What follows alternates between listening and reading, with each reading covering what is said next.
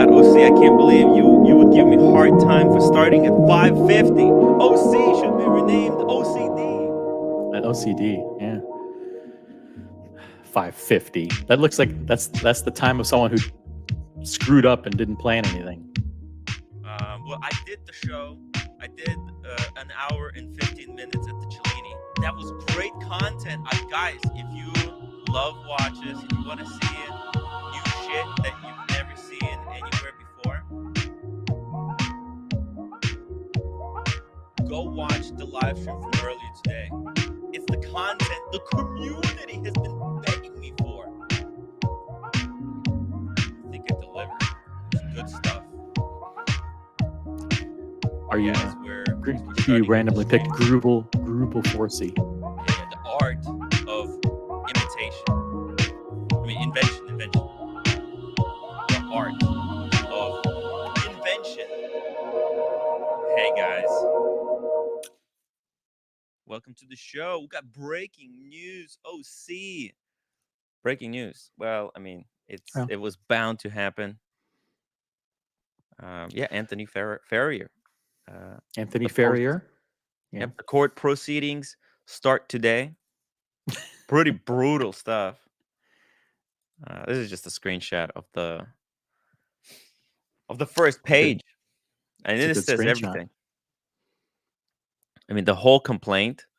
I don't know. OC, did you guys go over this stuff on the community channel? We did. We painstakingly went through line by line. Good. I hope the audience is prepared to do it again. No, we're not going to do it again. I mean, look, we'll just go to some points that I think maybe you guys found interesting. We'll wait for 300 viewers. How about that? 300 guys, hit that upvote button. Stay around. Don't go anywhere. Yeah. Let us know, what do you think? Did you think this we would come to this day? And my God, this is extensive. I mean, let's just go. I'll scroll through it really fast. That's 21 pages of fucking evidence and accusations, and it's just God knows what. I mean, I hate bureaucracy, OC. You know, like I can't stand it. So kudos to the diligent people of United States District Court for Central California. For putting this together. I mean, the attention to detail, wire fraud. The offense description is wire fraud. Whoa! I didn't think we would have the actual name for the crime, but we do.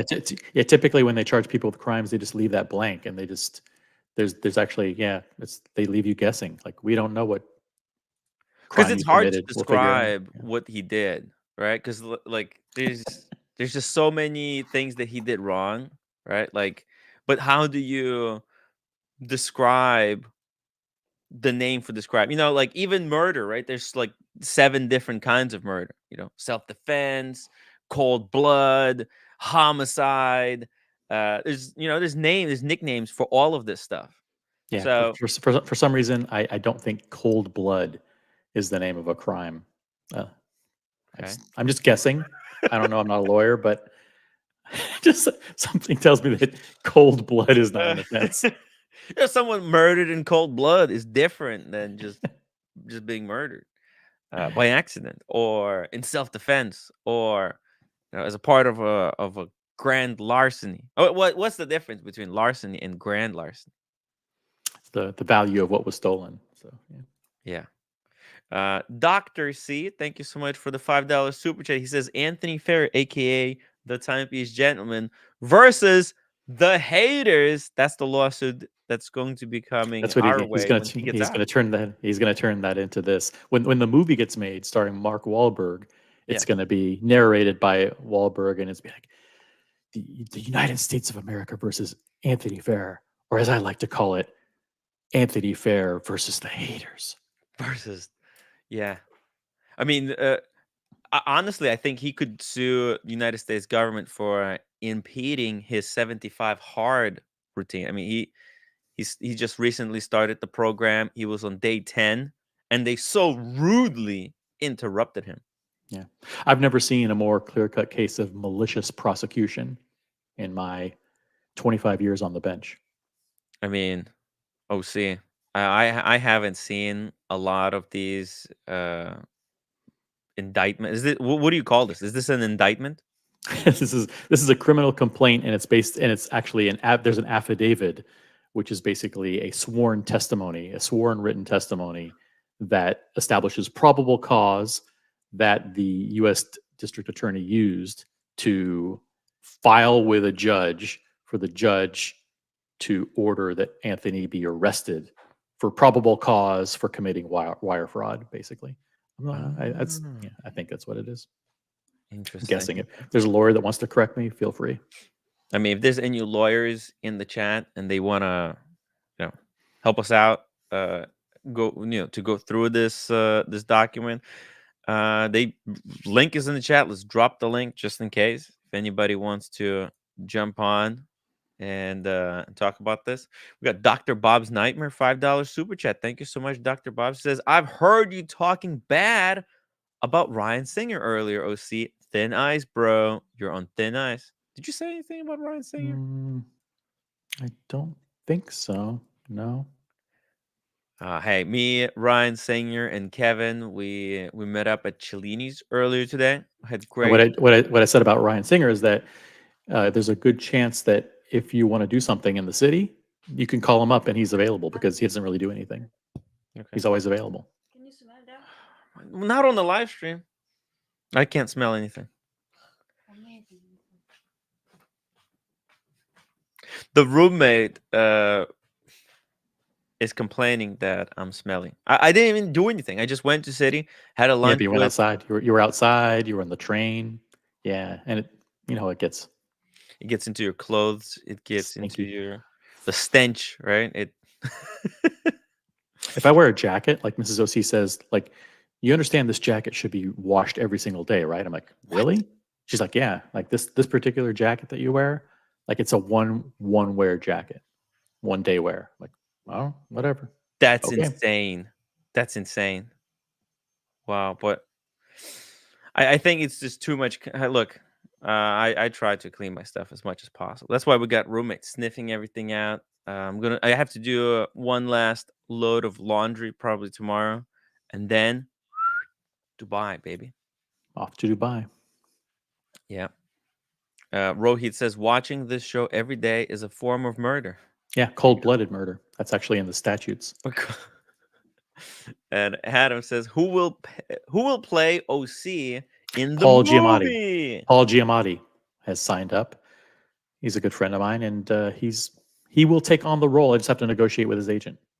What do you think about the idea By the way, of Nicolas Cage is really excited to play you. Nicolas Cage to play me? Yeah, yeah. Dude, I actually saw Nicolas Cage's Nicolas Cage's uh Daytona. I Yeah. did too. Yeah. Yeah, we saw it at the same place. I But told you guys you should have bought it then and there. yeah, it got bought a couple days ago. Huge mistake. The person with whom we were looking at it was very disappointed that it was no longer available. There were two people in the community that were fighting over when and how to buy it, and then they both lost out. So there you go, suckers. It was one of those things. If you have the money, you have to buy it right there. Like, here's the thing. I didn't have the money to buy it, but like, if I had the money, I would have bought it despite it belonging to Nicolas Cage. Despite Despite. that adds. Oh, okay. It's just that would have been It's a a negative. cherry on top Oh, of already of a one of a kind, crazy, impossible to get watch. by the way, while we're waiting for 400 people to Mhm. trickle into the show, maybe Yeah. do you want to pull up an example of what that watch looked like? Sure, we can pull it up just temporarily here. I don't even know what the model number is, but Oh, you it's don't know what it looks like? Oh, it's just I know what it looks like. what would you call it? Tiger I think spot I think of the leopard. Daytona. It's called Oh, the leopard. Le And it has to be leopard. the one, yeah, with the leopard strap. There you go. There you go. Oh, there's one with him in it. Oh my god. Dude, why Oh, would he well, sell that's it? it. That's Oh, hold on a second. Look at this. Oshin in the chat. Oshin Amali. Shout out to Oshin Amali. He says, I have a clip for you. I wonder what this is. Oh, here we go. Cool. Here we go. Do I play the audio or are we going to get dinged by this? Let's just play it. Who's the author? Who's the content creator? It says Ellis 430, but this is Leaving Las Vegas, Rolex Daytona. Let's see. Oh, Leaving. this is the movie. This is It's the clip where from the movie. he wears this Daytona in the movie or different Daytona? Oh, really? It can't Maybe be. Maybe you can skim through it and catch it. Okay, let's see. This ring, it's a ruby. It's my lucky ring. This watch, you know, it's real gold. It's not plated. It's the real thing. Feel how heavy it is. These rings, $3,000. 1,000. 1,000. Boom. Oh, there he is. Here comes Nicolas Cage. Let's see. Oh, what is that? That looks like a It's white. Rolex. That looks like a white dial Daytona, right? Steel. 500. $500 for a '93 Rolex Daytona. I'll do it.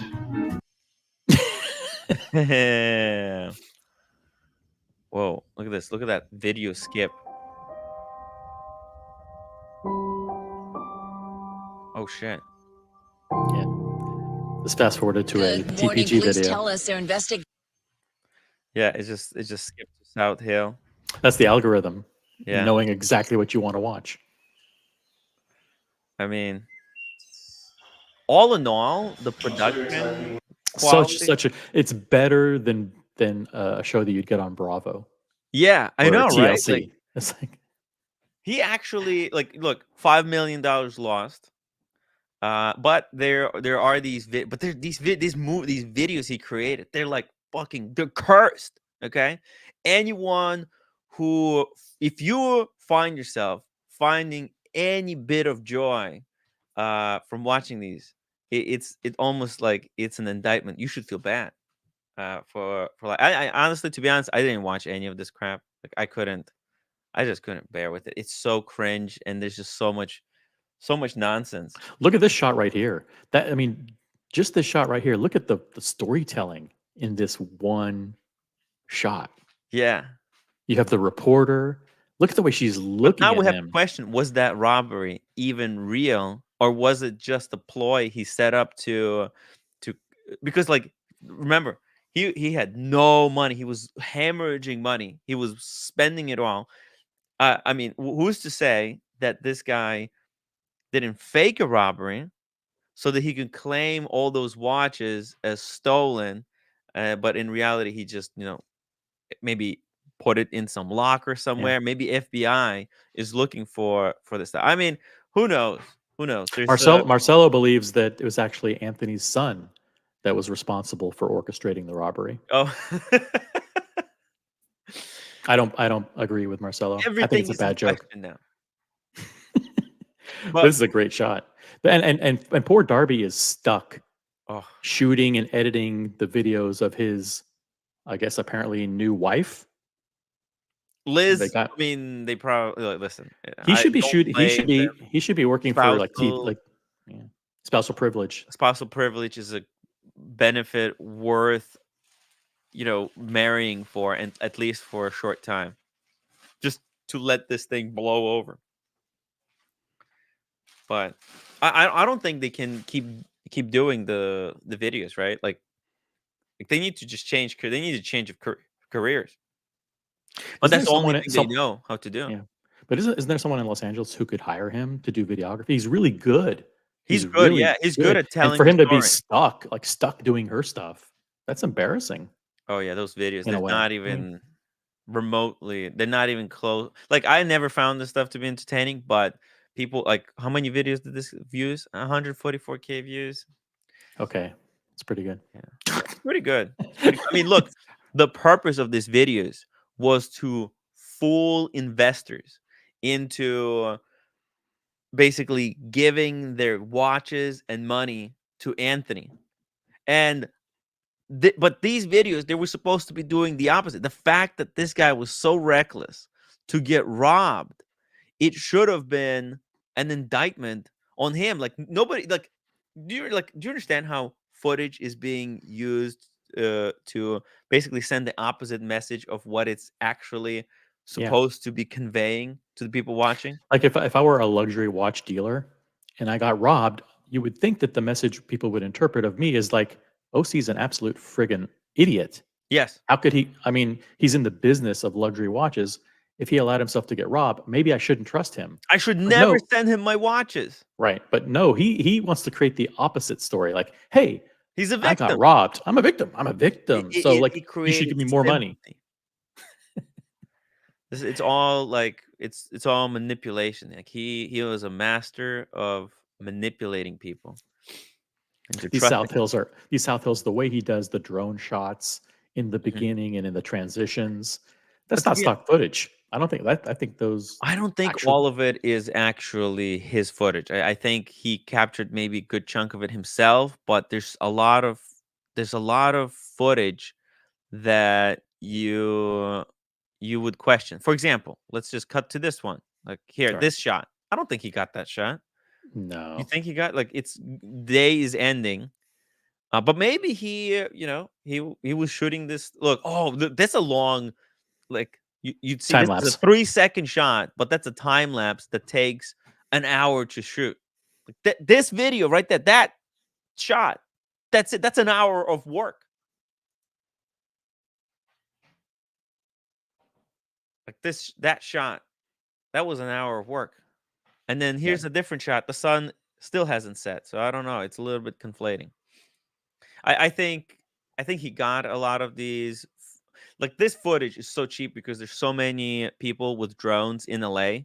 You can buy this footage very, very cheap. But still, I mean, $6.95. yeah, but it's still work finding the footage and stitching it all together, and to make sure it makes sense as if they shot it. But maybe he shot it all himself. He's a videographer. Maybe this is what he did. This is what professional videographers do. They go out like this. They shoot ton of footage that's B-roll that they can in the future use Over and over and over again. over. Yeah, Listen, exactly. when he got to LA, he spent the first 2 or 3 weeks just going out and shooting shit, Yeah. landscapes and sunrises and sunsets and the downtown scene and the beach. Because what would you pay for a drone shot like this? If you can, like, this shot could be 10 minutes long of him going, right? He can take, and you only need like 10 seconds of it, maybe even like this is like 3 seconds only, right? So he can chop it up and he can actually even sell some of it to other people who are buying. I mean, that's how videographers survive in the business. Dr. C says, I truly wonder if TPG event and the dealers to fall with him will result in ADs giving discounts again. Surely this will positively affect market pricing for enthusiasts. I hope. I was at a big Fifth Avenue authorized dealer earlier today. Business is booming. It's booming, OC. But 3 brands stood out. Oh, speaking of the third, look at this. Now we got 3 musketeers on the stream. Sergio, OC. I'm not much of a musketeer. Hello, guys. Sergio. How guys doing? Sergio, you want to take a guess at the top 3 brands, the 3 hottest brands that all the people at the New York authorized dealer were kind of mingling at? Well, I'm quite sure the number 1 would be Rolex, right? Yep.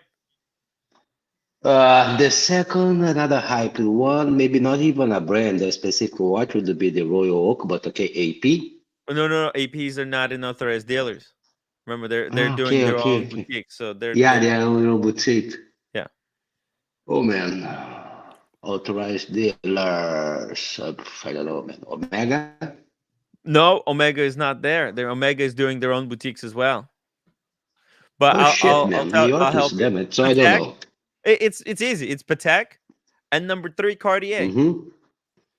Oh, Cartier. I love Cartier. Yeah, those are the 3 brands that people were mainly focused on. They didn't care about anything else. Right, makes sense. Hey, look at There this you go. Cartier Santos, large size. So Sergio, welcome Yeah, to the extra show. large. How are you doing? What do you think? What do you think about these developments? United States District Court versus the Timepiece Gentleman. Man, I think it's the worst and is also the best that can happen to the watch industry and especially to the consumers and collectors, right? Because it shows how social media can be used as to grab money. Mm-hmm. Okay, grab money, not to add value, to grab money from people who naively believe on this shit. Okay, And there's so not, it's Sergio, there's no social media education out there. Nobody tells people, how to operate, in this new world. Like it or hate it, social media is here to stay. Everybody is kind of doing social media, but so many people they look at YouTube videos and but they're coming from they think it's like TV, right? Where there's rules that they can't make up stuff they can't just say blatantly anything they want. Even in advertising, right? Advertising on TV has to follow certain rules and regulation. This social media, there's no yes, rules, and everybody's just coming in, no. but they're bringing their beliefs that it's like TV. I, They're I not would prepared blame for the education on. sharks. I would blame education. Think that if you go to college, if you go to high school, whatever, they teach you lots of things, but they don't teach you how to critically think, to understand, to get information, and how can you figure it out if the information is true, if there is no subtle thing that they want to push into you. So this is one of the things that is missing the most nowadays: critical thinking. Yeah. Critical thinking is Nobody, very important. So, for example, if you just go back to that scene where he's on the steps getting into the plane, which is literally 5 seconds ago. The Okay, private plane he's getting on. right. Critical thinking would be: wait a minute. If I'm buying watches from him, a lot of the money is getting wasted chartering private planes when you should be going to United or Delta or whatever to fly from LAX to San Francisco. That's What the? pretty. You could even you don't have to fly private to do that. So, but without critical thinking, you think, oh wow, this guy is so successful that he goes private jets. Therefore, I should buy from him. It's the opposite, you stupid fucks. It's he cannot run a legitimate business, or he has so much profit that he's wasting it on private planes, and that's your money that he's using to finance his lifestyle.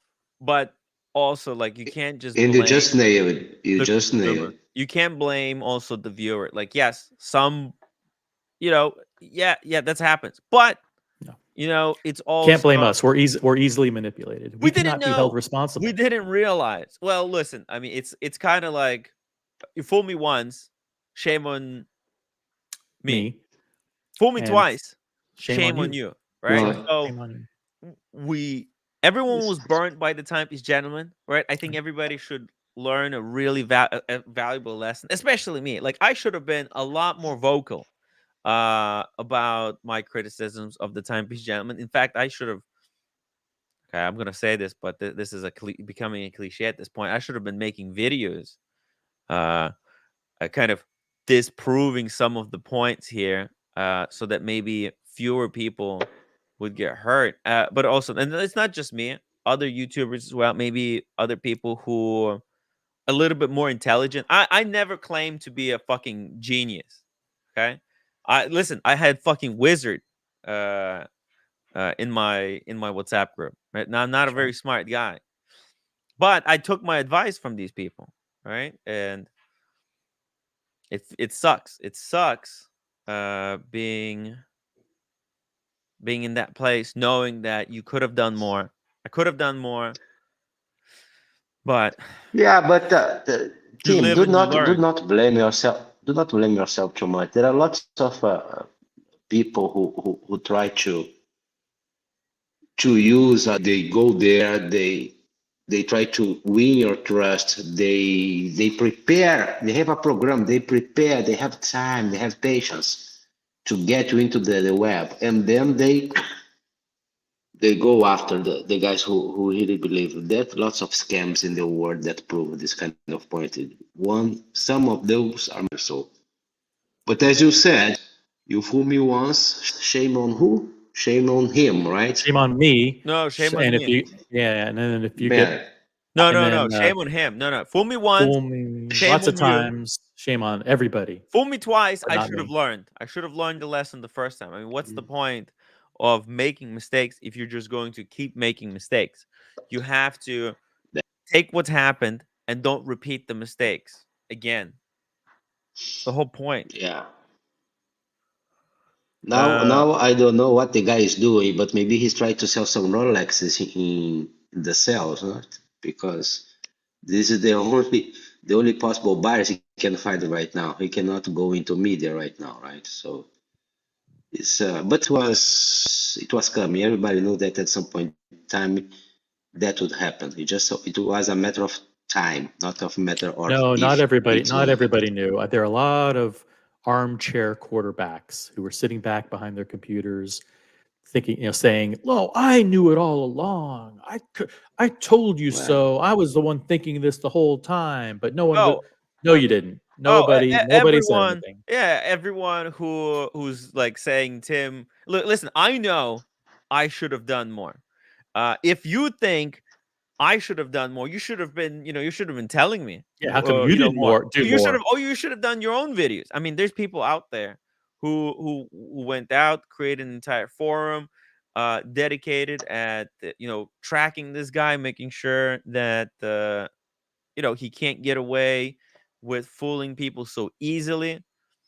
mhm. Uh, Fake Leg said the Wizards. Yeah, what about the Wizard? That's what we're saying. I was totally fooled by the Wizard, and the guys that should have been teaching me about people like the Wizard, they told me to be quiet and that they're going to work on the Wizard. They'll fix things up. Just be quiet. In And But then, he's retrospect, on we the should have loose, gone right? much harder, much right, harder on the exactly. Wizard. Yeah. We should have went 3 times as hard. I know, right? And guess what? Fake Leg, I don't see. Are you? Where were you? Were you cheerleading the attacks on the Wizard, or what were you doing at that time? We screamed from the rooftop. You backed them all. We scream from the roof. Dude, I I, mean, I, it's I, I recall that when we started posting hints about the Wizard being a crook, most people said, "No, OC and Tim are liars. How dare you besmirch the reputation of an honest man who comes on these panels and shares so much wisdom? And oh he's yeah. so close with Roman. He's been working 20 years with Roman. Of course, he's very trustworthy." That's what Remember, we were hearing. I was listening to these so-called experts. I mean, what the fuck? How am I supposed to listen to you, Fake Leg, if you didn't even come to say hello to me at the London Watch Show? I mean, this fucking dickhead. I mean, talks so much shit in the chat. He knows everything, knows everyone in the fucking chat. No, he's supposed to be the biggest, the guy, the beacon of truth.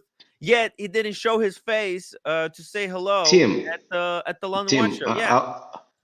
I'll tell you one thing as a viewer, right? I spent some time on YouTube. I remember in that episode of The Wizard, he just rightfully said when they started doing the hints, there were some attacks. I even remember that Wizard went to another And he was stream defended. Of course. defending himself, and everybody bought it. Okay, no, cannot, because he's a nice guy. He's so good. He's so nice. I was And viciously and then attacked the castle yeah. fall down, and everybody. And man, just move on. Just a troll. It's a keyboard warrior. He's a Navy Six I mean, it's like team from the fake internet. Is dude, this guy, Fake Leg, he's right about everything. I mean, this fucking guy but I like the is picture. infallible. But I No, like no, the just picture. out of everyone in the chat, look, there's all kinds of different people, okay? And there's people who were right and then they admit they were wrong on something. But Fake Leg is like one of those hypocrites that he's right about everything. He knows all. sees it all. He's a fucking. He thinks he's God or something. Seriously, this He has guy. a crystal ball telling. Yeah, crystal ball. But I Fucking. like the avatar. I like the avatar. It's Yeah. a powerful one. The avatar is a powerful one. The words, sorry, fake lag. I don't think it's. But I don't think it's real. It's just a troll name to divert from reality. yeah, I try to figure out where it may come from, but I will not spend my time on that. You know, fake lag has been trolling the chat for about 2 years now. So that's why I think it was worth. Yeah. But of course, he was noticeably absent for months and months and months. Yeah, exactly. Where the fuck were you? I don't see your videos. You know, I'm man enough to admit, hey, I fucked up at certain times, right? And this is the same kind of thing happened when we exposed the wizard. Is again, people started attacking you. They started attacking the actual victims. How come the victims didn't come forward sooner? How come the victims who knew that they had been scammed didn't prevent other people from being scammed? I mean, it's easy if you're just sitting back in your basement and then just judging everything on the outside, and you don't know what's happening, what the reality is actually like. You know, reaching out to people, getting this stuff. It's not like it's not easy. People like their privacy. They don't want they don't want to be they don't want to get involved with a lot of but stuff. Let's not forget the facts. Even when we started to expose the wizard, we were still viciously attacked. They said, "You're lying. Well, he's with Roman. He's tight with Roman. Of course, he's honest. He would never do anything. He's got a great reputation. How dare you besmirch this honest, hardworking man?" That was the narrative that came out from your detractors. Why? Because it was more about the fake YouTube wars than it was about helping our community protect themselves from getting scammed from this fucking crook. Right. I mean, the other people, they don't fucking, they couldn't give shit. They cared more about generating super chats. What brings in the more super chats? Is being on the wizard side brings in more super chats, or being against the wizard brings in super chats? There's no right or wrong. It's irrelevant. Which side pays more? That's the only thing the other guys are interested in. And we're seeing it again with, and I don't want to divert the topic of the show, but we're seeing again with Paul Thorpe and the digital watch vault and the defense of the gray market and the defense of consignment. We have other YouTubers who say, "Oh well, if Tim is against consignment, well, we can't be against consignment too. So let's just pretend that we're for consignment to drum up super chats." And we'll pretend that we're with the gray market, and we'll. But it's hilarious. They actually think, why would they intentionally do a disservice to their audience? Because they don't care. Because being against me brings in like rivalry, and they think it will spark super chat. That's why they do it. It's the only reason. It's the only reason. Absolutely, it's shameful and disgraceful, Tim. Speaking of disgraceful, hey roommate. Speaking of disgraceful, roommate, what do you want? Why are you trolling me here? Why are you wearing this pajama? No, I think you really don't care me. What? You don't care me, right? What do you mean I don't care? Well, I washed my feet. I washed my feet for you. What do you mean? I came home. No. First of all, you have to wash your feet for yourself to prevent a fungal infection. That's easily get, and your shoes really smell. It's moisturized to fungal growing up so well that you provide like a good environment for the fungal thing. Fungal growth. All right, so help me out. I mean, I'm trying to work here. She reminds me of The Last of Us. You know the game, you know the movie. Roommate, right? I'm trying to read super chat. This job is an important thing for you, but at least when come to home, you better wash your feet. I washed the feet. Why are you yelling at me? We're trying to get the 300 viewers, roommate. It's hard. It's hard work. Lefty 1999. Thank you so much for the $10 super chat. How can Lefty's in Saudi Arabia? Oh, Lefty's he is in Saudi. Yeah, SAR is Saudi Arabian, whatever it's called, right? Yeah, Oh, 50 Saudi Arabian. I think somethings. Isn't it South Africa? South African rand? Could be. I don't know. Where are you? South Africa or Saudi Arabia? Let us know. South Lefty, Africa. one of the I'm OGs. not sure. Anyway, 50 something. But I can figure out for you. Just give me a second. Check it out. He says, how can Z buy a G-Class and both of them buy a Ferrari with the money they're making? How can Z and G Yeah, I know, right? Like, dude, guys. I Well, mean, here's an example. Let's say you're a Saudi YouTuber. Rios. Sorry, Saudi Rios. Go ahead, man. Saudi Arabia. What if, let's say you're a YouTuber and you talk about watches for a living, and so you buy a Tudor Black Bay 54, and you slow pay the person to whom you owe the money, but then you write off the purchase of the watch as a legitimate business expense because you're a watch YouTuber. So it's like, I'll review the watch, so it's a business expense. That's what these guys did. They leased these Ferraris. They leased all of this shit. They expensed all their dinners. They expensed all of their T&E, travel and entertainment, as business expenses, and it became tax deductible.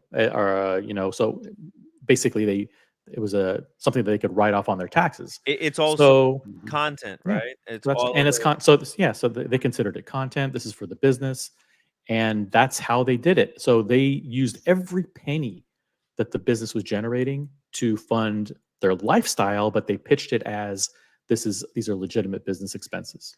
As a YouTuber, I knew immediately that there's no fucking way that they're making any money.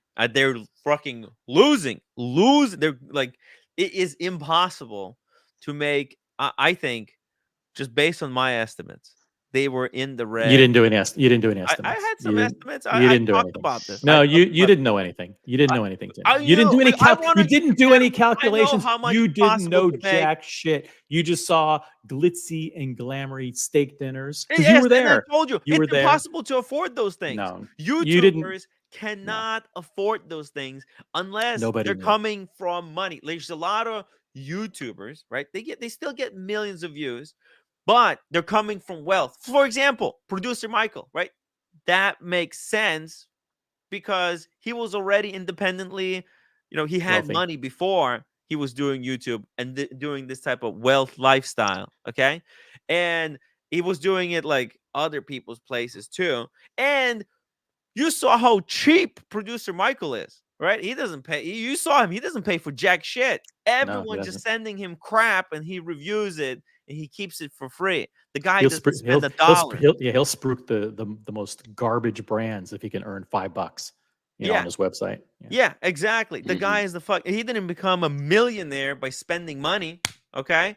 So when I see Timepiece Gentleman, I said, this is bullshit. There's no freaking way. And also, like, the only way he would be able to afford this kind of thing is if he had like just millions independently before he was doing the whole flipping business. But anyways, yeah, it was.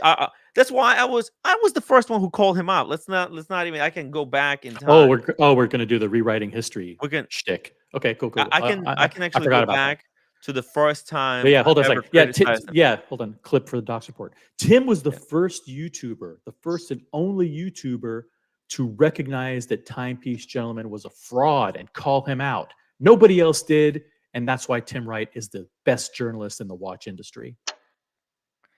I mean, and I was the second. Cut the clip right there. All right, cool. Timestamp that for Docs Report. Here you go.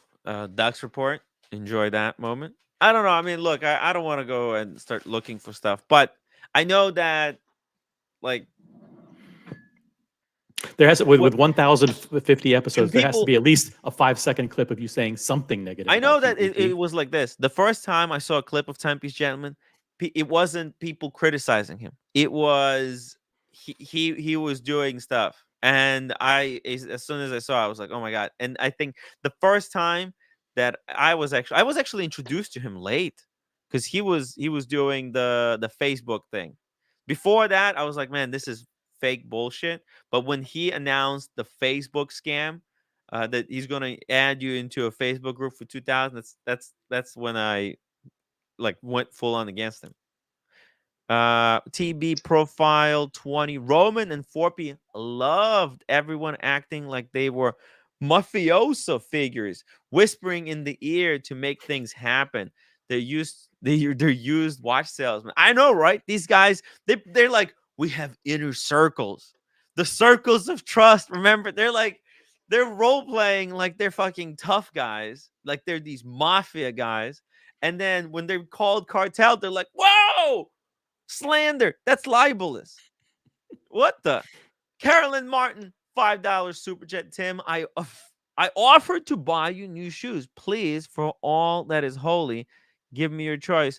Foot fungus is unacceptable. Thank you, Carolyn. Sorry, I'm just busy. I didn't have time. We bought. Oh, we already bought? Got the new shoes. Oh, those are the new shoes, actually. They're already bad. Huh.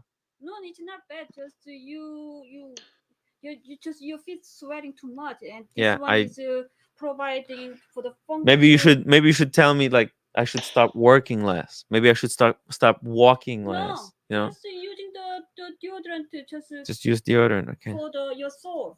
Okay. Put the sole so just last the sweating your feet. Okay, I got you. Okay, go. And I cleaned all your shoes, so.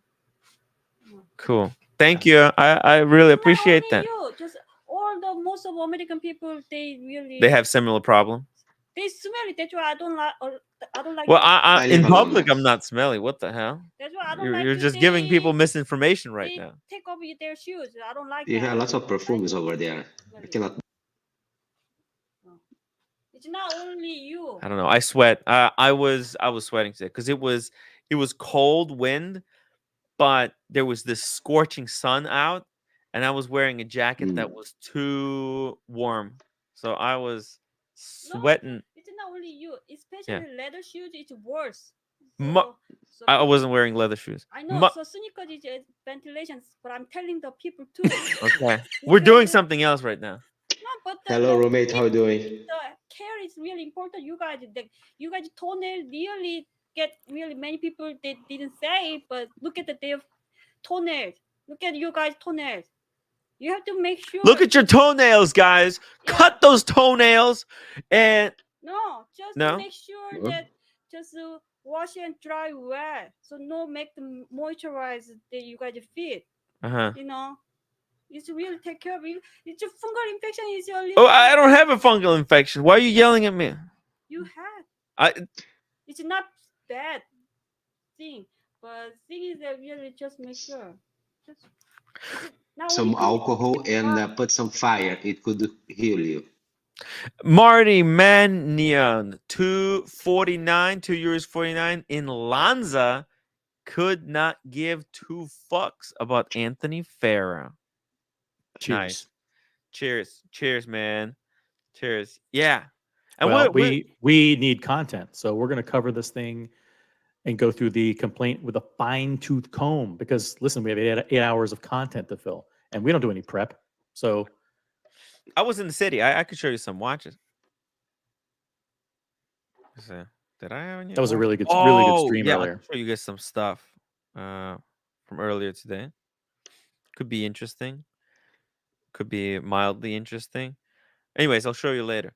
Later. When we have to get to 300 viewers before 300 we do any viewers, work. guys. Yeah. If you're watching the stream, let's get this to 100. Log in with an alternate account to get us up. Yo, if we get to 100 upvotes, we'll open the court document. We're gonna try to go through it. We'll look at some fine points there. Okay. Dr. Bob's Nightmare, $2 super chat for Banya Tim. Go sweat it out. This is what I need. I need a deep spa, like jacuzzi or something like that. I need to be sweat out the impurities. Yeah. I need cleansing. I need full body. I feel dirty with this, with this whole story that happened here. I think maybe this is what's making me my feet smelly. I don't know. This topic is dirty. My watch channel says pull those rotten dude. Oh my god. Look, it's all good. It's all good. Here we go. Let's see. Let's pull this up. Let's see. Whoa. Where'd it go? Disappear. There we go. Yeah, there we go.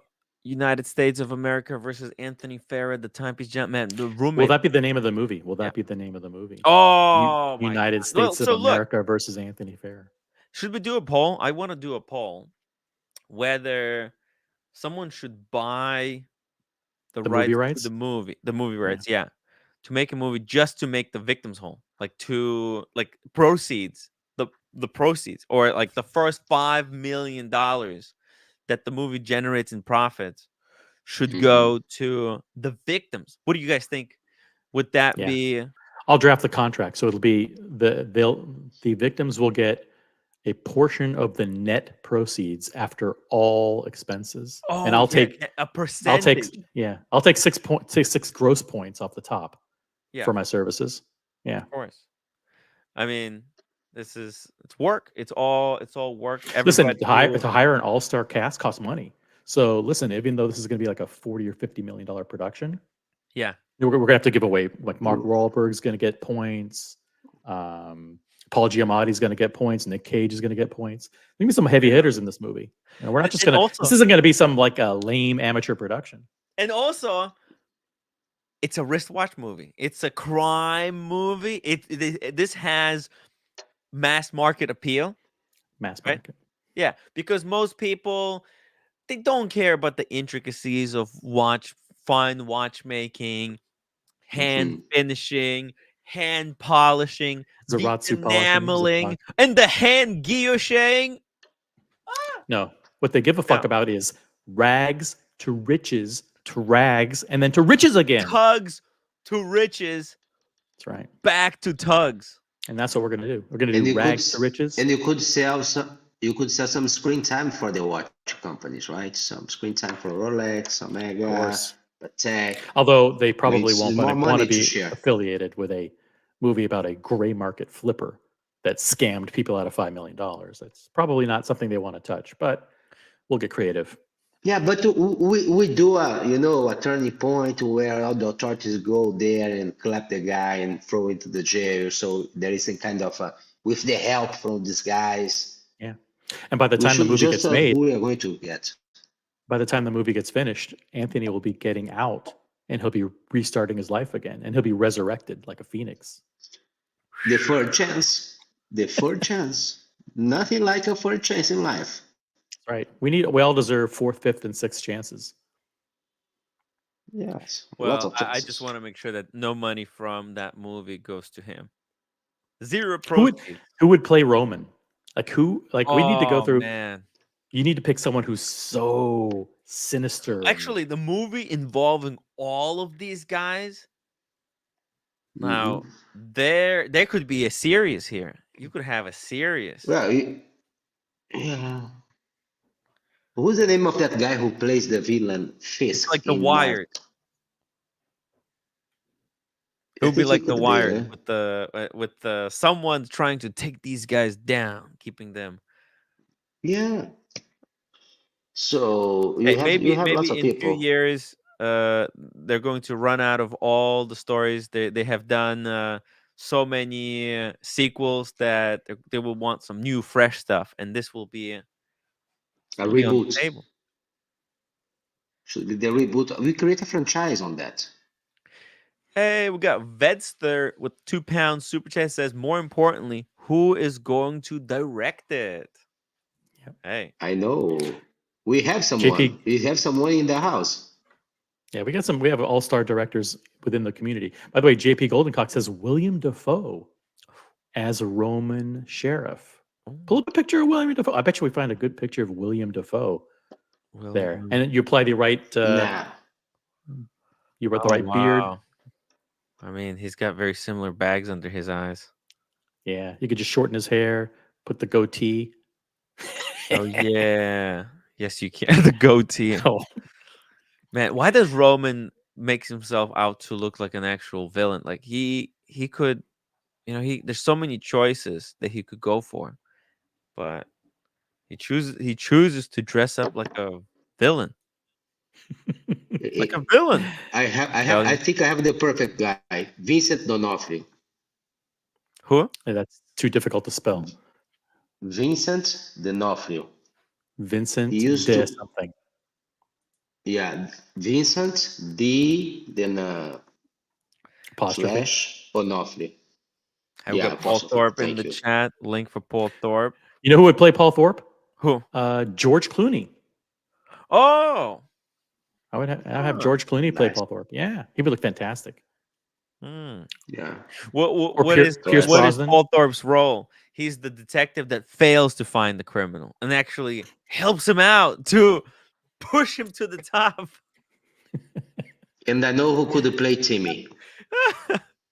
Daniel Craig. Daniel Craig. Listen, Yeah. we've dropped the link for Paul Thorpe. He's welcome on anytime. It's an open panel, so Paul, Roman, anybody can join if they can. I mean, but they have to be prepared to know that they'll get tough questions. I mean, this isn't a cakewalk here. When we do real journalism here, we don't just fucking We just coddle make you. stuff up from the top of our head. Like, We dude, don't do that. I mean, OC, I know you didn't watch this part, but I'm serious. I'm serious.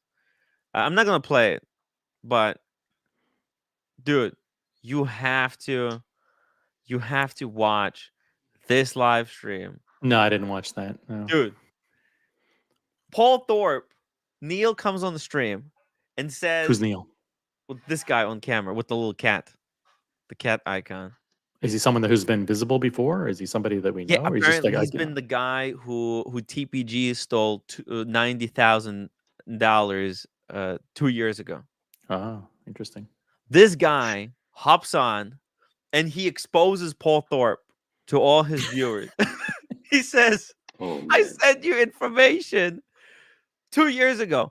But Paul Thorpe, you have to, I mean, you have to watch it because Paul Thorpe, like unflinching, he takes that as like a vindication. He's like, oh my God, you know, what you just said was the most powerful thing I've ever heard on this planet Earth. You are a hero, man. And he flips him, and the guy by the end, like 15 minutes later, the guy is so gaslighted. He thanks Paul Thorpe for coming onto the stream, but the guy, the only part, like the guy came on to tell him, listen, you tell everyone that nobody contacted you. You know how Paul Thorpe always says, if someone contacted me, nobody told me. No victim came forward and said, Timepiece Gentleman ripped me off. When Neil was that guy. Yeah, I had no evidence whatsoever, and then Yeah. it turns out, someone did contact me, but I just Yeah, exactly. And it's said, but like, man, Paul Thorpe, man, he's so cold. He just fucking, sir, I want to thank you for coming on and saying this because you just made my day. I mean, it makes no sense. It like, I'll drop the link, man, guys. You have to see this because and see it for yourself. I mean, you don't have to listen to my explanation. Oh, looks like Diego made appearance there for a second. What is this?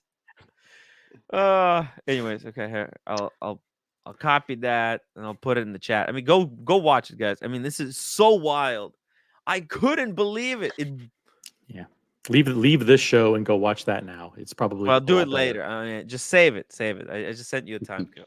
But because it's a Save it must for see. later. I mean, you want to look, whatever. Listen, we're here today to talk about the Anthony Farris story, not Paul Thorpe. Paul Thorpe,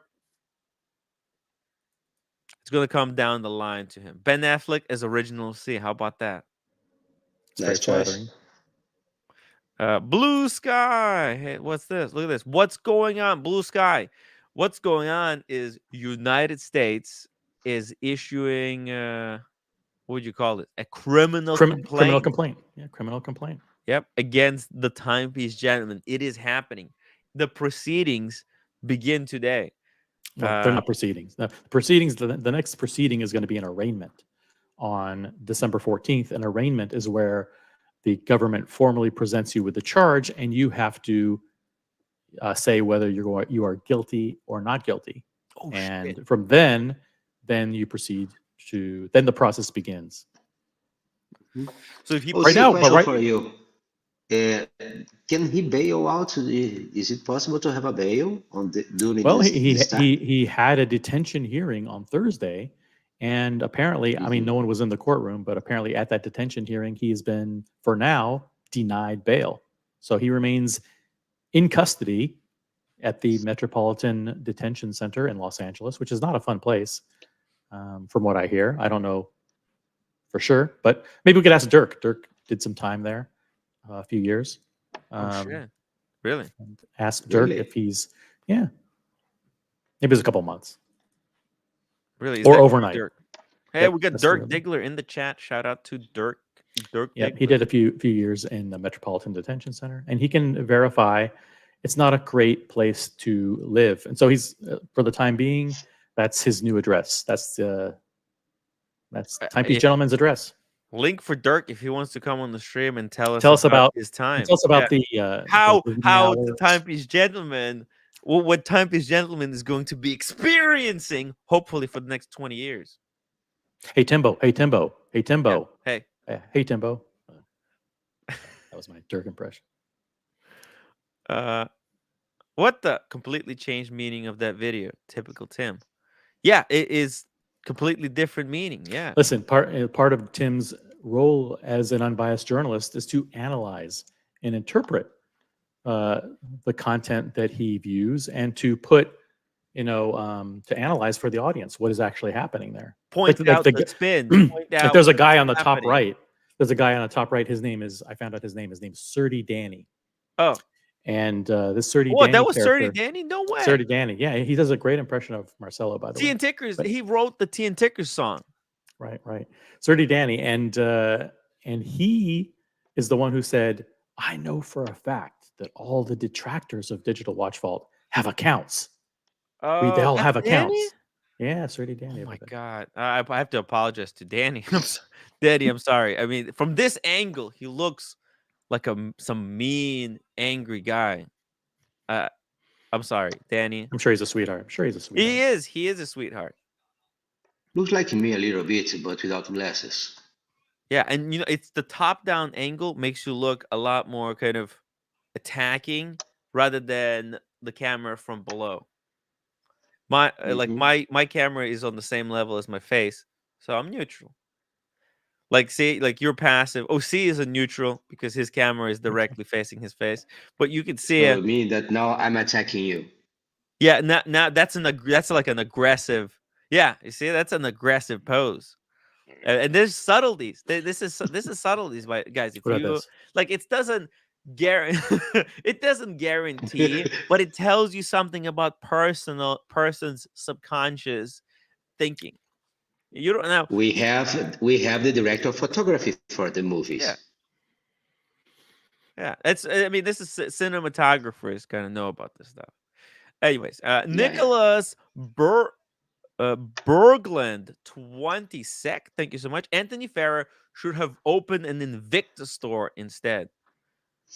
What did you want to say, OC? Oh, the Danny. Yeah, he said that he knows you have an account, OC. How did he know that? Did you find out? He said all the first of all, I'm not a detractor of Digital Watch Vault. I think it will rise and fall. It's not Surdy Danny. Oh God, how would Fake Leg know? Is it? It kind of doesn't look like him. I don't know. It looks I think like it- a I think- mean, angry version of Surdy Danny. It's like Surdy Danny is a sweetheart. Why is he so serious in this thing? His listen. Your face changes as things get serious in life. Jesus. Okay. Used to be a comedian, and now look, he's got confidential access to people's records. He knows who has accounts and who doesn't. I'm still waiting for a full investigation as to why he knows that you and other so-called detractors of the Digital Watch Vault have accounts. But I love Danny. What? Yeah, I love him. He's too. against me? Apparently so. Danny. How was he given access to the Digital Watch Vault confidential account files? Zin57 seems to think that I'm just talking through my butt. Okay, join the stream. Tell me how. Tell me how.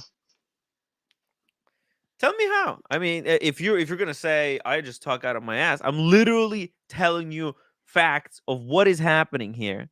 How Neil joining the stream and admitting that he gave information to Paul Thorpe regarding Timepiece Gentleman 2 years ago is indictment on Paul Thorpe. It disproves, that he's saying nobody ever sent me. And then he tries to excuse at the end, say, well, you know what he says? Oh, so the excuse he comes up by the end? I don't, but I'm Uh, sure I'll hear it now. he says, "It was your email wasn't one of many." Like, dude, It wasn't. It was only one. dude. I mean, there's people like the entire internet is littered with people's videos warning everyone. You badly twisted that video. No, no, no. Paul Thorpe is twisting what Neil is saying to suit his agenda, to like protect himself. I mean, Yeah. that's what I'm But Tim, saying. you remember what we said in the beginning, right? Critical thinking. You gave the link so people can take a look, can watch it, listen to it, and draw their own conclusions. If they are good enough, educated enough, they are going to a conclusion that's going to be a majority conclusion, Yeah, right? watch the video for yourself. Draw Hop your own on the conclusions. stream. Hop on the stream. I'll play it, and you tell me what's happening. I mean, if Zin, come on, don't be shy. You're being called out now. You said I'm talking out of my ass. I'll play the video for you, and you tell me what it says. Don't tell me what Paul Thorpe is telling you. What Neil is saying. Listen to what Neil is saying. You know, Yeah. because there's a lot of this stuff that's going on with Yeah.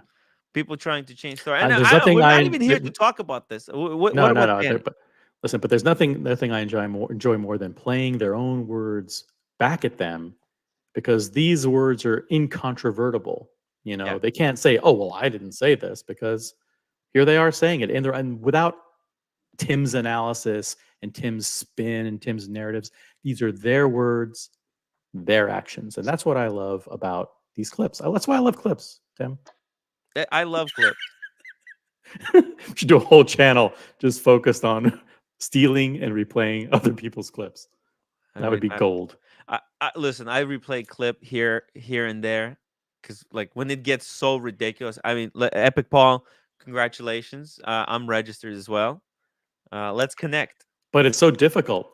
From my understanding, it's so laborious and difficult to input your watch into the system that you have actually 0 watches registered. I couldn't be Because bothered. it just after like step 14, you give up. It's like, I can't do it. Dude, it's just there's so much stuff. I mean, What was that, a warning? That was like it was a warning that it's like, warning, do not go any further to put your watches in. This is really good. This is going to take so much time. It's like it's difficult enough already. They hit you with the warning, and it's like it's not even good warning, Ostia. I mean, well, look at this warning. It just says claiming false ownership of a watch may result in legal repercussions. Yeah, really? What kind of legal repercussions? None of this is Like, binding. like people who steal watches are going to go, oh shit, I- I better I'll better click no. I mean, the legal, they could drop that, but maybe permanent loss of your account. Sure. I mean, but Oh, seriously, yeah. I mean, they're trying to get as many people as possible. Your Are you account- sure your- you would your- like to continue? Yeah, your account may be suspended. Ooh, What if I say no? It just takes you back. Look, look, it is what it is. I have an account. Oh, I'm watching it. It looks, I don't know. Yeah, I'm not impressed. I'm sorry. So, I mean, if we tried to use it the other day. Yeah. We got a report of a vicious, violent robbery in Barcelona. We went to the heat map. It wasn't there. I don't think it's still there. Let's see. Because we know that there was just a robbery. As a matter of fact, Look, according to this heat map, Barcelona is a safe place to go with your Rolex, and we know that this is one of the most dangerous places on earth. especially if you go down La Rambla, that you're just asking to get jacked. This is the place where you have to. But according to the digital watch vault, you should go there and wear your watch with impunity. No problems here.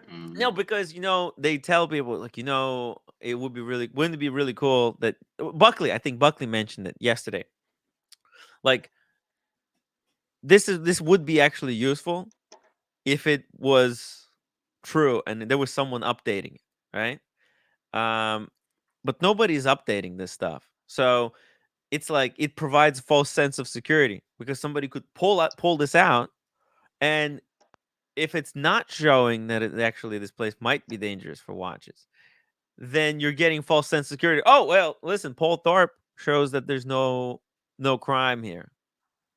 I mean, according to this, there's 0 reported lost or stolen watches in But that's the the problem with entire advertising this Barcelona. product like this, right? Like because Can you this is what they're trying to say. Like can, you could check if it's safe to go somewhere. But like they should have never said that. That was a mistake. Saying Yeah.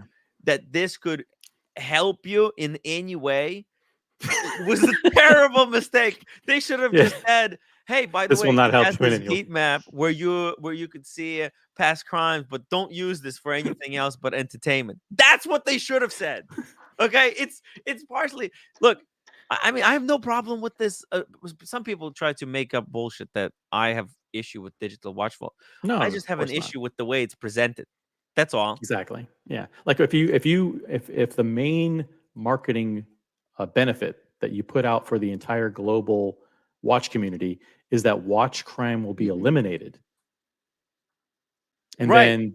then that benefit is completely debunked Yeah. based on the experts, then what? But then I why don't- you keep saying that? Like, Why that's would the they thing, say what it you don't over and over and understand. over again? See, this is the They keep saying, "Listen." misunderstanding comes in. They keep Because saying, they "Listen, think they can if just say anything they want and without impunity. Like Paul and all of these or with guys who impunity." don't like us criticizing what they're saying, their only complaint against us is that we should be We're exposing the truth, yeah, yeah, but and we should not. their complaint Yeah. is that you shouldn't be allowed to talk about what we're saying.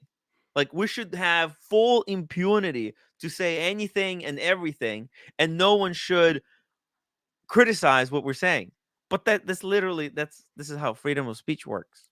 Yeah. And like the first one, I like the avatar, looks like a mugshot.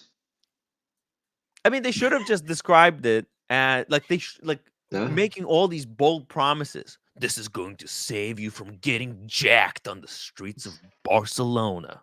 Like, no, it's not. Don't make that kind of advertisement. There's going to be no complaint if they just said, "Hey, it's an online spreadsheet to keep track of." Let's just say your watches. They should have just said your watches, where you can upload and keep track of your watches.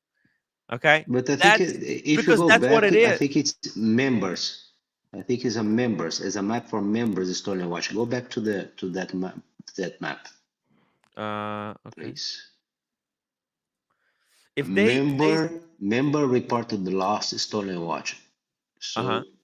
supposedly only for looks like I'm not that fluent in English, but supposedly for those who are members, right? Mhm. No, but they're supposed to have technical integrations with all the law enforcement agencies and all the other global databases Right. of watch crime and where watches were stolen. That's the whole point, right? Otherwise, then Integration Yeah. with authorities. It's on the advertisement. I think it's on the front of the Right. website. Like, for example, Rolex maintains their own internal stolen watch database. Now, Mm. I'm sure that these guys have thought about that and said, you know what? We're going to create a technical integration with Rolex's site, and Rolex will share their data with us, and we'll be able to provide a global view of all the Rolex watches that are listed as stolen, all the serial numbers. So I'm assuming they have that. And if they have that, that's a good thing, because then I don't have to go to 10 different websites to figure out, who has the database of stolen watches. I can come to one, Digital Watch Vault.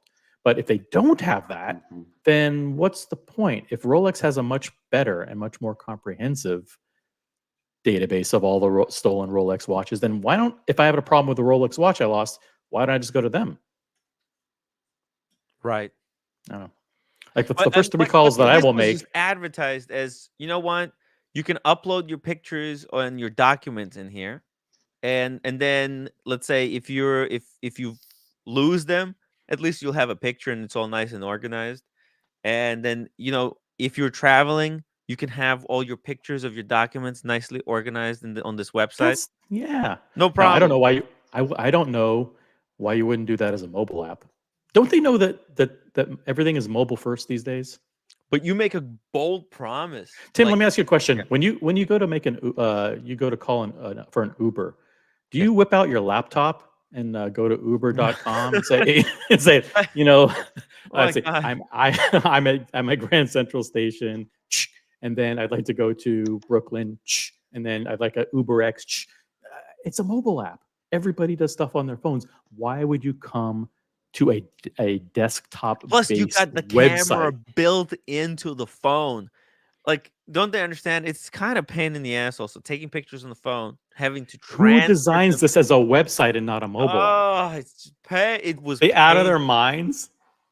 I mean, seriously, am I Yeah. just making stuff up here, or is this a legitimate Oh, point? see, I think You've got a No, it's camera on your legitimate phone. because you want. When I Yes. when I when I You signed want up to make for it easier. Sorry. this is easier. I mean, come No, on. no, If I I'm want, saying no. I'm saying that if you do it as an app for iPhone, it makes user friendly, so it's easier for the user. of course, If you leave it onto a desktop, duh. you are going back in time, right? So like 10, 15 years ago when there were no apps available. So yeah, 15 years ago, yeah, exactly. it sounds okay what you're saying. By the way, I kid you not, it says OC cops. Where does it say that? It says right there, OC cops. OC cops. OC cops. Oh man, Wow. one of your companies, man, is showing up. Digital Watch World invites law enforcement agencies across the world to join the fight against the watch crime. Like as if law enforcement don't have bureaucracy, like they don't have enough paperwork to do themselves as it is. They're going to be spending their time inputting data. There's into the heat zero map. chance any local law enforcement will take the time to come to this website and manually type in serial numbers from a police report into the system. What benefit does that provide to them? Nothing. No benefit at all. No benefit. Carolyn Martin, $5 super chat. Tim, I love you, but you should not criticize anyone for facial hair. I never said anything about facial hair. Never said that. What did I say? No, I never said anything. She makes up stuff. She does. Yeah, whoa. Chris J says, not that I like Digital Watch Vault, but Rolex won't share their stolen watches and won't return them to the owner. Yeah, because it's legal nightmare. Like the whole, it's a gray area in the law thing. Like they could confiscate somebody's watch and then be held liable and get wrapped up in a lawsuit. So Rolex is like, fuck that, you know. Whoever lost it, go find it yourself. You know, they don't want to get Go involved. ahead, it insured. Yeah. It's And there is probably even international ramifications, right? So someone was robbed in, I don't know, New York, and the watch popped up in Saudi Arabia. So what the heck? But it's difficult. yeah. I mean, it's a questionable. There's a lot of questionable morals to this thing as well, because someone could have pawned the watch, right? And then out of malice reported it stolen, and then somebody bought it, and so there could be. It's just because a watch is reported stolen doesn't mean or lost doesn't mean that it's not going to come back and be found, or I don't know, it could be stolen, but then I don't know, it could be confiscated by police and then sold at a police auction, and at that point, yes, it would probably still be in some register. It could be backdated, and then if you bought it from a police auction, what if you lost the papers, the proof that it's this? It's hard, guys. That's why legal stuff. That's why Rolex doesn't do it. I think at first they thought they could help people. They could maybe reunite some owners, but I think they were burnt a couple times, and that's why they stopped doing it. Because this is dirty business. I mean, think about it. What legal authority does Digital Watch Vault have to, let's say, they find somebody's stolen watch, or somebody's watch rings up stolen here? But what if it's a false report? Right? Because anybody can come here and make some shit up. It could get, and then let's say police is sent to somebody's house to go retrieve a watch that was reported stolen on this website. Someone who is innocent. Like, there could be repercussions here that people are not yet thinking about. Something that these guys didn't really think through of all the things how they could get into insane problems. They haven't really thought it through. Yeah.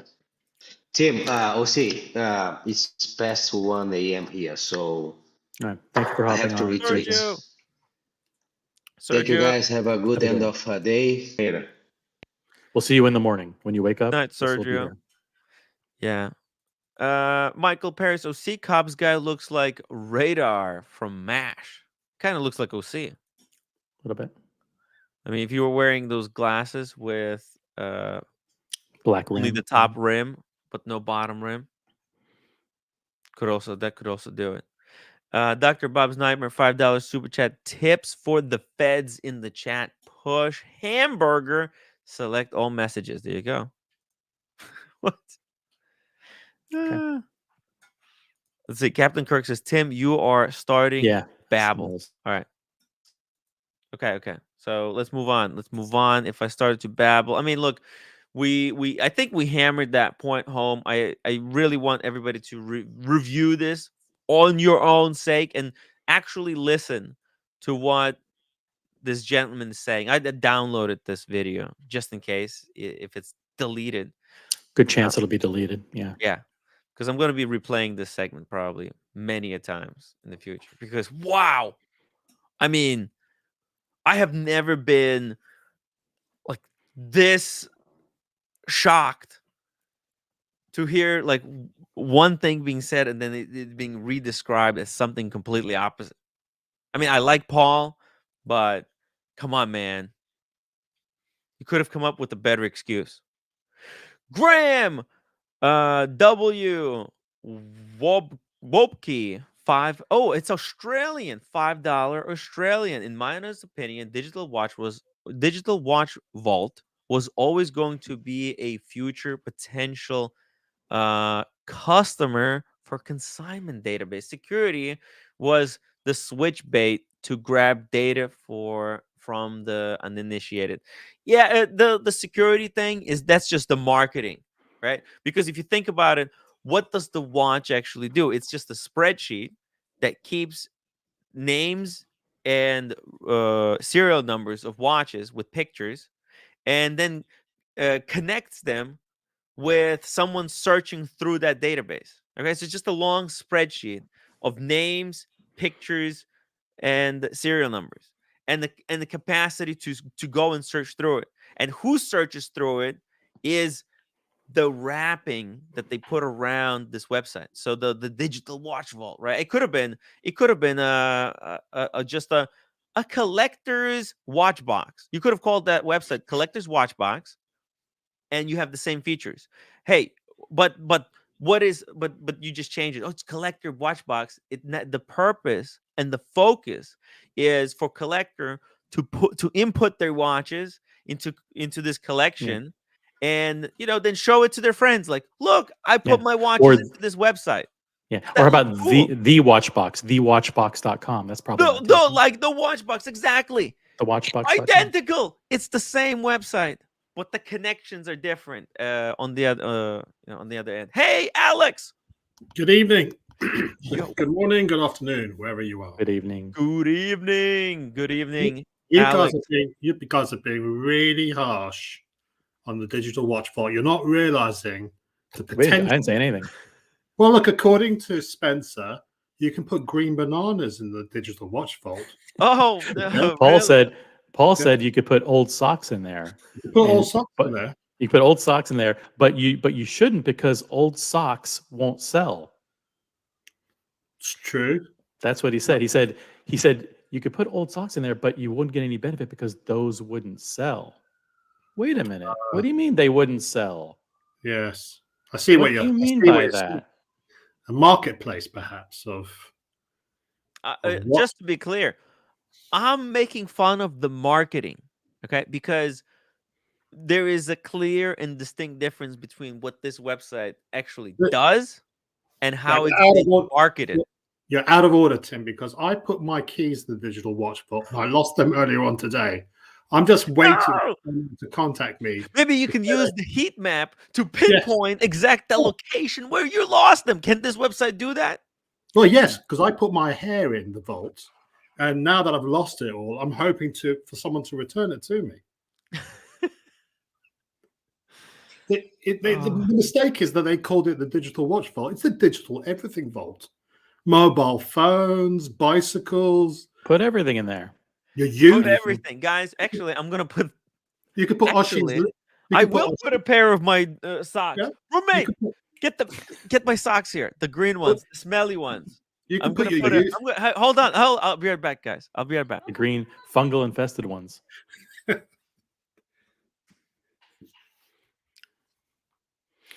I love the space age look of the Digital Watch Vault website. Look at that. It's got like constellations and planets. It's trusted by enthusiasts. Is that the truth? Or is that a lie? It is available to everyone, free for now. But what price will you pay later? Yo, I'm back. Yo, okay, back. I'm gonna put my socks in there. Put your socks in there. I put in my youth in there. It's already lost. Oshin could put his liver in there. See, you know, when he loses his liver because of his drinking, then he can ask for it back. Oh, yeah? It's so useful. It's so useful. Upload a photo. Here we go. Just gotta. By the way, I just got a message. Oh, believe it or not, from. Do you remember Marilla from the Creed boutique in Beverly Hills? Yes, I do. Yes, I do. I do. She just sent me a note that said that someone walked in. Yes. And said, "Oh my God, you're Marilla. I saw you on the internet, on YouTube. Oh. On the Tim Wright live stream." Look how slow this website is. It's uploading. It's taking an hour to upload a pair of socks. It's the slowest digital watch vault technology I've ever seen. It's verifying it. It's verifying. This is AI at work. It's verifying that they are actually your it's scanning pixel by pixel to make sure that this is a real image. I think it broke it. I think I broke the website. Look at it. Vedster, thank you so much for 2 pounds. Hi to Alex. Hi, Ved. How you doing, mate? How you doing?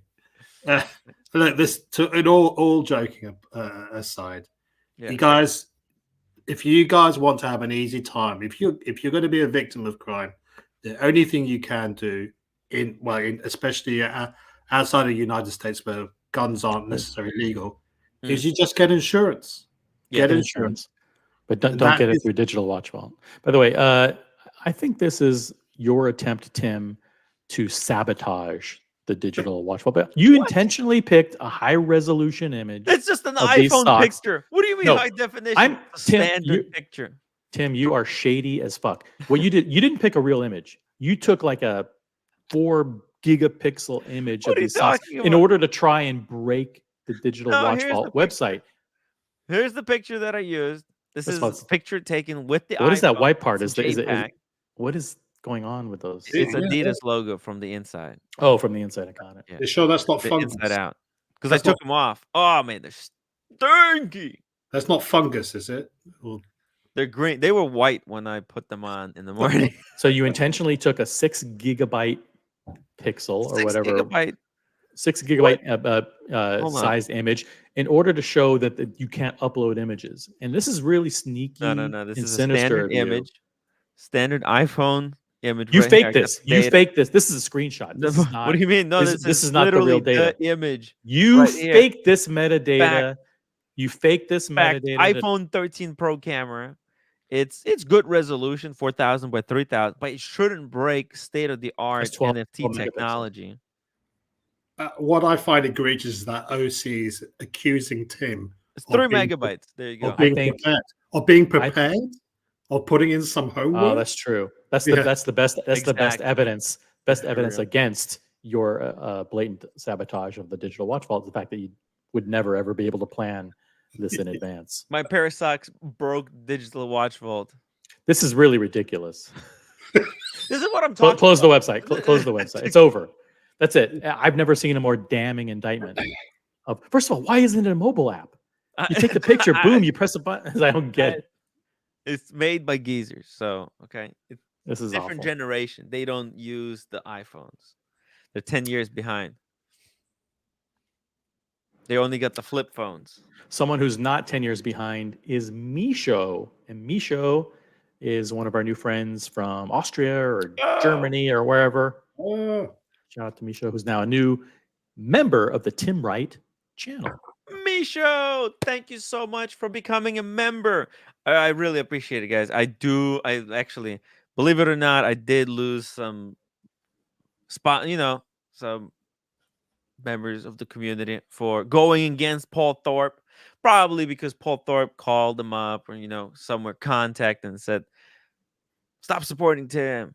So I always appreciate when new people. Listen, I'll rejoin again in the future. Let's please, but for now, I have to keep my distance. Captain Kirk, Paul has banned you. Yeah, that was the actual website, and that was an actual image upload attempt. It's still uploading. Oh my god!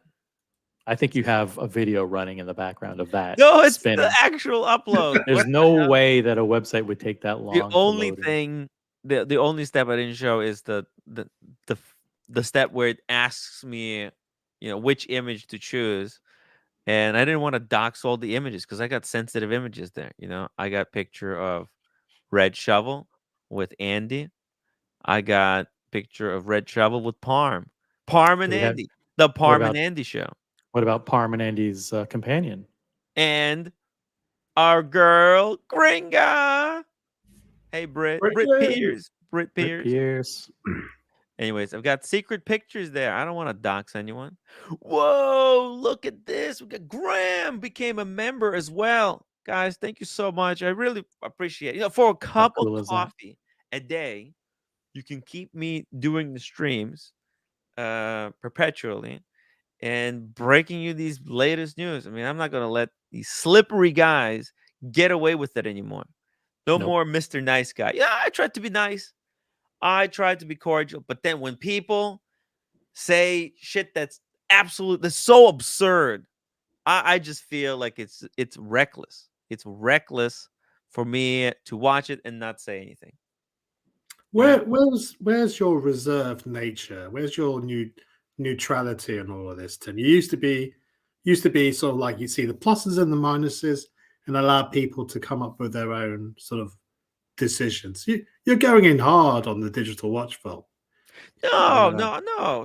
And as I said over and over, plus, listen, Alex, believe it or not, if I wasn't talking about it badly, nobody would be talking about it, period. I mean, the only people that keep that website alive are all the haters from my channel, from my YouTube who went and created troll accounts.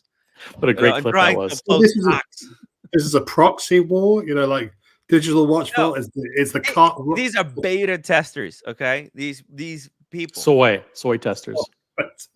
Yeah.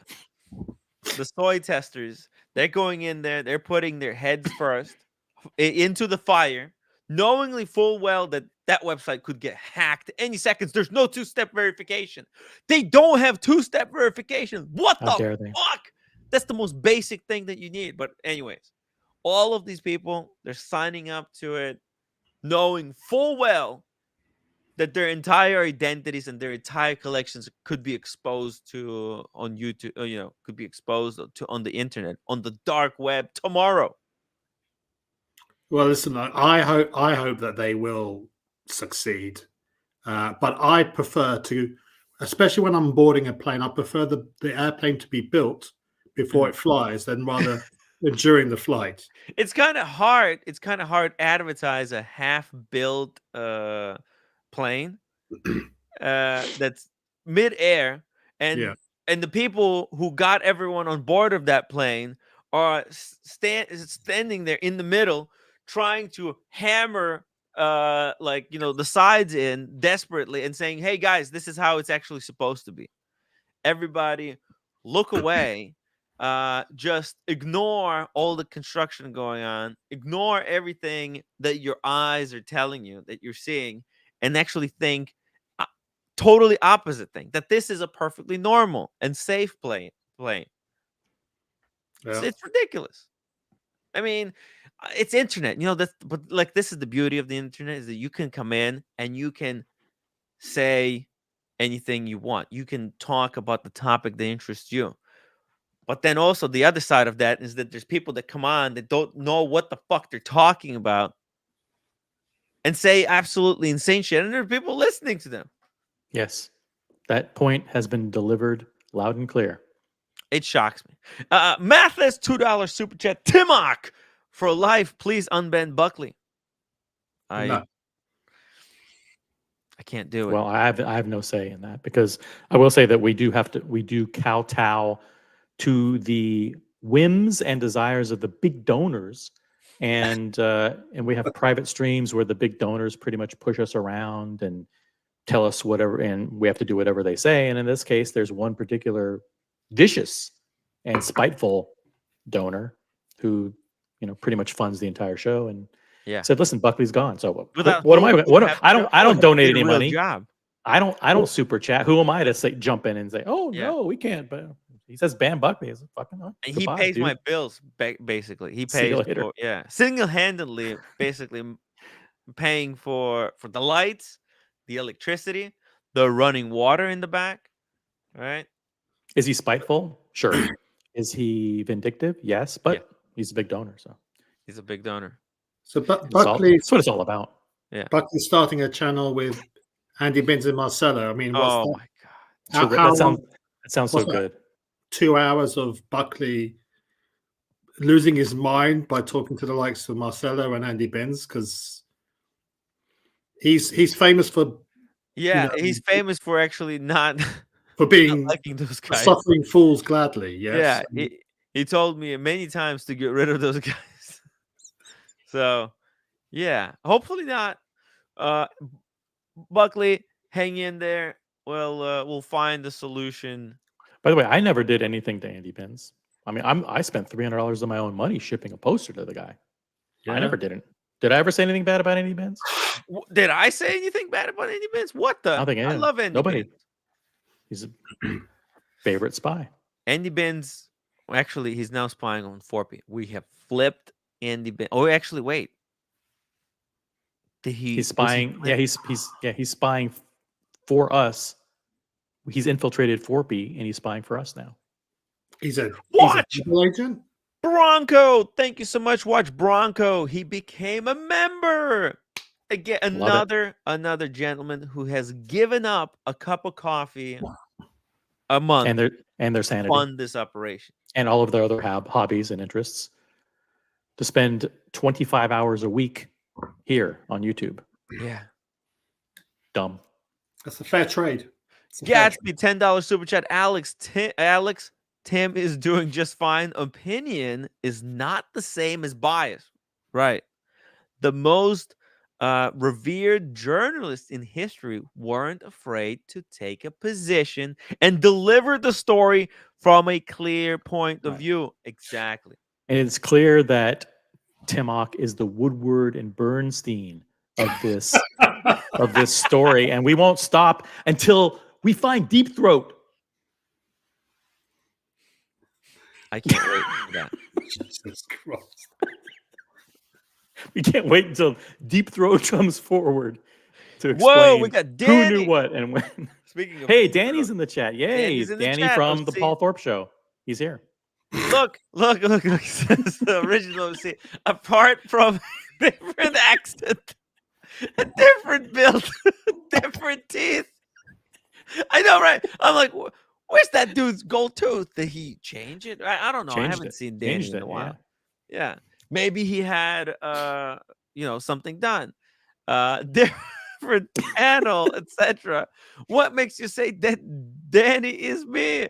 At least get it right. I mean, come on. This is a cartoon image. Jump on the show and prove that you're the real Surdy Danny. Yeah, I don't actually. I mean, drop the link. Like you can't. Yeah, when OC said it, I thought that maybe it is you. There it is. See, that is him. That is is kind him. of him. Yeah. Yep. Huh.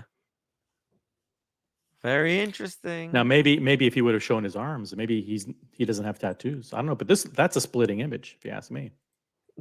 This one? Hold on. Oh, let me get a better image. There we go. I mean, it kind of looks like. I mean, guys, I understand. I understand the mistake. Come on. It could be an honest mistake, or it could be him. It's kind of an honest mistake. Lord with a passport just became a member too. Oh my God, we got like 5 members. So you made up for the 5 members who left. That's good. There we go. We're making it back up. It's tough. It's tough with America gone. Carolyn Martin, $10 super chat. Not only are you slow rolling on payments, but you're also slow rolling on super chats. I made that comment an hour ago about Roman when you criticized his beard. Oh, well, you need to make your comments more clarify them more with more information, more clarifying information. Yeah. That was a $10 super chat. It would help inputting. Yeah, more identifying features. Yeah, but thank you, Carol. But now she did it. She included those details here in this super chat. So thank you so much. This is what keeps this show going. There we go. You need to put your glasses back on. Ah, Danny. Let me see. Nope, that's him. That's him. I mean, it's as close as you can get. Seriously, Alex, right? I mean, honest mistake. Well, yeah. Well, they're both called Danny. But look at the background. They're both Danny? Yeah, this guy's a Danny as well. See? I told you. What the hell? He's also Danny. Yeah, like, what are the odds of that happening? Dude, come on. That's 1 in a million Brits. But he doesn't have gold teeth, though. He doesn't have any no. Also, pull up the image. Pull up the image of Sir D. Danny one more time. If you see that he has in his avatar, he has like Big Ben in the background in his cartoon image. Yeah. And look behind. Look at the background here. You've got the what do they call it? The King's Bridge or the London Bridge or whatever they call that in the background. That's London, right? Yeah. Oh yeah. There you go. Look. So you could. Well, actually, that's Brooklyn. Why does? Just go with it, Tim. It's England. Okay. It's England, right? Exactly. It's the same. It looks like the same image. Yeah. And the thing is, and Sir D. Danny is from Essex, which is part of London. Well, that's down by it, and we're not saying it's in London. Actually, I mean, this Danny, he doesn't look like Brighton, London. Yeah, Brighton. That's what I thought. That's where Paul is from. I think he's an Essex boy. And actually, Brighton is halfway between Tea and Tickers and London. Like Tea and Tickers is on the way to Paul Thorpe's. I think we need to know more about Sir D. I mean, maybe he should just jump on the panel and explain, because this is clearly him. This is 100% him. Yeah. Unless he comes on and looks totally different, I'm gonna say we got it right. Like everything else, we got it right. Wow. Lord with the passport, lads. Where's Asheen? Let's get him on. Oh, I mean, look. Wake him up. Don't wake him up. He's getting some sleep. He's probably editing right now. He's working on one of the biggest videos. Yeah, he does videos for. Yeah. That's why he doesn't stream every single day. That's how he gets the time to then also make the videos. Do you understand what I'm saying? So for me to make a video, I have to not stream a day. So I mean, I don't know. What do you guys like? Videos or streams? Streams. Less work. Fuck. How's your strut, Carolyn? No, it's not. It's not. 5-minute video takes about 6 hours to make. And the streams are usually, a couple, 3 to 5 hours. Speaking of taking really, really long time. Hey, Daniel. What do you mean long time? I was planning to watch a movie. It's the weekend. I was going to be here. I wasn't.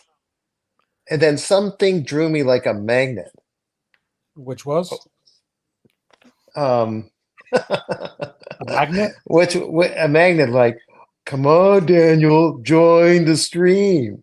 We like you. We like your comedic relief, because this is such a serious subject, and to be honest, it just makes me sick like this whole situation, because it could have been avoided. All of this, it all could have been avoided if people were, if people were had the balls to tell someone to stop what you're doing. Hold You're on. going to get everyone into trouble and Okay, yourself. wait a minute. I got them. I've got them. Okay. Okay, I've got them. All right. I just want to make sure. I just want to By make the sure way, I got them. it's important that it's a pleasure, by the way, to welcome to the show Surdy Danny. Surdy Danny, everybody. 30 Danny. He's coming on the stream. Hey, he's on the stream already. Bottom right. Bottom right. Oh, 30 Danny. I wasn't paying attention. Surdy Thank Danny you. Cats, everyone.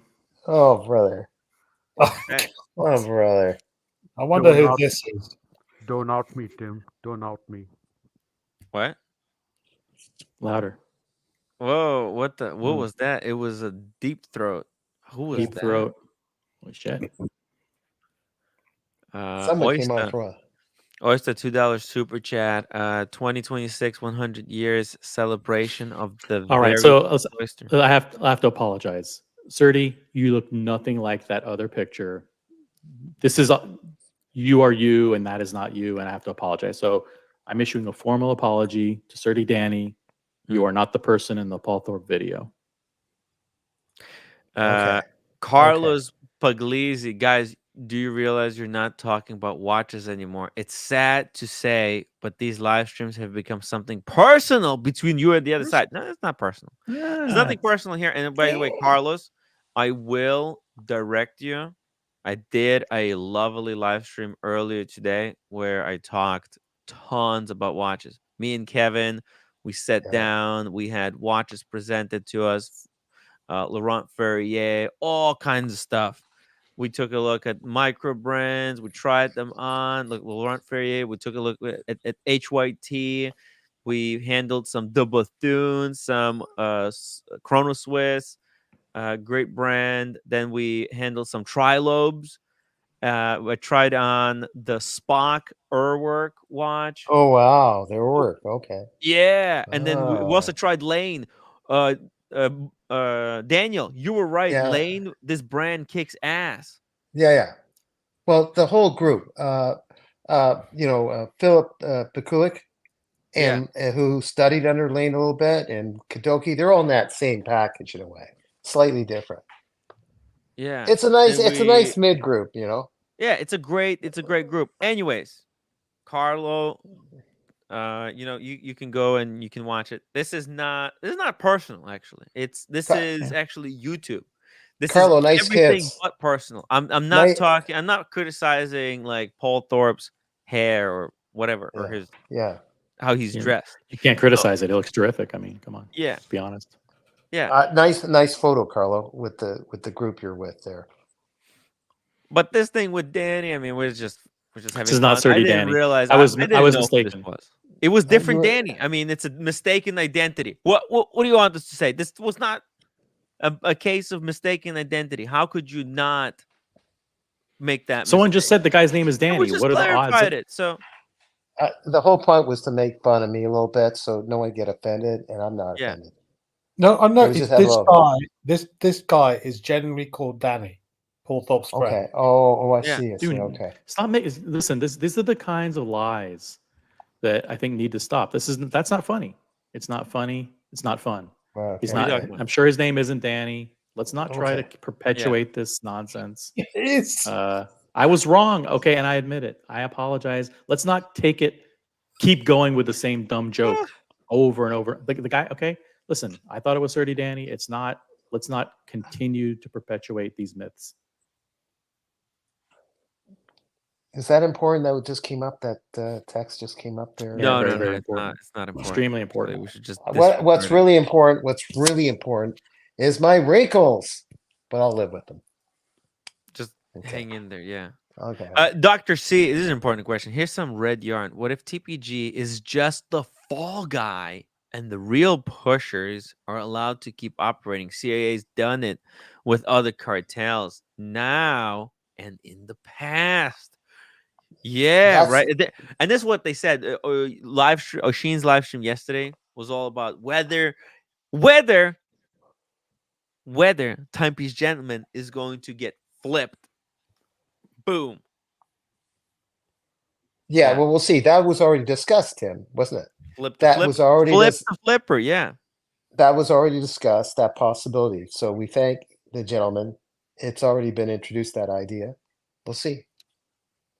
Oh, Vimal Neer says, "Can you show your Black Bay 54 on the rubber strap?" Okay.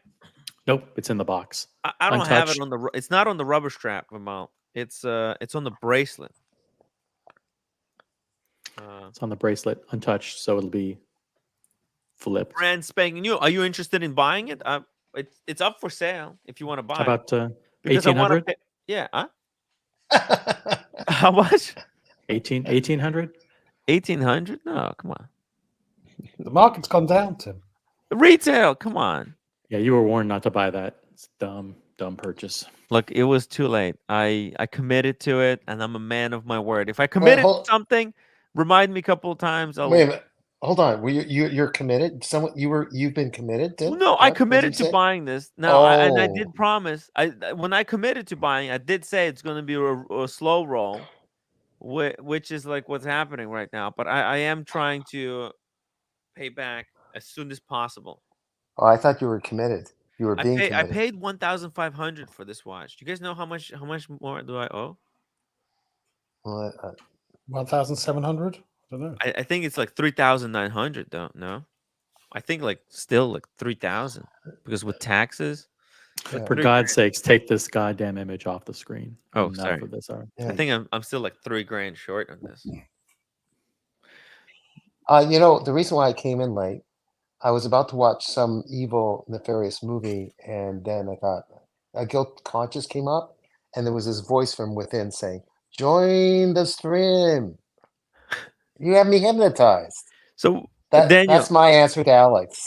I was hypnotized by inner voice. I was hypnotized by inner voice, and that's how I came back on. You know that we need you here for a little bit of that comic relief. What do you think about this ladies' watch, Daniel? What do you think? Does it look good on me? I love the fit. It's so comfortable. Yeah, it looks good on someone else. Yeah. Yeah. Yeah. It's fine. I'm busy. I'm trying to move my tutor. By the way. Everybody should be. It's great watch. And by moving it, that means moving right into the trash can. If somebody wants it, it's available at retail. That's all I'll say. I'm not selling it for less than retail. It's brand new. It's amazing. So, we respect everything that our colleague OC says, except for this. Yeah. Investment janitor, $2 super chat. There's never just one cockroach. Yeah, but there's only one original cockroach. There's only one. Yeah. Oh. Don't point in this direction. Timok. Gatsby $5 super chat. I know we like to call them the cartel, but TPG is a YouTuber that lost a few million on nonsense. He's not Pablo Escobar. Well, we're talking. That's not the cartel we're referring to. You see it? Cartel, actual real definition, is just group of distributors that are conspiring to keep the prices high. And that's what these gray market dealers are doing. Wait a minute, can I? All about conspiring and not, working independently and helping the consumer. They don't give a fuck. Yeah. Wait a minute. Talking about resolving this thing, isn't there an old phrase? Maybe instead of follow the money, follow the party. The partying. I hear there's big parties in Tulum, Mexico. That's what I'm saying. Maybe they all met in Tulum. Like guys, I mean, let me show you this because this is so dumb. Like these people, they think we're really that stupid. Okay, like this. I watched. I swear, guys, I watched the first 1 minute, and I couldn't watch no longer because. It's just watch this. Adrian on the distance, eh? Yeah. They're talking basically. Roman gives the directive, guys, we want 2 million in sales today. You got that? Like, how the fuck is that possible? I mean, It's how like, can you work? Who depends who walks in the Yeah. door. How do you work with that kind of pressure? We need 2 million today. It doesn't make any sense, guys. Think about it. It's on the it's so listen, you have to hear it for yourself. Listen to this. Okay. Listen to this. It's so because right, Daniel, even you're not dumb enough to think that their sales are solely dependent on what idiots walk through that door. I'm dumb, but not dumb enough. Thank you. Yeah, exactly. All right, so here we go. It's just like 30 seconds. I'm just gonna play it, and it made me almost puke. I almost puked. US dollars. Is that an over or an under, Adrian? Sounds like an under. Our goal today, well, first and foremost, is to meet some new clients that have wanted to meet us. Come check out our stuff. Hold on. Million. Oh, here we go. I want a total of 2.1 million for the show. Adrian, 2.1 million. Like how can you ask for 1.2 million for the show? It's completely random. If there's people come and there's business, yeah, you're gonna. I mean, it's completely random. There's no you can't. This is not the kind of business where you can predict how much. That's not how you run a sales team. The sales team. Listen, these guys are floundering. They need to make numbers. Okay, so in other words, so you put the targets out there and say, listen, guys, we are on the edge of becoming insolvent. We didn't come here for no reason. We need to liquidate 2 million in inventory. We need cash, and we need it now. But so that's how you light the fire under the people. Dude, they're standing at the booth. If people come to them, they'll go out and money. you can't put pressure on the salesperson. Yes, it doesn't even depend on the salesman. You don't depends on who walks in. You don't know what it's like to be in an environment with any kind of pressure whatsoever. So you don't understand that most people putting unnecessary pressure. You go out and you find the customers so that when there's no sales, he's going to put that blame on them. Listen, it could just be it's not their job to sit back and twiddle their thumbs and wait for customers to come to them. They need to go out and initiate proactively and bring in the sales. We need 2 million. Don't you get it, Tim? 2 million, or else we're going out of business. Again, unless we're going out of business. Exactly. Yo, Vimal. Hey, Tim, how are you? Just disagree with one point. I think all sales teams have targets. You can't just say, let's open the shop and sell as much as we can. You have sales targets, and that's how people get paid. Yeah, I just educated him. Okay, but it's not. You can't even ask. Like, that's going to be completely random. How does those people at the show with them have any influence on how much money they're going to make? I mean, if people that want to buy their product come in and they can, bait them into buying their crap, then good. But if they don't, then they don't. Like, how is it on them to hit that target? It makes no sense. Yeah, it's about building a relationship. It's about offering attractive prices. There's so many ways you can do it. But you don't go to a show without a target. You have to give them a target because they know how much they need. If you get lucky, then you get lucky. If you don't, it's then not you luck. don't. It's not luck. But how can they affect? How can they affect? So they can affect it. For example, let's say they have an AP that's sitting there at 25,000, and if they didn't have a target, a customer might walk up and say, "Listen, how about 24.5?" And they go, "Yeah, forget it." But if they have a target, listen, we need to close 2 million. Say, you know what? I'll take the 24.5 because I need every dollar possible in sales to get to our goal, right? Okay, wait a minute. I hear what Daniil's saying. I hear what you guys are saying. Is there a history of these shows where they hit something close to those targets? 2 million. I just want to know. True. So they're just it can be, but for the sake of I don't like it. I don't like it. I hate it. But when I worked in different business and sales, they had these held targets. They had aimed for a little bit more than what it was in a previous time on a previous day. You see, there is places where you can predict how much you're going to make. This is a completely random environment. There's no way to, like, 2.1 million could be a small amount for the day, right? There could be a guy who walks in and buys the chandelier. And guess what? They're already 3/4 there. Yep. But, it's just, It's just the whole premise is Tim is right. Listen, targets I don't targets like are it. stupid. I don't like it. Yeah, I don't like it. bullshit. I don't like Targets are bullshit. Targets are arbitrary. Targets don't work. That being said, let's get to 150 upvotes right now, guys. We need to hit 150 upvotes. That's not a target. It's not a goal. We're just asking for that. We're just asking for 150 it's upvotes. totally random. It It's totally has nothing random. to do with any goal or target. We just need 150 upvotes right now, guys. I want a total of 2.1 million for the show. Adrian, 2.1 million. 2.1. How? Larry Make Parker got magic. me 2.1 million. I don't know. Go skin the guy in the back room and sell him a Grubel Forcey. I don't know. It's just investment janitor, $5. I never understood how someone could trust a schmuck in a hoodie with the large amount of money. I know, right? These guys. He's transitioned now to soccer Formula One polos. So he's no longer wearing hoodies. I thought He this has was a like a soccer polo. He has a new collection of sports polos. I think he's got a couple of those IWC Petronas. So is I put in the private chat a link to an auction which may interest Roman. Oh, in the private chat? Yeah, private chat. I have to take my throat is kind of killing me, so I'm going to take a little bit break. But in 5 minutes, I'll be back. 5 minutes, which means like 45 minutes. And we'll go through the complaint. Vogel throat spray. Vogel's throat spray. Vogel. Okay. Is that available in Canada only? It's good stuff. We'll see. Wow.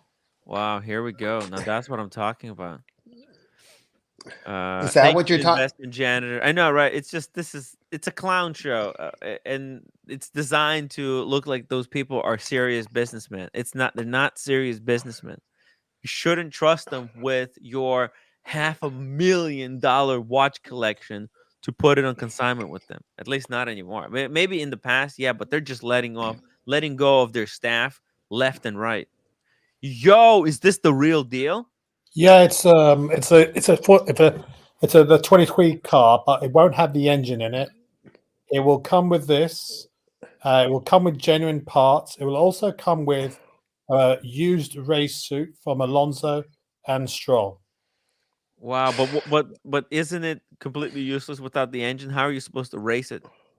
You're not supposed to race these things. They're just there as something to put in your foyer or in your museum or something or other. You wouldn't put an engine in it. No, okay. Let me rephrase it. Was that used as a race car at one time? Yeah, it was used during this year. Yes. Okay. All right. So Alfa Romeo are doing it, and Aston Martin are doing it as well. And I know that Roman is a huge Aston Martin Formula One fan. You see, if the business was booming, he would definitely buy this one. He would probably hang it off the wall. That would be fucking cool. Just as an FU. Yeah, if business was booming, he might buy my Datejust. Yeah, right. What? By the way, what do you think he would give you for your Datejust? Or it's like they're probably not even interested. No, he wouldn't be interested. Does it come with the paper? I've got the paper. Yeah. You have the papers for your Datejust, but not for the Ming. Tim, I explained this to you over and over again. It's lost. It needs a major excavation in the house to find that cheap piece of paper. You've got the acknowledgement email from Ming that I sent you. You got a vouch from Dan, so that's just and a vouch from me. Thank you. Daniel, quick question: did you end up selling your Panerai? No, I haven't. Thanks for asking, Vanil. No. There's a guy in Toronto who's trying to push a couple of friends to see if they might bite. So, yeah, it just is what it is. That's all. Is it a 44? 45? 45. Oh yeah, that's. It's a wire lug, though. I mean, yeah, it's a little bit big for me, but I just want to get something else. I like the watch. This is an unusual thing. I just Boston said keep it, but yeah. But I got too many other costs happening, and so I want to get You got If all these it yoga was, retreats to go to. all, all these shut up, just one. sugar, Leave me alone. Leave me sugar alone. babies to pay for it. I get it. Leave me alone. So, but Vermont, why did you want to see Well, how Vindication? about wait a minute, and Yeah. maybe Tulum, Mexico. That's overrated party happening place. In Mexico, where all the trust fund babies go to. I'm not Ooh, in Cancun? Mexico and Tulum. I'm not sure where Tulum Tulum. is. Yeah, it's this That's where party all the trust scene. babies go? I think so. Like this thing that's with electro music. I'm not into I that. was being accused of being a trust fund baby. Leave it alone. Take a look at it. I sent it to you by email. I sent you a Oh, okay. YouTube copy. Okay, take a look at it later. Can I join you? You want me to join you? I don't think I want to go to that. I'm not wasting my money on that. But take a Oh. look. Take a look. It's all these trust fund baby types going to Tulum. Whoa, guys, we got some serious thing here happening. Oshina Mali in the chat says, "Do you want an exclusive preview of the new video?" What? Oh, Guys, this is something that's worth a super chat. An exclusive preview here before anywhere else. It's the Ireland video. It might be like 3/4 way done. Tim, on the Tudor, would you have preferred the 39 BB58 over this? Oh, great question. I would prefer, the Blackberry 58. Yeah, the 58. But with one modification, I would want there to be an easy link. Okay. Yeah. But if I was told no, it has to be proprietary this way, and you have to live with it, then you know what? I could take this because this is actually a little bit more comfortable. It's smaller watch. Long term, I think in like 20 years, I would not regret. I would not regret choosing this one. Would you visit my stone Tim in 20 years? Chat Yeah, with sure. me I would in love my to. gravesite. Actually, I think you're going to outlive me, Daniel. With as much as far as I'm going, I'm going pretty hard after time, these gentlemen. He might get out of jail and return the return the kindness. Yeah. Not Ireland. Battle of the Beasts. Whoa. My watch channel says I'll super chat even though he has blocked me. What? Yeah, we'll get you unblocked. Let me screenshot this. I'll talk to Oshin. Actually, he's watching right now. Maybe he can unblock you. Yeah, my channel. I mean, it's hard with you, man. You're all over the place. You know how it is. I don't know. I don't know what to make of you. I'm too confused, man. I'm too confused. Well, maybe watch channel means but he gets moved too much by emotion and jumps to a statement or something. Maybe that's I what don't it know. I is. mean, he's been my critic, and then he's super chatting me, Backing and and it's like, backer and then whatever, back and forth. yeah, Okay, whatever. it's mixed messages. I don't know what to make of my watch channel. Love is complicated, Tim. Yeah, it's hard. That's why you have to be careful. I Sounds like three girlfriend a previous girlfriend. No, 3 girlfriends ago. Carry on. I digress. Hey, let's see. I'm gonna get the link here from. Maybe he couldn't stand your fungal issue with your feet. Man, dude, you saw that website ain't right. It couldn't handle my your fungus infested socks. Yeah. It broke their website. Now,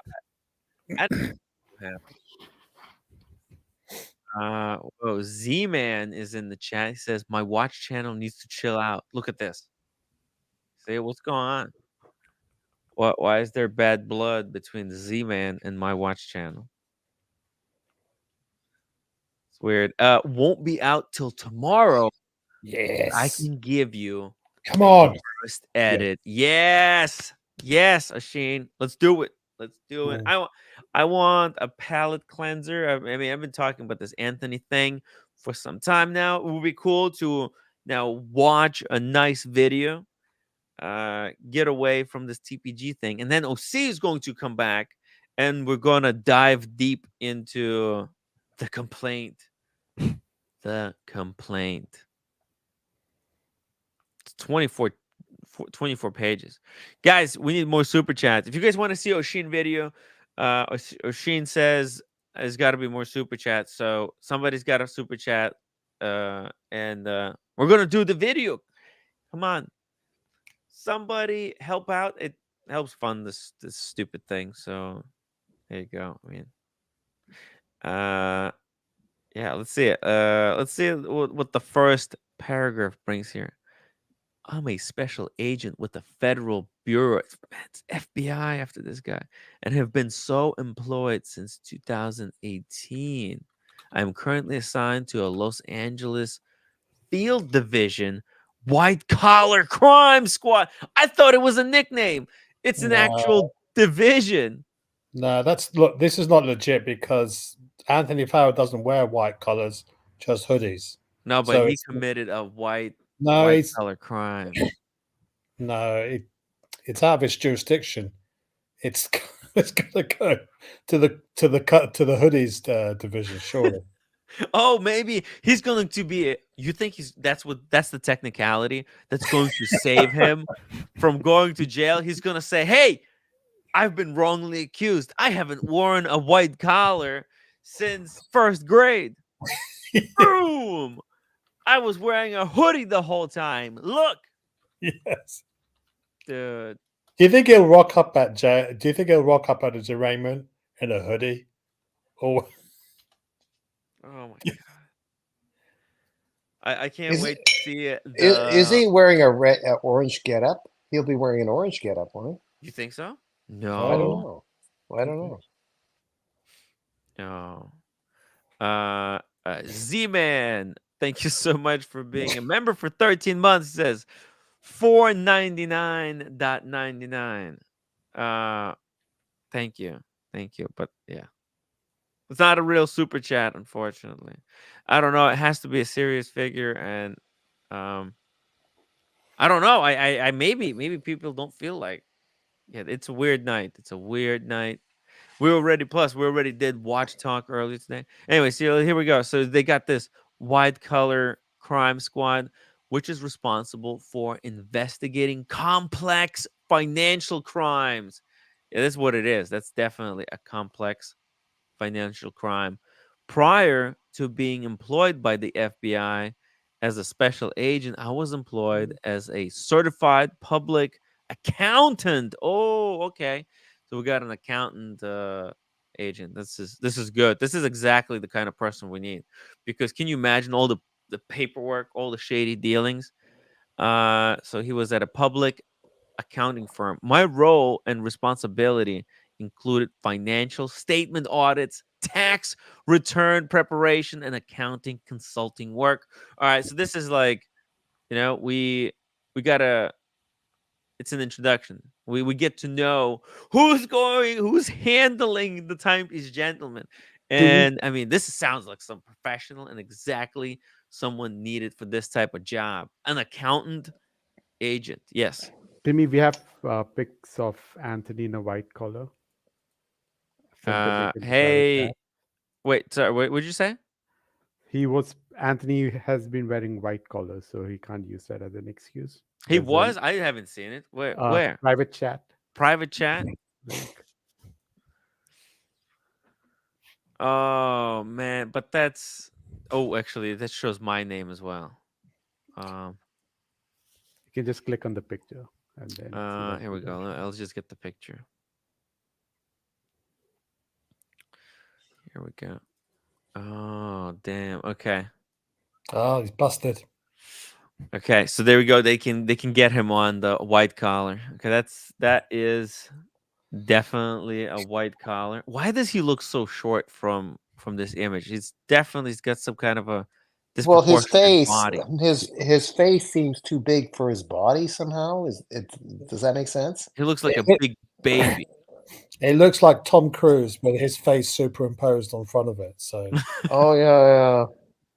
Is Tom Cruise short? I forgot. yeah, he's 5'7". 5'4". Oh, okay. He's my height, so I'm small too. But Right. he's taller than me, I think. Yeah, he's like an inch taller. But he looks short. I think he's got something. It's about the proportion. It's the Oh, the top, proportion. torso Oh, to oh feet. He's yeah. got short feet but long torso. Long torso and a very big head. Yeah, and the big You head can think of definitely. it. You can think of a number less. Whoa, Michael Paris, $20 super chat. Stop reading some FBI's biography. Or start. Good you stop talking about the Black Bay 54. OC is coming back. And finally, let's watch Oshin's trailer. Thank you so much, Michael Paris. Really appreciate that. $20. If anybody wants to join in with him, well, we'll take it. But I mean, this is an Oshin video. Anybody else wants to sponsor a preview for an Oshin video? And it's a free show. I mean, you can watch for free. But if you want to pay an admission fee, you could do it via Super Chat. Anyways. Yeah. What do you think, Alex? Does this look like a normal guy or there's something off? Is that before or after his carve implants? Not sure. Oh, yeah. I mean, he's definitely a weird guy. He does weird, stupid shit that normal people would never do. So maybe that has to do with kind of, because like a lot of people think that, like, and I think that's what everybody, and I think actually that's true. Like, where are you thinking? Like, it feels like you're thinking in your head, right, Yep. Alex? Right? Yeah. But there's new theory that suggests that maybe it feels like it, but maybe you actually think with your whole body. Like it's more complicated than it just seems. Anyways, look, I'm just saying sometimes, and then you got this weird looking guy. No wonder his thinking is all messed up. Well, It's just a theory. Just a theory. It's when we do get into it, it will be interesting to see that he just recently got himself a passport as well. Oh, yeah. Oh, dude, you know what? That's the thing. Americans, they don't have passports. Yeah. He only got it in September, I think. Oh It's my in- God! You think he was maybe trying to escape? Well, you can suppose that. I mean, That's why he's not out on bail. He There's claimed- a possibility that he was declined bail. Well, yeah, but I mean, if you watched Oshin's stream last night, Yeah. John, in inverted commas, was talking about why they wouldn't have posted bail for him, or he wouldn't have been Because allowed to claim bail. federal, right? Because why? Flight risk Flight was risk. the most likely And option. probably because they saw he just made a passport. It's like, Well, hey, Anthony Farrer claimed that he wants to travel the world. of course. Yeah, I mean that's just might be a coincidence. Yeah, So, and also I don't think they've recovered all the money, right? So yeah. So it's a flight risk. You don't want him out on bail. Right. They probably not. It's where do you think? Do you think money exists or it's gone? It's gone, right? He spent it. No, there must be some amount left, either money or watches. Like a little bit, right? Like so. Remember, he did the robbery or the alleged robbery in the store, right? Yeah. So we haven't traced back those watches yet, right? So. That was this one, right here. That's in the beginning.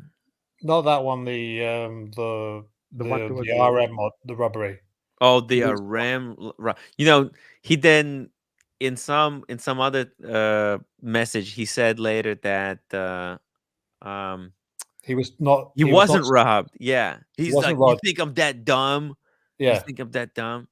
So maybe even this robbery wasn't a robbery, but some kind of a insurance. Well, job. also the Marco robbery. Remember Marco carried a bag of stuff and he was robbed by gunpoint? That is the Marco robbery we're talking about now. Oh, I see. Oh, excuse me. Okay.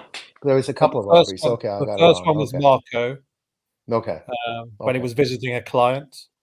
Okay, fair enough. Yeah, yeah. And the second one was when he was betting the farm on Yeah, on okay. the blackjack or whatever. I stand corrected. Okay. It's okay. So yeah, so Carolyn. those watches are still out there. Carolyn says, Tim is making me cringe. You don't think my sales manager starts every day with a conversation about how much money we need to bring in? Yeah, but it's different when you're selling a commodity or when there's a consistent, predictable income. In this selling watches thing, it's unpredictable what clients are going to walk in that day. They could or they might not, and it's much more random than any other business. That's why I find it funny that they pretend like they're legitimate business No, that but can bring in and estimate how much they're selling. don't They you- can have projections.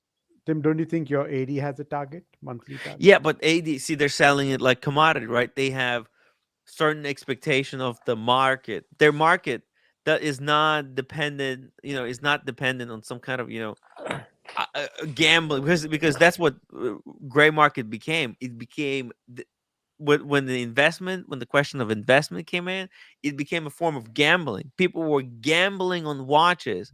They were buying watches, and they were thinking, well, and they were basing their purchase based on projected returns that watch could bring in. Like they were buying different pieces because they could see like, oh, this watch would project bring in this much return. But that's not what watches are. Hold on. It We just all don't know. became so messed But up. Tim, when I worked in retail, Yeah. I hate to say it, I was a manager of a store. I'm not proud of it, but I was a manager of retail years ago, sports footwear. And they had a history of that particular week, of that particular month last year. They show the sales of what they had, and the bosses at head office wanted to reach that plus 10% or 20% more. That was the Right. aim. Not they were going to do it, but they had, based on certain traffic that came into the mall and into that store of 2,000 square foot, they wanted to earn back so much. They had it down to how many dollars per square foot do you get in return based on what you're renting and all that Yeah. other nonsense, boring stuff. And so, yeah, that's the aim. Not that they're going to get it, is Right. the boring stuff. So it may have been random here with Roman. I don't know, because maybe Yeah. they weren't in that place at that time before. So you might be right there. But all retail, as boring as it is, they have this aim from head office or the manager above the manager that said, this is what we're aiming for. And you have to report in and send it in, this boring report sheet of what the sales were at the end of the day. And if you didn't get anywhere near that, there might be an excuse that it was just a horrible day, or else it doesn't look good. Based on history, based on what was before. Yeah, well, that's what I'm saying. Yeah, that's how legitimate business works. But this is just pretend. This is pretend business. They're using adult businesses vocabulary in their like pretend business. Yeah. That's what I'm saying. Like these guys, they're pretending to run a serious business, but like underneath, it's all something else. Are you saying smoke and mirrors? Are you saying smoke and mirrors? Yeah, that's what I'm saying. It's all smoke and mirrors.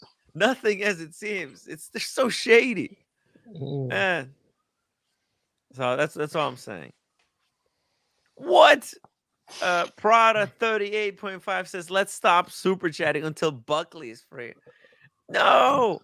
Then I can't do the show. I mean, that's not, man. A deal's a deal, you know. You lose if you win, if you do something, and you lose if you don't. There's really no winners here. All right, Tim. I think I'll just drop off and I'll join back a bit later. All right. Okay. Vimal, you wanna join in for this part, to go through the document, the affidavit? I think we went through this in the afternoon, but okay, cool. I Tim, just we have don't to need to run go some through this. errands now, but I'll get back on Maybe the- we're not gonna watch that stuff. Okay, cool. Yeah. No one wants to read that thing by the. Yeah, that's. We get it. He's qualified. Whoever did who's doing the. Yeah. Oh no, the there's more. audit. There's more. I mean, we could go into some details about what the different allegations are. And it's 20 pages of pretty damning. Really? Yeah. Oh yeah. Is this something to be discussed at the Tulum partying in Mexico someday? Yeah. Yes. I would love to discuss it because you know shit like that. Wait. Like we followed this crime for the past 3 years, and what's amazing is that it's all been summarized in a quick 1-page article in New York Times, and we get to experience so much depth behind that article. Most people, they're just going to see that article, but we followed how this crime developed from the beginning to the end. It's like it's like two New Yorker magazine articles. Yeah, which gets in depth, Yeah. Exactly. Like this could be a lot bigger story, and in fact, but like also what I'm trying to say is that other stories, they're also just as deep, right? So, but they don't have. It's not all recorded. Yeah. You mean like my former girlfriends? Or Oh something my like God! that? There could be books written about your former girlfriends, Danny. Or the daughters I don't know I have. Oh my goodness. Oh my God, Daniel. I mean, we're gonna start digging. As a former sports footwear salesman, would you have any advice for Timmy and his foot fungus issue? Yeah. Go see the podiatrist. And just look, Tim, and then what he's got to take his whatever you take for foot whatever. Jeez. And shoes with a lot of air in them, and don't let the shoes get wet inside. I know you're joking around. Now I'm getting serious. So his roommate. Oh, roommate. She was furious. Was she? Oh my goodness. I tried to say hello to her, and she wouldn't have none of it. Like, that was don't last bother night. me. Yeah. She snapped at you last night, didn't she? Yeah. I don't think she didn't mean to. She was just like, don't bother me right now. I'm working on my husband here. I see. It was sort of like that, yeah. Is she there? Back. Sorry, I had something stuck in my tooth from lunch still. Jesus. Oh, yeah. It's bothering me. Was it microfilm? Tim, was it microfilm? It was shrimp. Oh, not microfilm. Okay. All right. Anyways, So he's saying this video was from killing me. What's happening? No. What is this true? Diego was offered a Platona. He said no. It's ridiculous. It's for real. Maybe ban Diego too with Buckley. Yeah. Thanks, brother. Do you want to trade me for Buckley? Bob NOEC says he doesn't understand Tim's and Machines' joyful glee about hoping that others who helped TPG commit all those crimes. He didn't do it on his own. Yeah, we hope that there's justice for everyone. Okay. Yeah. Because this goes deeper than just TPG. What the fuck? I mean, when the crime boss gets taken down, you don't also hope that all the underlings get taken down with him. And what the hell, Bob NYC? I mean, why are you defending criminals? I mean, if there's criminal activity, there should be arrested. I mean, we're not saying innocent people should go to jail. We're saying FBI should check because the freaking wizard. I mean, this is what Bob NYC is saying. He's saying he doesn't want the wizard to get dragged down with the timepiece gentleman. Tim, why are you protecting the wizard, Bob? Tim, you don't have to talk like Hamlet. Hold on. There's another way to say it. and we don't want the perpetuation of the crime. I To was stop told the to stop perpetuation of the yelling into the crime. microphone, so I'm Okay. sorry. I Okay. apologize. No, it's okay. To stop all you have to say is to stop the perpetuation of the crime is Yeah. to find where the root is and snuff Yeah. it out. Yeah. So that's what they're doing. Yeah, that's Yeah, right, It's and, not and if about all roads lead back to Rome, and so be it. We will not rest until all efforts of this investigation are complete. Yeah. Who knows? think Maybe Roman. Remember the boat that he rented in Miami? He didn't want to talk to me about the boat. That's when Roman turned on me. When I mentioned the boat, you should have seen his face. It was not on the live stream. And then we tried to go and confront him about it on the live stream, and they were blocking. Maybe he was too influenced by that song by Lyle Lovett. If I had a boat. Roman. All right, Tim, I'm going to dedicate the next 45 minutes of my voice to going through this complaint for your audience. And there's all kinds of good stuff in here. I promise it won't take 4 hours. We're going to go through it succinctly because there's good stuff here. There's stuff in here that your audience needs to know. Okay. So first of all, is that okay? Is that okay if we spend the next 45 minutes going through this? Okay. So this is the criminal complaint. It was written by an FBI agent. Okay. This is his name, Justin Palmerton, special agent with the FBI White Collar Crimes Division.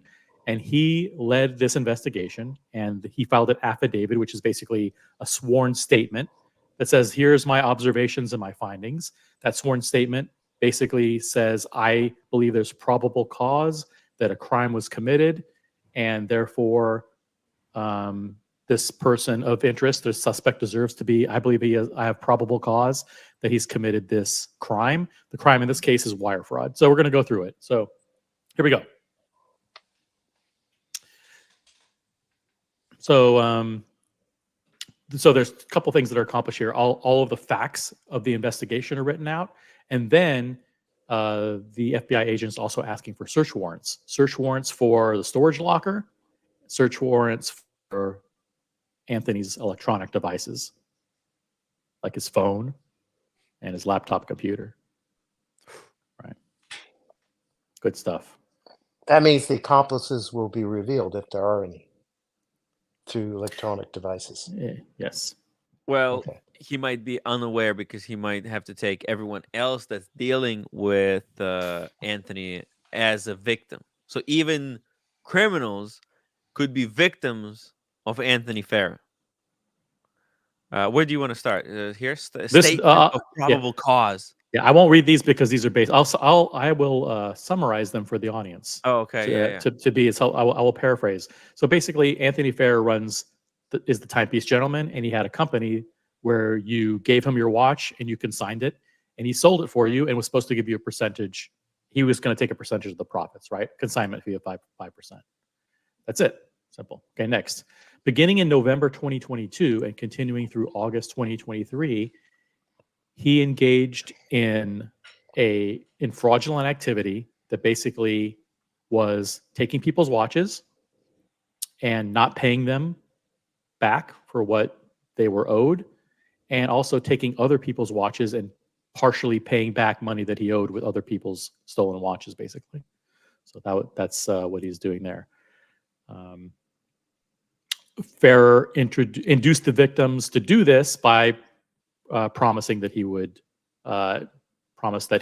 consign their watches. He had YouTube channels, he had social media, etc. He had all kinds of public statements. It's based on the promise. Farrer also induced victims into wiring funds for the purchase of luxury watches under the guise that he would purchase watches for them. Instead, Farrer would either never purchase the agreed upon watch, or Farrer would send a completely different watch in lieu of the one agreed upon. Wow. It's true. Yeah. He has made recent public statements on social media admitting to being millions of dollars in debt and owing clients for watches he sold. Yeah. Point 11 is a good point. Point 11 is law enforcement has interviewed 20 victims. Now, the word victim is very important because it's not just we interviewed 20 people or 20 witnesses or 20 associates or 20 former employees, 20 victims. So these are people who the FBI believes have been impacted or defrauded by Anthony Fair, 20 of them, with total losses of $3 million. And in the complaint, it goes through 3 specific ones, and it leaves the rest for, like, by the way, we also have 17 more just like this. Okay. Without slowing you down, I'm just curious about one thing, OC, where it says that he like supposedly would deliver a watch, like the different watch than what was requested. Wouldn't someone cry wolf and say, "You sent me the wrong watch"? I mean, we don't know the details of how he did that, I guess. I don't expect you have an answer for that. It just whatever he did. We'll find out later. Okay. What he did was the same thing that the wizard did too. Like, hey, I can get you a 321 at retail. Yes. And then you send him the money, and then you never get your 321. It's like, you know what? But I also have an old Breitling. Will you take up old Breitling instead? And I'll owe you $3,000 back or whatever. Oh, and that kind of talk. Oh, I see. Yeah, exactly. Okay. It's a great. That's a great gray market trick. Right. So victim number 1, this is point number 16. This is a good one. Victim BS. Turns out victim BS, I'm going to say, is this, a guy who is lovably known in the internet world as TikTok Bob. You know who that is? TikTok Bob. Yes. Yeah, TikTok Bob. That's victim BS. If you just scroll down a little bit. So law enforcement interviewed, I'll just call him TikTok Bob because everybody knows who he is. TikTok Bob. In February 20, so law enforcement interviewed TikTok Bob. TikTok Bob contacted Anthony in February 2023 to purchase a watch for $20,000. Yeah. That transaction was successful, and then he went on to buy another watch for $50,000. Ooh. Okay. Well, Okay. He purchased a watch for $20,000. Then, because that was successful, he sent Anthony a watch. Oh, he sent $50,000 to buy another watch. Okay. Yeah. That was successful. Okay. And then after those 2 successful transactions, then he decided to consign an $85,000 watch.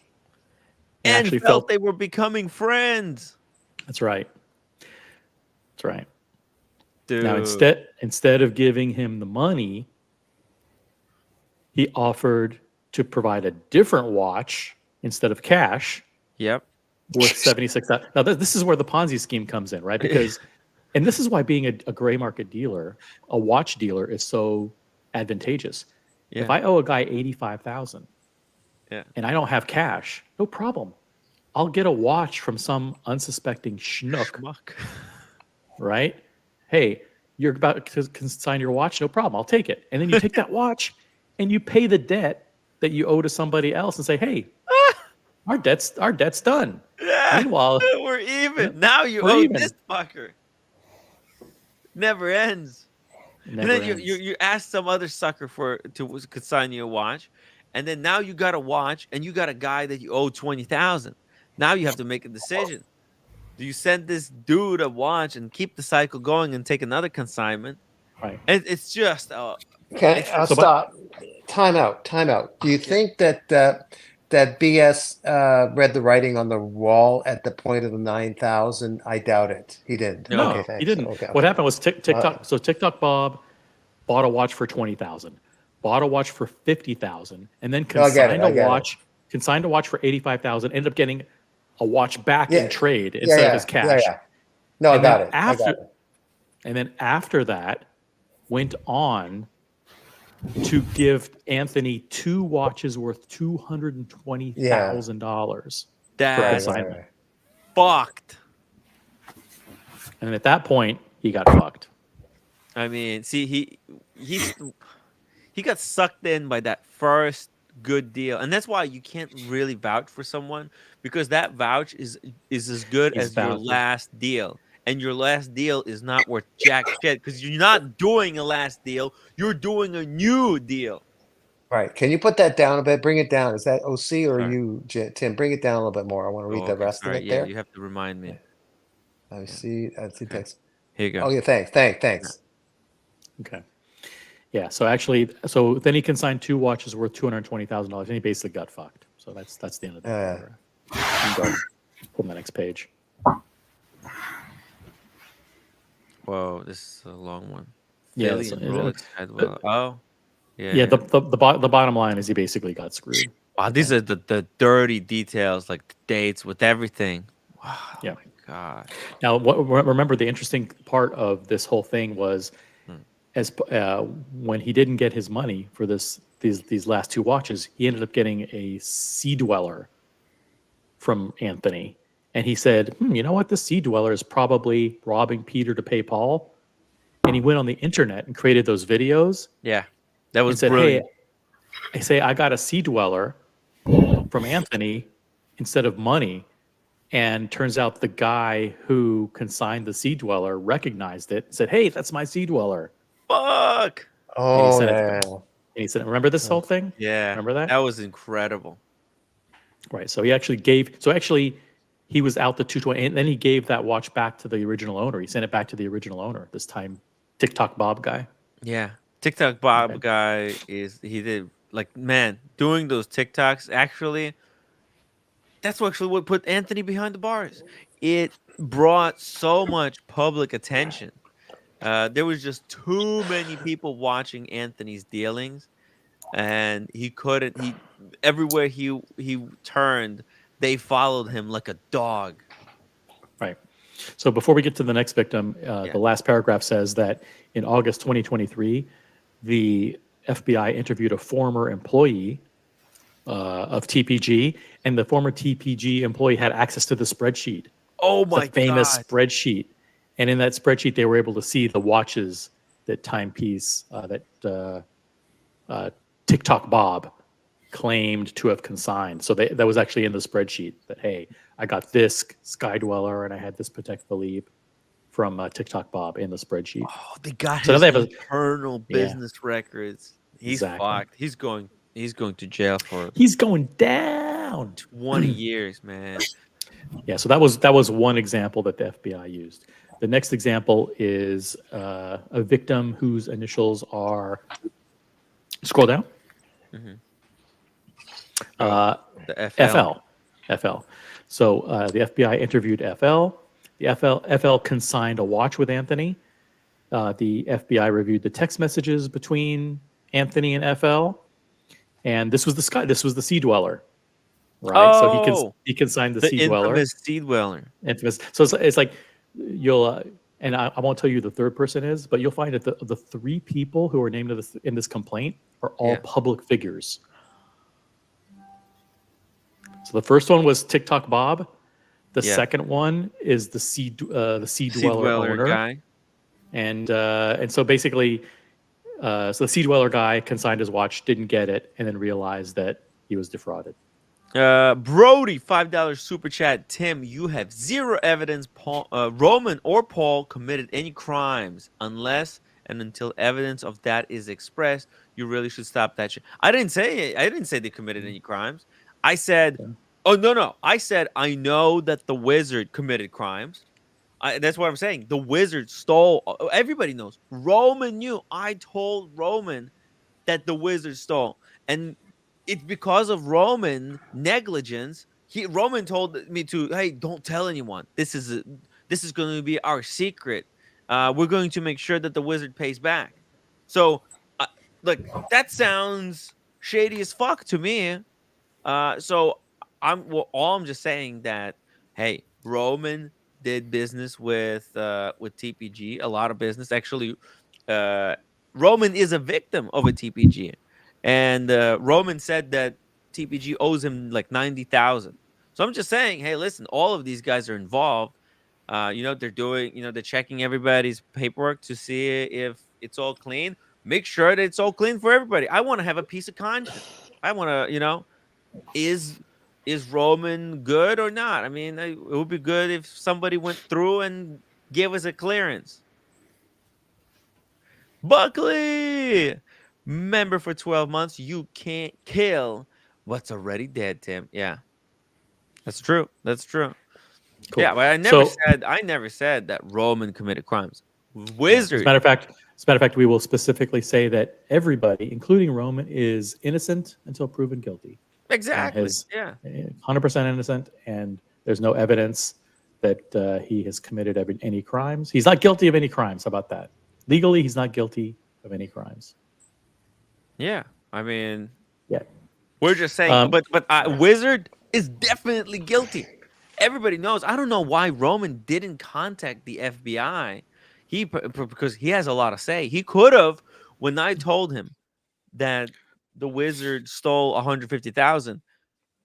Roman should have contacted the FBI. They should have taken down the Wizard like this way. This has been discussed. This has been discussed 50 times. Roman defended the Wizard. We all saw the videos. He vouched for the Wizard. He knew what the Wizard was up to.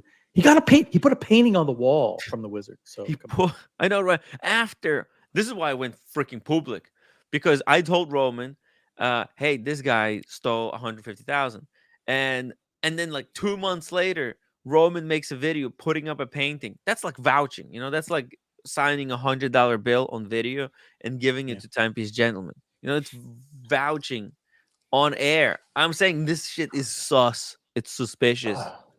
Right. Sorry. Okay, I'm guilty. I'm guilty too, actually. I'm guilty of leaving the stream for a while. I need a break. All right, see ya. All right, Daniel. Okay. See you later. Bye, OC. He planned that one pretty good. That's All right, pretty good. good, All right, there's nothing else really interesting in these paragraphs here, other than the Sea Dweller guy eventually got his watch back, but he got it back from TikTok Bob. And then victim WS. Now this is a crazy story. This is a crazy story. Okay, so WS found Anthony Fair on social media, and doing, of course, a lot of due diligence. Zero. Decided to start buying watches from Anthony. Oh yeah. And you know who this is yet? That's the couple, right? Wesley. Oh, Wesley. Wesley. Okay. So Wesley bought watches from Anthony, and then after he bought watches and those transactions were successful, he consigned 3 of his own Rolex watches. I mean, with Anthony. Can I play you OC?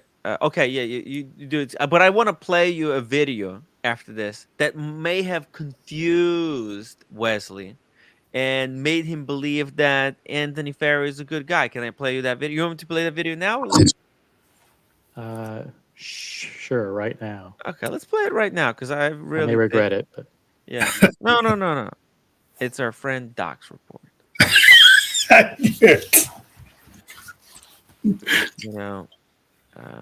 This video.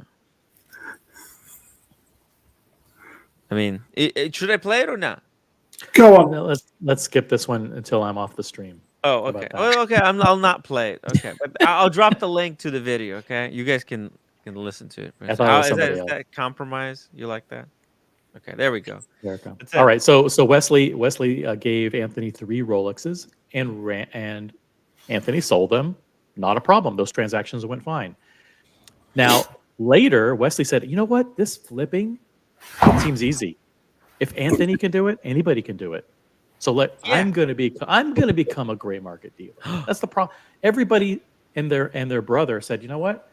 I read in Bloomberg that I can become a gray market dealer. It's easy. Just buy Rolexes, and they go up every week." They look at Anthony and they think if this dumbass can have a multi-million-dollar business, business, give hundreds of thousands of dollars to, if this dumbass can make it in life and become a Porsche driving high life, Lambos and McLarens, but that's beside the point. So he said, "Listen, I can become a flipper." So he said, "I'll work out a deal with you, Anthony, and I'll give you watches, and you can sign them, and then you pay me back. Like we'll be in business together. Like I'll supply you with watches, and you sell them, and then you give me the money." He gave Anthony 75 watches. Whoa! Shut the fuck up! No way. 75 watches worth $3.2 million. He's the golden goose. He's the lead that Farah was looking for. Did he give him money as well? Did he give him money? No. Not at this point. Not at this point. No, he gave him $3.2 million. Now, let me ask you a question. If you had 75 watches and you wanted to consign them or get rid of them, like if I were going to do that, I'd say, you know what, Anthony, you seem like a good guy and all, but let's start with 5 watches and see how you do. Right? And those 5 sell, and then I get my money and say, you know what, you did a good job. How about here's 5 more or 10 or whatever. This guy ships him via FedEx $3.2 million in watches.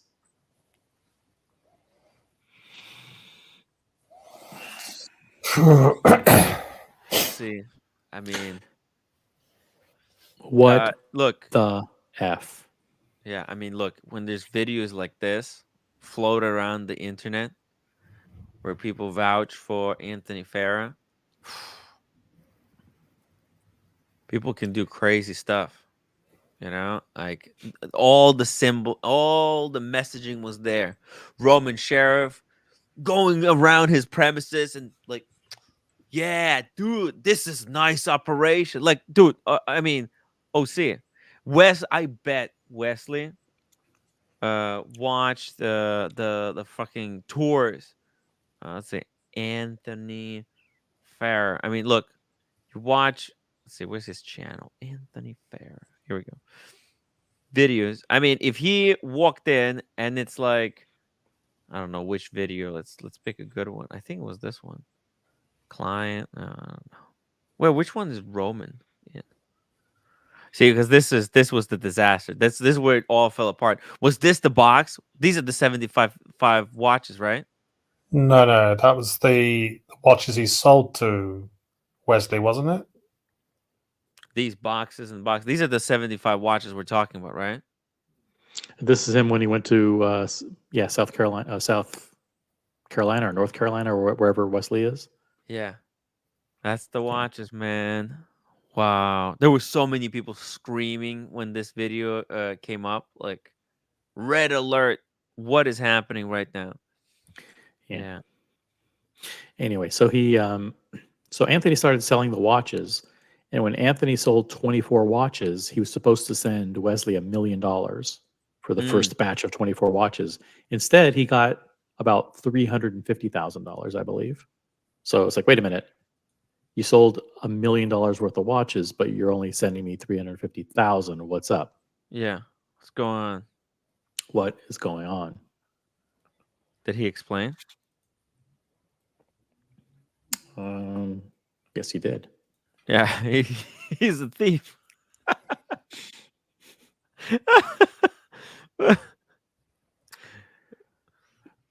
I mean, look at this. Like, they're walking, inspecting the premises.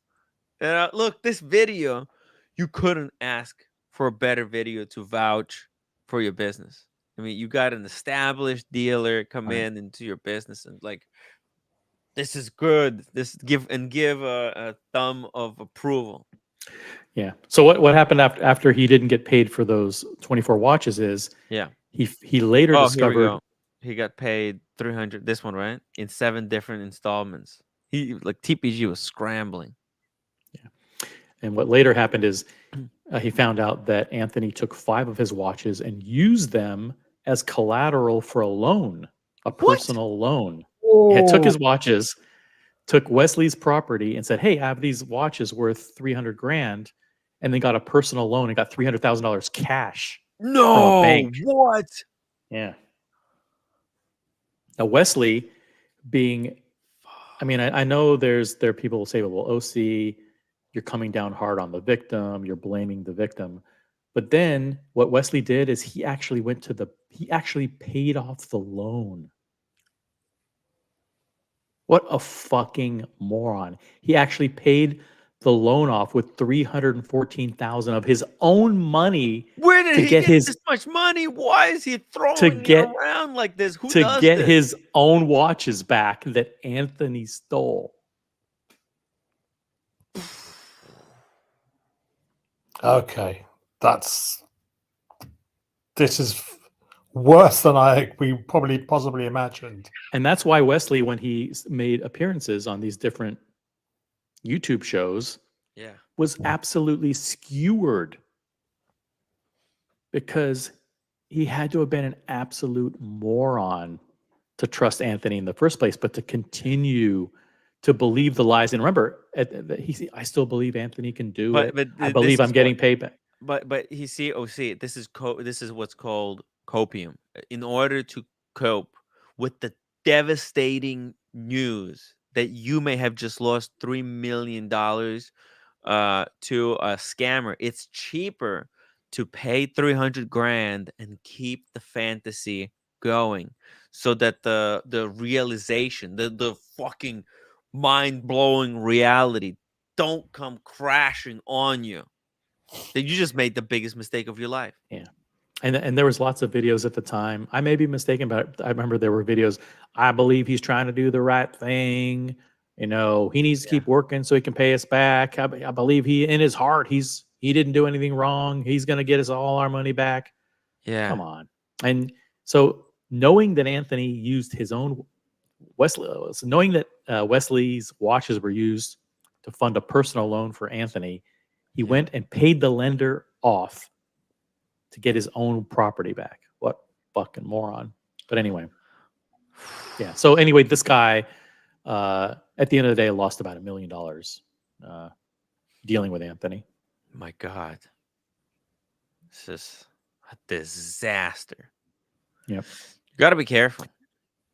So in these paragraphs here, what you're basically finding out is the FBI went to his former residence in Santa Monica and found out that he basically didn't live there anymore. Like he moved, like starting like the beginning of August, he moved out, and like no one has seen him since. And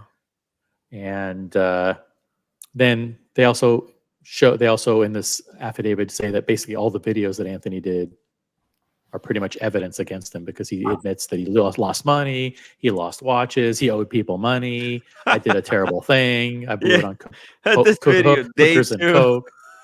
Yeah. Negative 4,992,000 in debt, which I viewed in this video. A sign in the background had what is this? Young's written on it. Yeah. When researching Young, I discovered it appears to be a store that sells Carolina's best pecans, and other specialty gifts. This video appears to place Anthony Farrer in South Carolina, corroborating by the interview with the victims.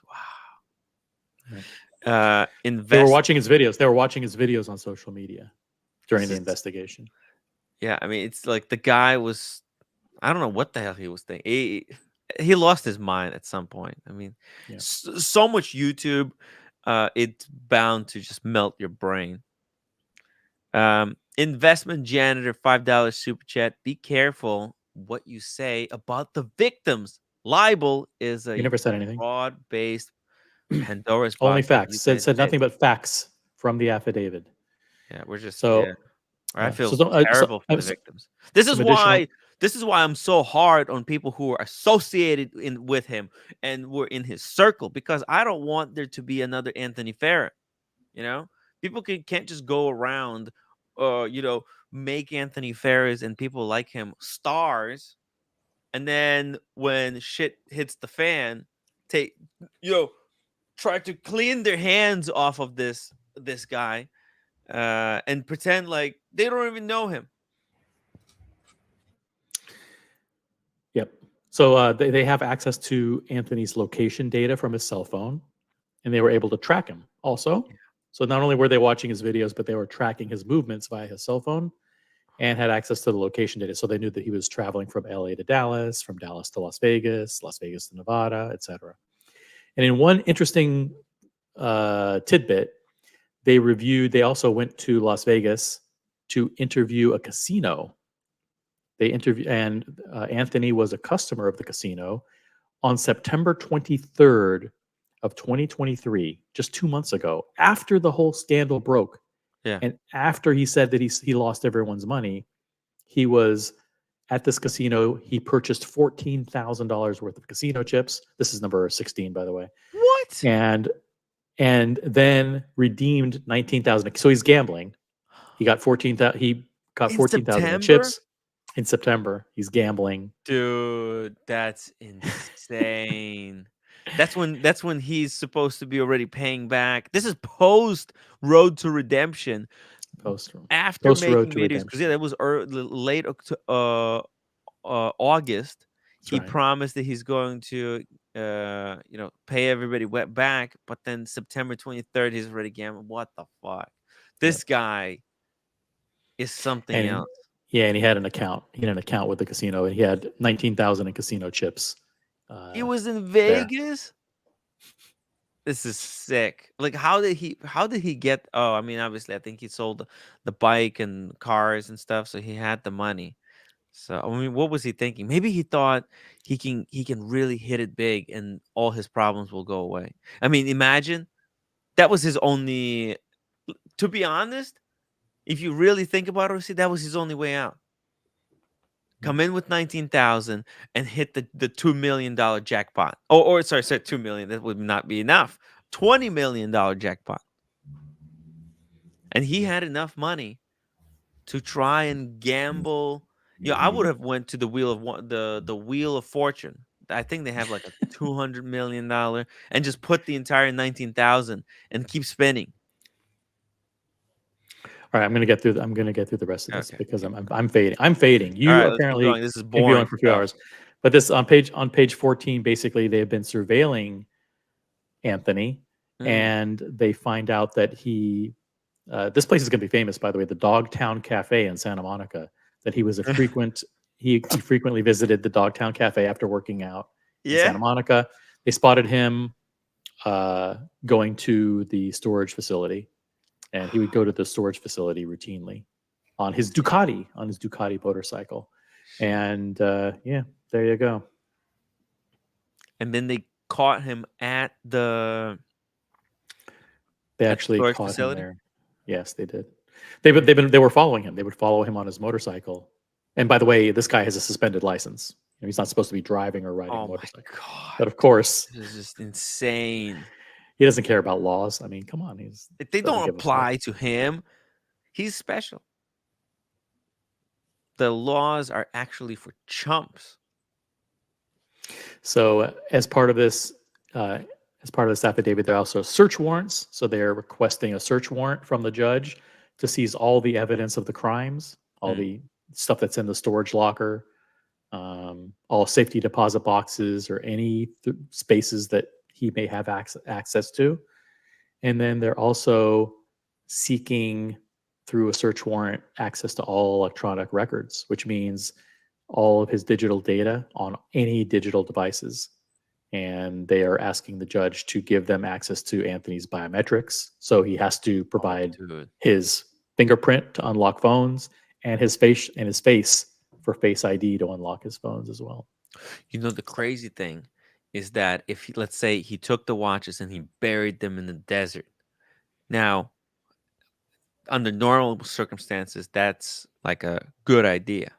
But I bet he took his phone with him, and they'll be able to tell by GPS where, like, he's dumb. He probably didn't think of that.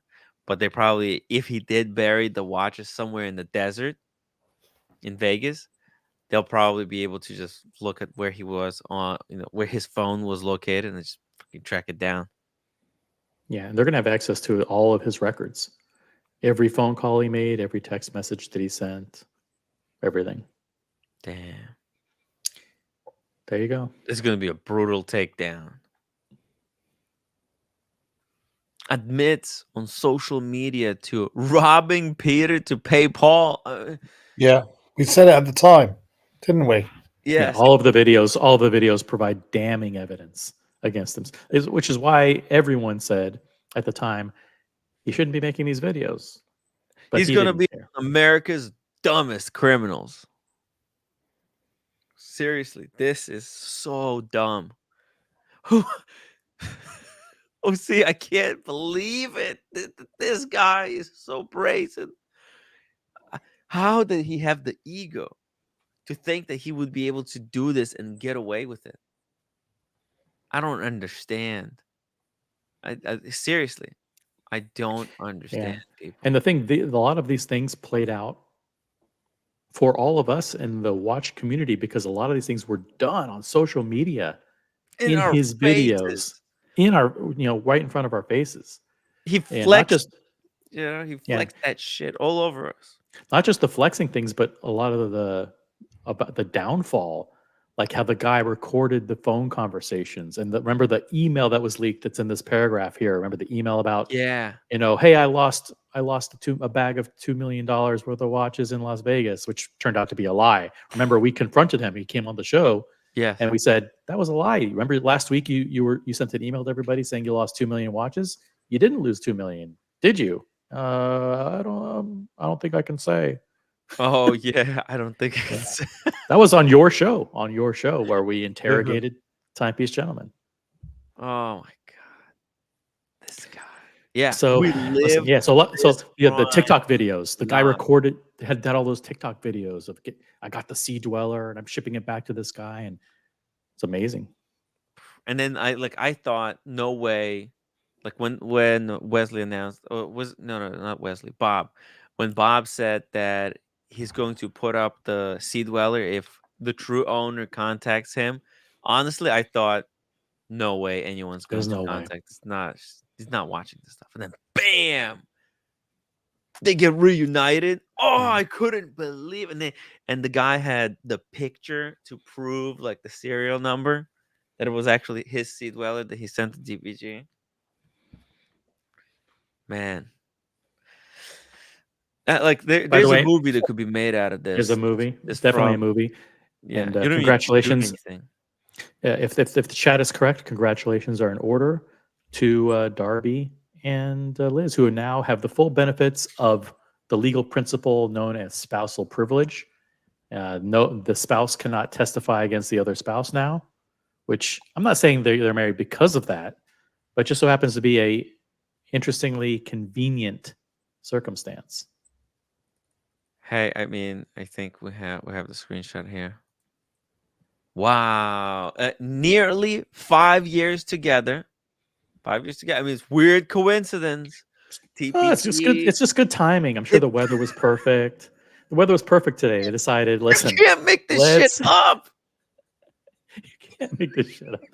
We've been together for 5 years, but today, out of all days, all days to choose, right away, one day after the guy on YouTube on the Tim Wright show says, by the way, you really should think about spousal privilege to protect yourself. After accidentally watching that video and determining that, hey, maybe there's something to that, we've decided to get married. Out of the blue. Why not? Why not out today? Of the blue. And why? Listen, I mean, if this was, you can't make this shit up. You can't, literally. I mean, why would you do it? You know that this day, this marriage is forever going to be tarnished by the fact that Timepiece Gentleman was arrested. He's plastered everywhere. Why not wait 2 months? He's New York Times. It's literally almost the same day that the Timepiece Gentleman, the guy they worked with for the past 2 years, is announced that he's going to jail in New York Times. Oh my God. They decide to get married. I mean, this is just an interesting coincidence. Spousal privilege. Yeah. So many things about these guys is just so funny. That video, and we have to find it. That video of him where he goes, I plucked these nobodies from obscurity. They were nothing till they met me. She was a bartender. He was out of work. I gave them, he doesn't even say I gave them a career. He goes, I gave them a life. I gave them a life. I gave them a life. He moved them to Los Angeles. They were the creator. For someone, I've never seen him with girlfriend or anything. He has weird sexuality. It's weird insecurities about his own body, right? He was working as a masseuse for men. Weird stuff. Nothing wrong with it. That's nothing wrong. There's nothing wrong with that. I'm just saying. I'm not indicting him for it. I'm just saying There's a lot of weird stuff about this guy. There's Look at this nothing about couple. I mean, this just dude look at is this normal. couple. This guy is weird. He's eating. He has a lisp. How the hell did they get married? I mean, Darby would have had to said something like "I do" or something or other. He's not said anything ever in his video. He's never said a word. And No. when he does talk, he talks with a weird lisp like this. Kind of like Anthony does. Talks with a lisp. You know. Oh, congratulations, Liz and Darby. I hope. Congratulations to Darby and Liz. They're now the beneficiaries of the legal principle known as spousal privilege. Congratulations. And I wish them a life of happiness and prosperity. Yeah. But they were nothing without Anthony, and Anthony plucked them Anthony created out of nothing, out of the gutter, and gave them a life. Out of the dirt. And in a way, what he did was out of the overkill. sewers. What he did was overkill. He put them in a $10,000 a month apartment. Well, it's easy to put somebody into $10,000 apartment a month, but it's different if you have to actually pay for it. I mean, it's a. Can you believe I'm moving to California? You know how many, like, what percentage of the population can afford a $10,000 a month apartment? Oh my God! If I was making $10,000 a month, I would not be like for me to be paying $10,000 for rent. Like I pay $1,500 for rent. It's killing me. Do these people need to? Do they deserve? deserve to live in a place that's 10 times better than your place, Tim? Yeah, and like, what are they doing? And like, it's so hard to make money. Like, it's fucking impossible. It's such a grind. By the way, check your email inbox. You or for them, because Liz is only charging 5% commission. How? Like I need a second gig. Like this YouTube thing, it's tough. It's really tough. When I come back from Dubai, yeah, that's going to kill the channel. I think the trip to Dubai. That much time. I don't know how the schedule is gonna work. I still haven't. Man, I'm not even. Yeah, you may lose your entire audience. Yep, Hope it's worth it. Hope it's worth it. I know, right? What was I thinking? Anyways, it's hard, guys. You can swap the time schedule with the watch community, because that's normally the time of the watch community. Yeah, you guys want to do it instead of doing streams on the watch community, just do it on the main channel, just to give people something. All right, will do, boss. Thank you. I would really appreciate it. Some people will have to, I don't know, stand up. What is it called? Like, yeah, step up. Step up. Yeah, we're gonna have to have some people to step up, join the streams more frequently, bring in some content. Help me out while I'm in Dubai, bringing you hopefully some juicy behind the scenes bits. Prada 38.5. That's why you need Buckley. You need your panel, Tim. Free Buckley. All right, you know what? You convinced me. All right, I forgive Buckley. Okay, I pardon him. All right, you convinced me, Prada. You convinced me. I'm desperate. You know, I'm gonna be broke by the time I come back from Dubai. So, yeah, we need Buckley back. Buckley, come back. I blame America. He's the one who banned him. You know. Right. I gotta go. Peace. Peace out. Peace out. Peace out. Yeah, it's tough. It's tough, guys. Let's see. Let's finish up this document and talk some more. Maybe we'll talk some watches, guys. You guys got any watch related questions? Also, I've got the Oshin's video, the preview, the Battle of the Beasts. I think, I don't know, maybe we'll wrap this up and end it with a nice video preview of Oshin, or maybe we'll do a what's it called, intermission, and we'll talk some watches afterwards. Training and experience in investigating fraud offenses. Oh, okay. We got some professionals here going on. Training and experience on digital devices. They're going to be using some forensic methods here to basically collect all of the digital evidences. Anyways, I mean, this is pretty cool. Request for sealing. I request that the search warrants. Okay, that's the search warrants. Bam, and there you go. You search. Is there a passport mentioned on there? Passport. Huh? Search for passport. Passport? Yeah. I think it was mentioned in the affidavit. I can look for it. How do I search? Okay. Let's see. Passport. Let's see. Passport. Okay. Passport on September 20th. Whoa.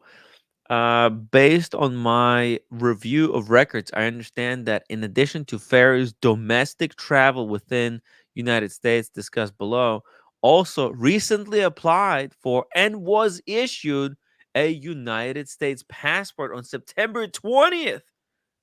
So you might have to scroll up to see the point that it refers to. Okay. The point is point 2. 2. Okay. Point 2. Where is it? Oh, right there. TPG's storefront is closed and Farah continues to post on social media while traveling. There you go. So that's Okay. what it refers to. Yeah, but Yes. he did get the passport. See that? Yeah. Wild Yeah. stuff. He became, I mean, probably chances were the longer he remained kind of out of jail, out of sight, the longer he would what's it called?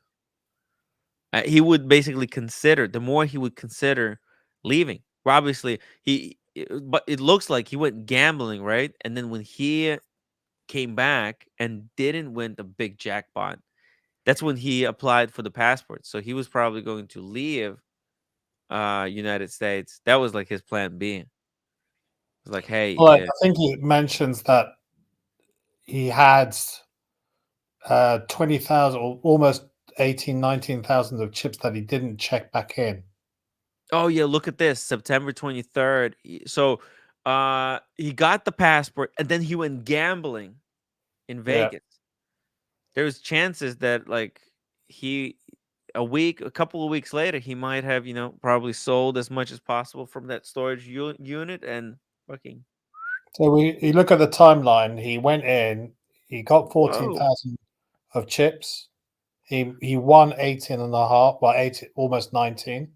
And the next day he purchased 19,000 casino chips, but didn't withdraw any money.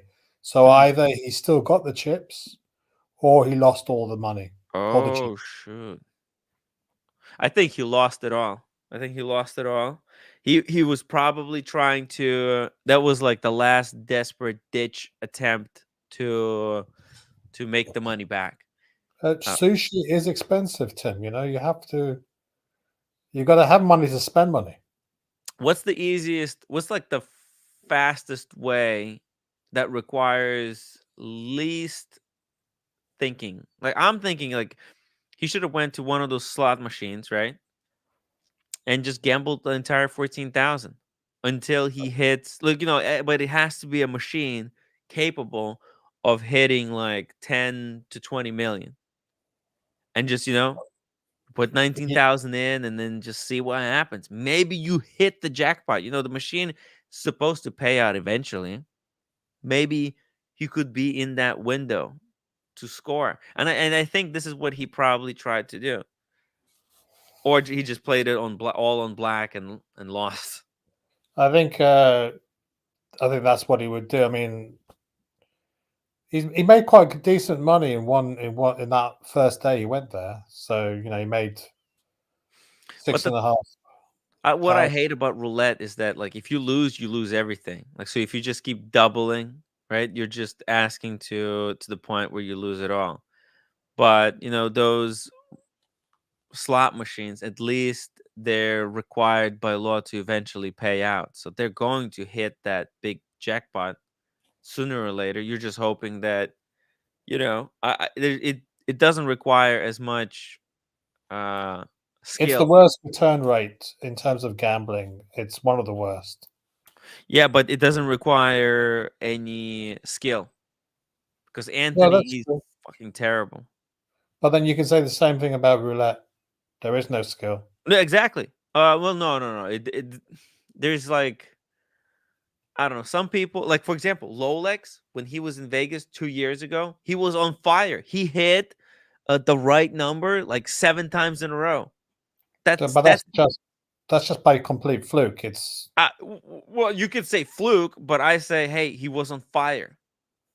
There was luck was with him. He was looking at the patterns and he was feeling the luck. It happens. It happens in Vegas. Hey, shout out to Mekalas. Big Meech. Is that Meech watching? And he became member? Thank you, Meech. I appreciate you becoming a member again. It's cool. Huh. I wonder why. What have you been up to, Meech? Hmm? What have you been up to? Mekalas. Okay. Let's see. Let's see what do we got in the chat. We got Versace Boy. He says he likes to play roulette. But like with roulette, you can never get to those kind of numbers. not if you're playing it safe. You can never get those numbers. You're just bound to lose at some point. He was playing roulette. Yeah, bet on red or black. But like the thing is, like his debt. This is why I'm saying those machines are his best chances. Okay, because if he just doubles up on he takes 19, he doubles up, he's now at 40,000. Okay. So Yeah. what? That doesn't solve his problem. He's 5 million down. 40,000 or 20,000 makes no difference. You know what I mean, Alex? Yeah, but if you look at, say, the odds of winning, what is it? It's about 50% on blackjack, 50% on roulette. If you're playing colors, of course. If you're playing slots, it's 1 in 50 million. It's a worthless exercise. I mean, you can never get. So maybe he plays red, he doubles up, then he doubles up again, he doubles up. You know how many times he would have to double up in a row? Yeah, no, it's risk and reward, isn't it? So, like, if you're That's impossible. It's like 2% chance. If you're playing colors, then you're going to be there all day, all night, and there's no guarantee you would win. Yeah, he would have to hit like 2 numbers twice in like he would have to put it like all 19,000 on like black 22, black 22, 20,000. Boom, he hits it, and then he has to take everything that he wins from that and put it again and hit again. Yeah, Gatsby is impossible. just look at Gatsby's super chat. He makes a Gatsby, good $5 point. slot machines that pay out millions typically do so in the 34 million pulls. What's in the 14,000 statistically is a guaranteed loss. Yeah. Okay. All right. So maybe you're right. Maybe putting it on the roulette is better chances, right? Yeah. You put everything on, like, you take 19,000, you put it on a number, and you just hope it hits. And what is the multiplier if you hit a number? Is it like times 32, I believe, right? 30. It depends if it's 0 and double 0. It's 32 or 33 times. So you take 19,000 and multiply it by 32. Just do it by 30. It doesn't matter. It's like okay. By 30. Okay. We'll just do it by 30. It doesn't matter. So 19,000 times 30. See, that's 500,000. Yeah. That's not enough. You need to hit it again.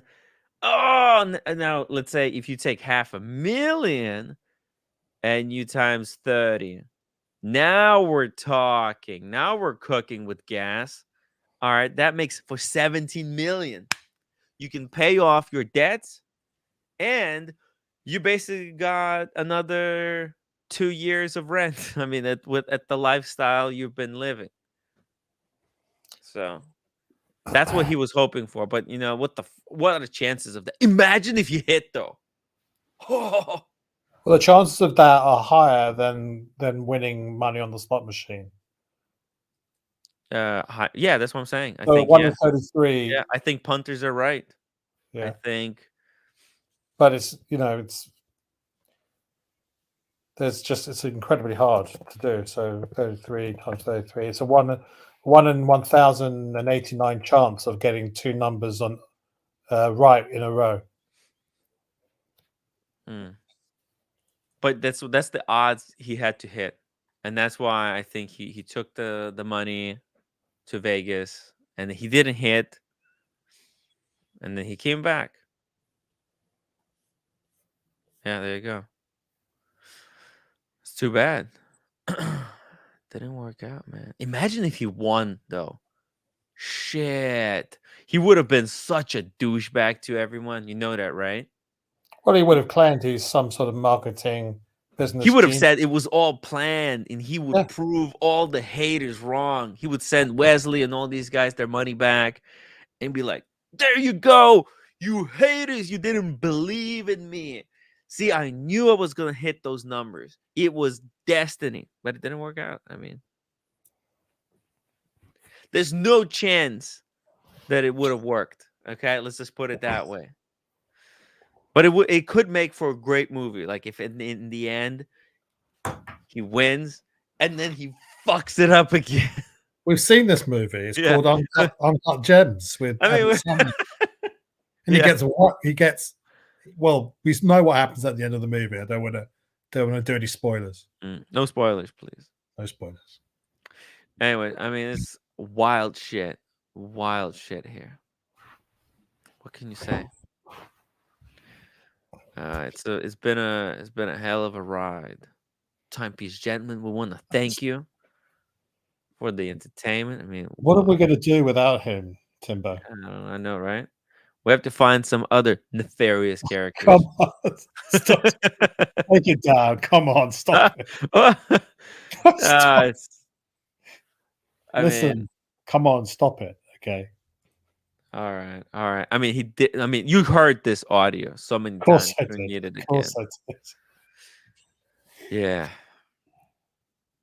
I think the thing is that you can either buy your watches from your AD, you can buy your watches from grey dealers, you can buy your watches from backpack flippers, or you can buy watches and sell watches to people in the community. There are options. Yeah. And you shouldn't be like you shouldn't just listen to people online, just to anyone, just to everyone blindly, because just because these people have YouTube channels doesn't mean that they have to follow any kind of rules. All right, let's play this video. Let's play the Oshin video. The Battle of the Beasts. Let's get into it. It simply is another child. To us, it is the beast.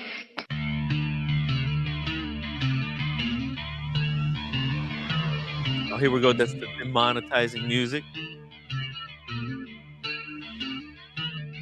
You have to understand.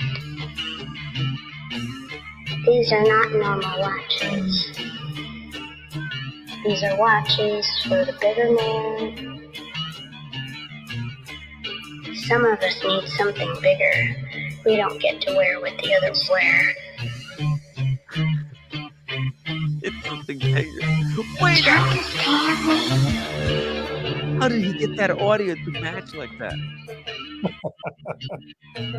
Didn't you say he did it with AI? I must watch, Tim, or what Oshin has to say. Am I right, Lennon? Of course, Master. Enough with these watches for little girly wrists. We need to talk about watches for men. Men with smoke and whiskey on their breath. Men who want their coffee black and their steak bloody, and take shits that look like a fucking Swiss roll. You ever see a plunger in a bathroom? What do you think that's for? It's time to look at the watches we wear. No. Hold on to yourselves. I need to get an 18. Hey, Buckley!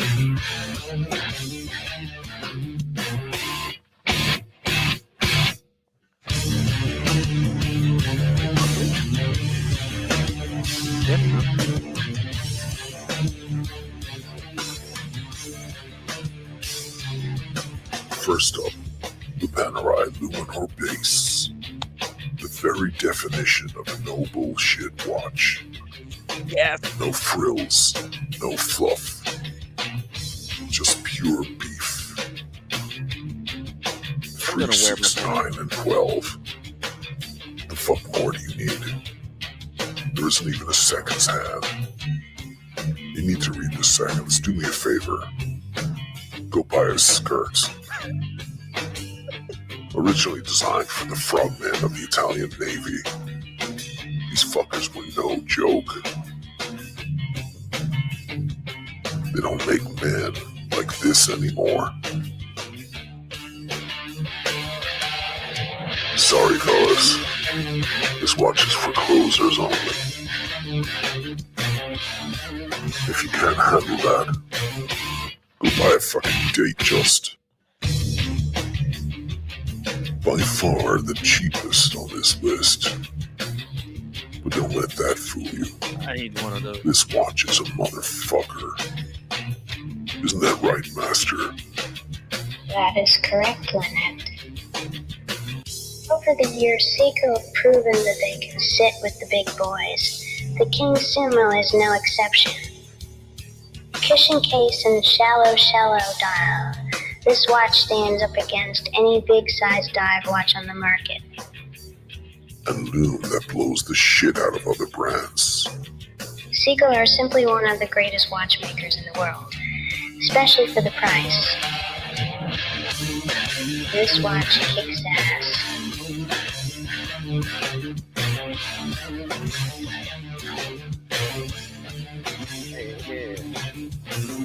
Oh. One thing's for sure. If you see this watch in the wild, fucking the most insane production quality. Because whoever has this on is a badass. The Omega Pro Prof doesn't look or feel like any other watch. It gives the middle finger to regular watch designs across the market. Look at the logo. Fucking indestructible. And the details are breathtaking. You just gotta love that big orange button. Forget matching this watch with anything you're wearing. It's not gonna. This is a watch that scares everyone in the hobby. It's so strange looking, so ugly, that it's somehow beautiful. It's heavy, but still comfortable. But it's so rare to see one in a while. You need to see it up close. It's really magnificent. I love this watch. Oh, the James Cameroon. Man, that's fucking big fucker. Oh. Out of all these watches, this is the one that can go deepest. 3,900 meters is nearly 13,000 feet. That makes the depth rating of the other watches look like nothing. At the same time, who's going down there? Probably no one who owns this watch. The Deep Sea Dweller is one of the most aggressive watches that Rolex make. You need a very big wrist indeed to wear this watch. Let's face it, Rolex watches these days can sometimes be a tad girly. Not this. This defines hunk of Rolex steel. And it has a built-in security device. If someone tries to steal it, all you have to do is take it off yourself and hurl it at their head. Then pick it up off their limp body and walk away. Dude, even a machine, Let's stop fucking around, shall we? Oh.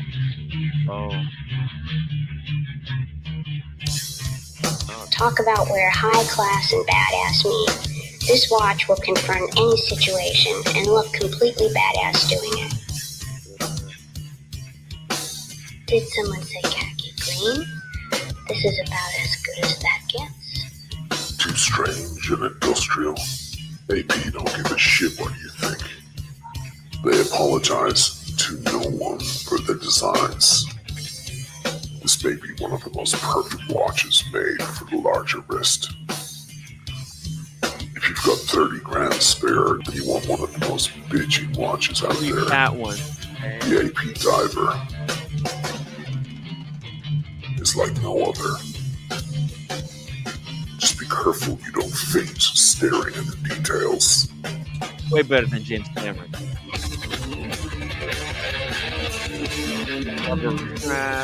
The pin buckle, I love it.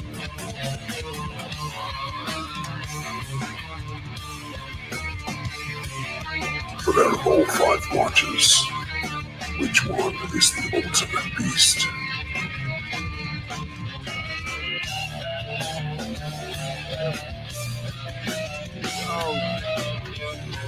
The soundtrack is banging. The answer may not be what you think.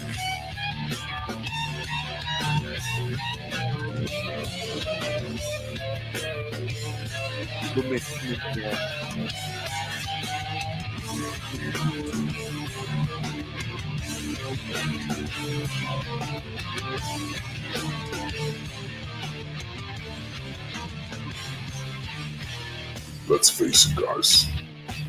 For this price, what you're getting is credible. As is always the case, Seiko comes out on top. Oh, man. Surprise winner. Damn. This house is clean. Whew. Wow. Hey, Buckley. Buckley? Oh. You think you can ban me, motherfucker? What? Well, no, Tim. I never. No, listen, I don't ban people. I was just following America's orders. That's. I know where you live. I've been on your couch. Oh, yeah. I know your building. I know your plot on the wall.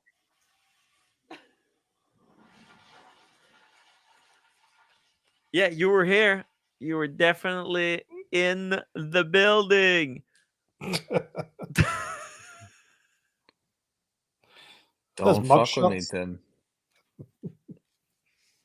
Hey, no offense, man. It wasn't personal.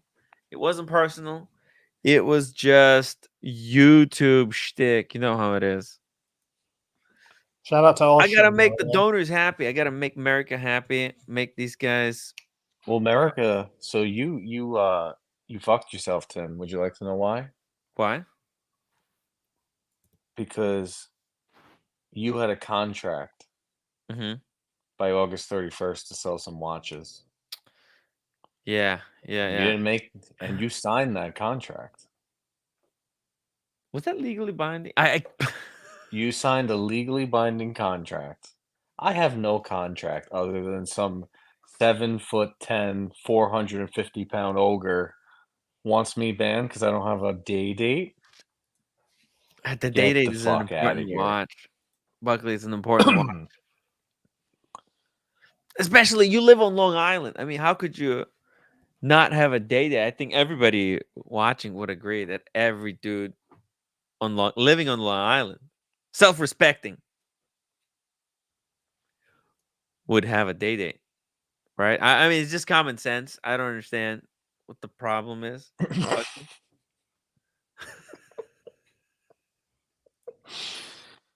We gotta do something. We gotta help you. We gotta help you.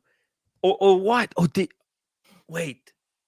Are you going to come out as a Long Islander that doesn't want to get a day date? No, I'm not gonna. Oh. I would never do that. That's Oh. against.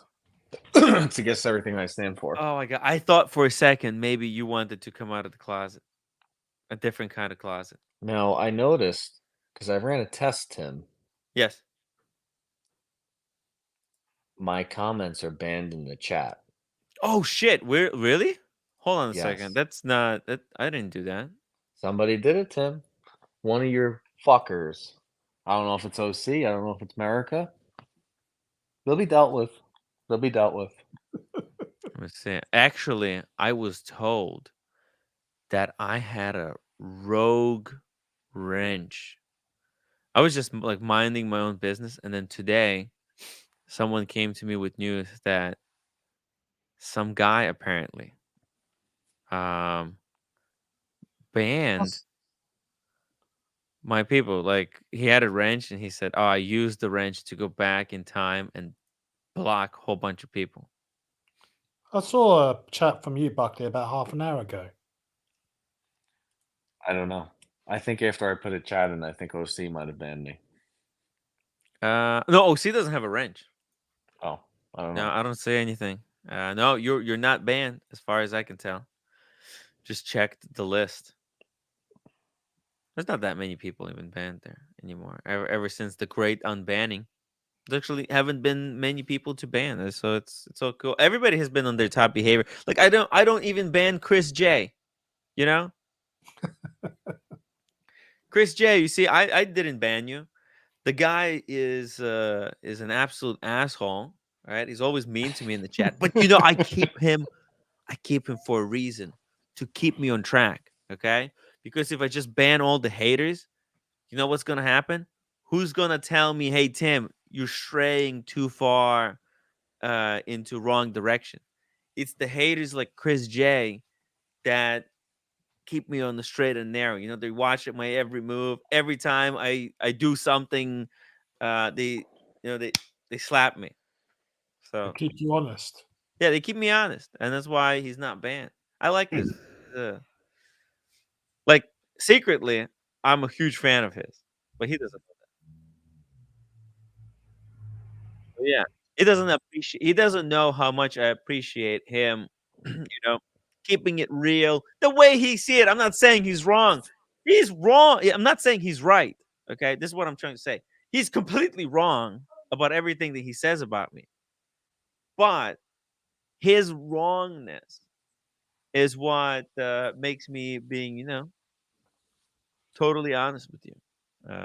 That's how that works. So shout out to Oshin for that awesome video. Yeah, right. What did you think of the video, Buckley? Let's focus on the important things.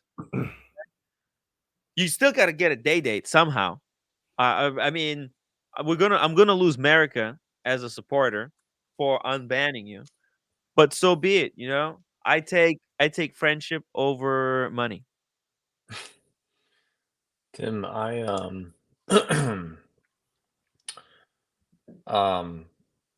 you got me to change my icons. I'm double Pesci right now. Oh, that's not good for you when I go double Pesci. Oh, okay. All right. Okay, these All are the right. warning signs, my friend. True. Okay. When you see Joe Pesci with wide lapels sitting down with a cigar. So I upset Buckley. All right. Well, listen. Hey. Yeah, but Buckley choosing right. Pesci is not a good idea either, because you know what happened to him in Goodfellas. Yeah. He got cocky, didn't he? Well, he gets killed in both. He was a he made gets man. killed in both movies. Yeah. This is how. This is how it always ends in. What did I do? What did I do? What? Oh, okay.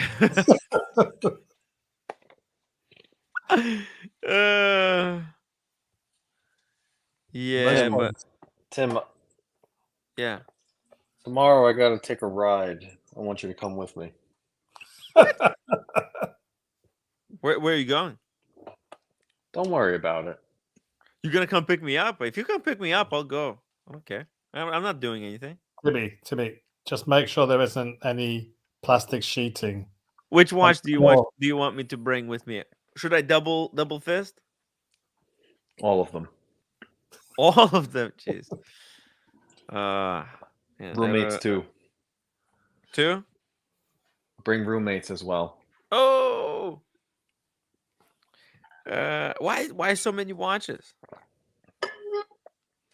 There's a nice place. I want you to bring all the watches. I want you to bring your camera. Yeah. There's a nice place over in the Meadowlands in New Jersey where we're going to take some nice pictures. Oh. Okay. Okay. In New Jersey, we have to go from Long Island to New Jersey. Why can't we In the take Meadowlands. pictures on Long Island? There's plenty of nature there. You're I right. don't understand. You're right. We can take pictures at Gilgo Beach. Yes, that's a perfect place. Gilgo Beach. Yeah. I heard nobody goes there. It's a very quiet, very secluded location. Great. I mean, it's good because there's going to be nobody to steal our watches.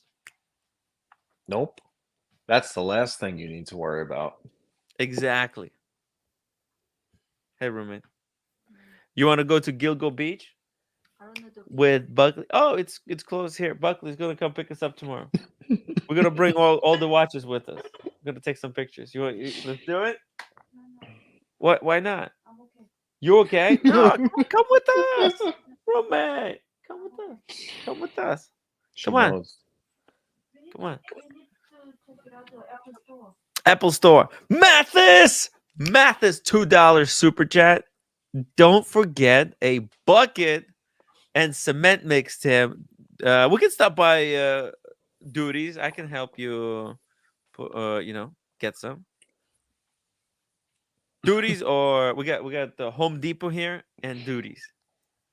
Your choice. But what do we need cement for? Oh, we can make props, and then put the watches on top and take pictures. Yeah, exactly. That's it. Yeah. Cool. What time? 11, 10, or do you want to do it at the sunset or before the sunset? We could do it before the sunset. That would be great. Oh, I was thinking maybe Before about sunrise. I was thinking 2 a.m. tonight. 2 a.m. tonight. 2 a.m. tonight, roommate. Yeah, 2 a.m. In 5 hours? Because it's time to go to Dubai. Sorry, I have to go to Dubai on Tuesday. I have to prepare stuff. But I don't think it's good. Let's do it after I come back from Dubai. How about that? Listen. Tell roommate not to worry about a thing.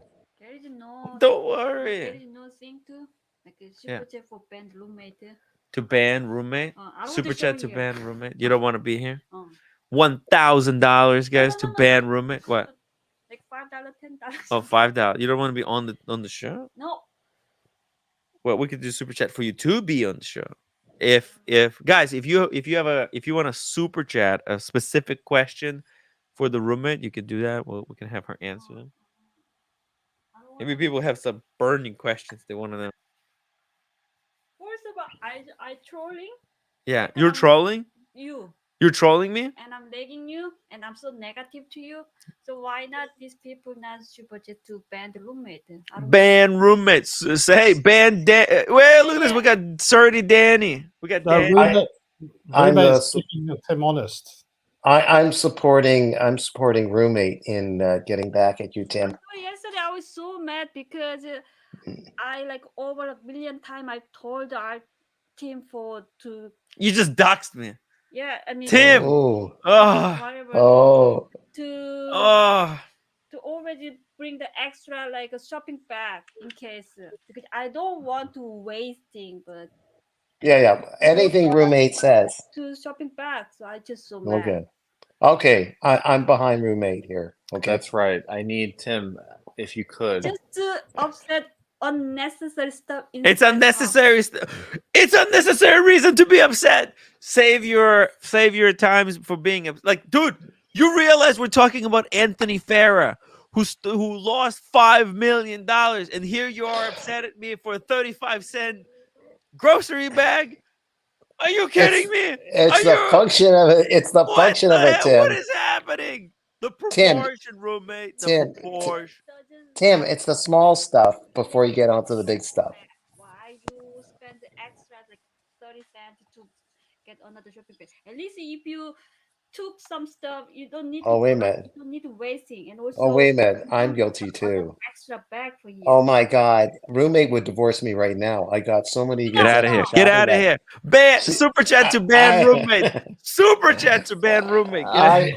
I'm guilty also. Roommate, I'm guilty also. I got 10 shop. Yeah. I inform him million times. Oh, yeah. Problem. Okay, Not okay. listening. That's Okay. the problem.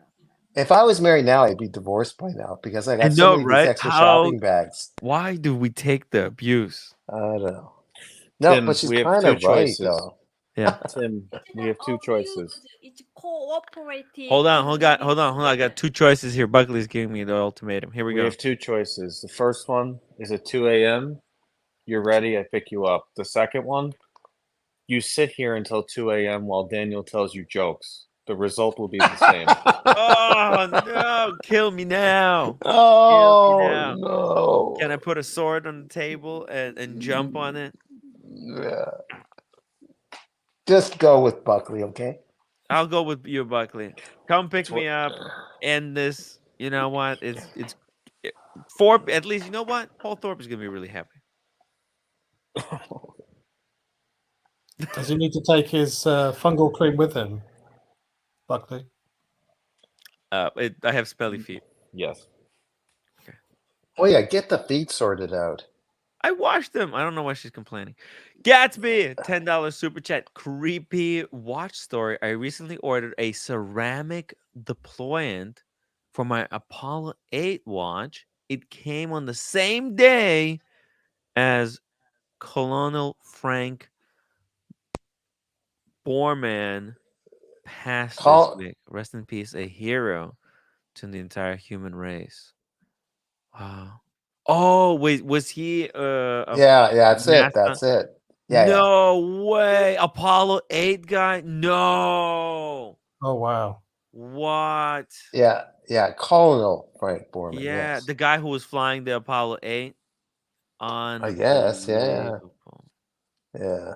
Rest in peace. You know what? Let's play like a couple of seconds of this.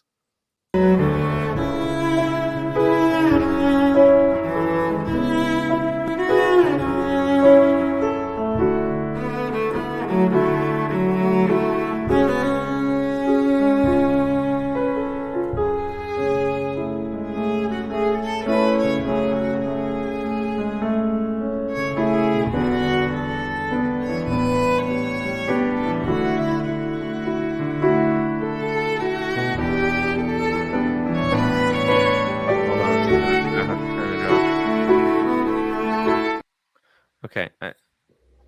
Anyways, rest in peace. I can't pronounce Colonel. Colonel. Oh, it's Colonel. Oh yeah, there you go. Colonel. Right. Oh, That's right. It's excuse pronounced Colonel. Yeah. me. Colonel, excuse me. Okay. Jesus, it's one of those confusing words. Yeah, I messed it up. Yeah. It's me. Buckley. So you pick me up. I mean, let's be done with it. You know, I've suffered enough. You know. The stream is dying. You're dying. We're all dying. It's all dead. It's over. It's over. The watch market is dead. By the way, authorized dealers, their business is booming. I don't know what to tell you guys. The business was booming. You want to see it? You want to see some stuff from earlier today? Sure. You should have joined us, Buckley. Why didn't you join us? Did you see the video I sent you? Oh yeah, actually, yeah. I didn't The world for those is burning down. For those of you listening who are wondering what we're talking about, I couldn't get a ticket to go to the city because Penn Station had like 10,000 people protesting in it, so they shut the trains down. So Tim's like, "Why can't you come?" I'm like, "Tim, do yourself a favor, go to O'Sheen's Instagram and look at his story. You will see why I can't come." Yeah, I know, right? It's weird. I have to go to O'Sheen's Instagram to find out why you can't meet up today. So that's Ryan. You got Ryan there. Yeah, Ryan was there. Oh. Kevin was there. Kevin was wearing his. No, I know Kevin. I saw a few seconds of Kevin. Yeah. In a By the very good way, mood today. what a mistake, guys! Oh my God, you're not gonna believe it. I'm a moron. Because I invited the Gerald Charles guy to Cellini to meet me, to give me a watch to transfer, to take a look at, take some pictures, but I didn't realize that they don't have like contract with them, and it's kind of like competition. It's Oh yeah, it's so embarrassing. I made a mistake.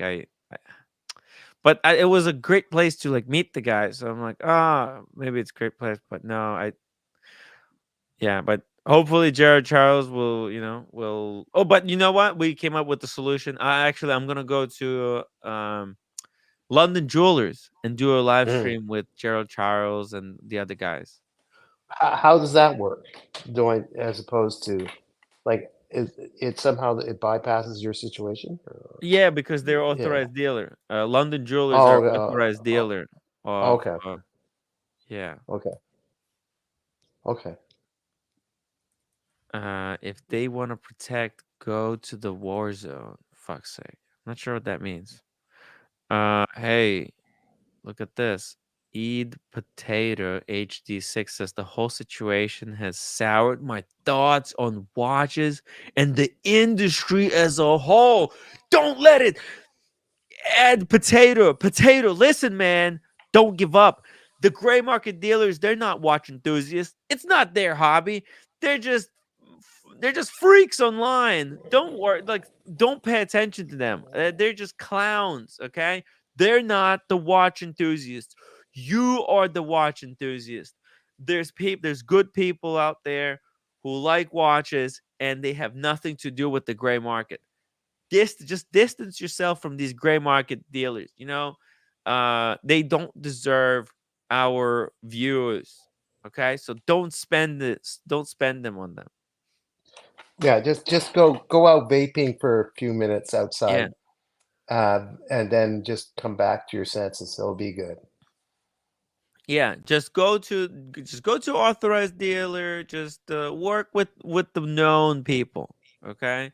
And if you work with people in the know, you're gonna be good. Work with just don't worry about these Roman sheriffs, these freaking Eric, Eric, what's his name? Watch Eric. These guys online. I haven't heard from Watch Eric. He's No, but not I'm part just of that. saying, like, just in general, the guys that look Okay, like okay. him, right? Like all these YouTube watch sprokers. They're like Watch Eric. He's not a watch enthusiast. He's a watch sproker. Hold on, we don't know if he's done anything. Watch Eric. I don't know. No, but he's friends with those guys. But he sells watches. All the watches he yeah. talks about in his videos, and he's pushing the narrative of more expensive watches. Like you shouldn't be buying watches from people that tell you they're not trying to get the best deal possible. Yeah. Oh, by the way, off topic. Tell roommate that I promise not to get any more of those 30-cent bags because I'm guilty too. Mm-hmm. Just to distract her from barking at you. Okay. Yeah, it's the YouTube personalities. It's jokers. They're all jokers. Okay. It's all a facade, a front, a house of cards, you can say. Double Crown. Oh, is this Double Crown? No, that's the same guy. Adoptive. Same guy. Oh, Double Crown. Guy. Oh, hi. Yeah, hi. what's going on? Double Crown. Yeah. Did you hear? I forgave Buckley. I don't think it can be forgiven. Oh yeah, I know. I know. Technically speaking, I don't think I can give this pardon, but I'm doing it anyways. I'm gonna let the Supreme Court figure it out later. But at the same time, we need to free him. Yeah, but he's here. He's here. Yeah, we need him. He's kind of like in purgatory right now. Yeah, I like Buckley. Buckley's a cool guy. He's a cool chap, right? Buckley. Tim, when you get a second, ask the roommate if she has 10-gallon trash bags. Roommate. Oh, do you have 10-gallon trash bags? No, we don't. We can ask Super. I can call my superintendent. Yeah, why don't you do that? Don't worry about it. It's a secret. Try Adepto. Okay, never mind. It's okay. So No, Double never mind. Crown, what's going on? Oh, just living the life. For Living on once, I'm not on the road. We stopped For by two- my favorite Thai place earlier today. What did you have? Oh my Today- goodness! You missed out. Today, I had Oh, can you pizza. go ahead? Go ahead. No. Go ahead. These are good pictures. Ooh, Yeah, I want to go here. Take me here, Tim. When I Yeah, come next to time New you're York. in New York. Okay, take me here. Yes. Where is it? Right in Manhattan, or That's where is next this? to the pod. Next to the pod. It's so good. Thai food. Oh, I walked by it then. Okay. Yeah. All right. Oh. It's Thai. Delicious. I've Yeah, been there yeah. like 7 times now. Have you? Okay. Yeah. Also, we saw this. This is pretty cool. Wait a minute. I was there. I just didn't order right. I was there. I had a meal there. I just didn't order the right stuff. Oh Okay. my god. Damn. Okay. Unbelievable. Unbelievable. Tim, we need to stay on topic though. This is Yeah. important. Yeah, okay. At 2 a.m. What else does he need? Hmm? The trash bags. Do you have them? Oh, trash bags, Buckley. Anything else?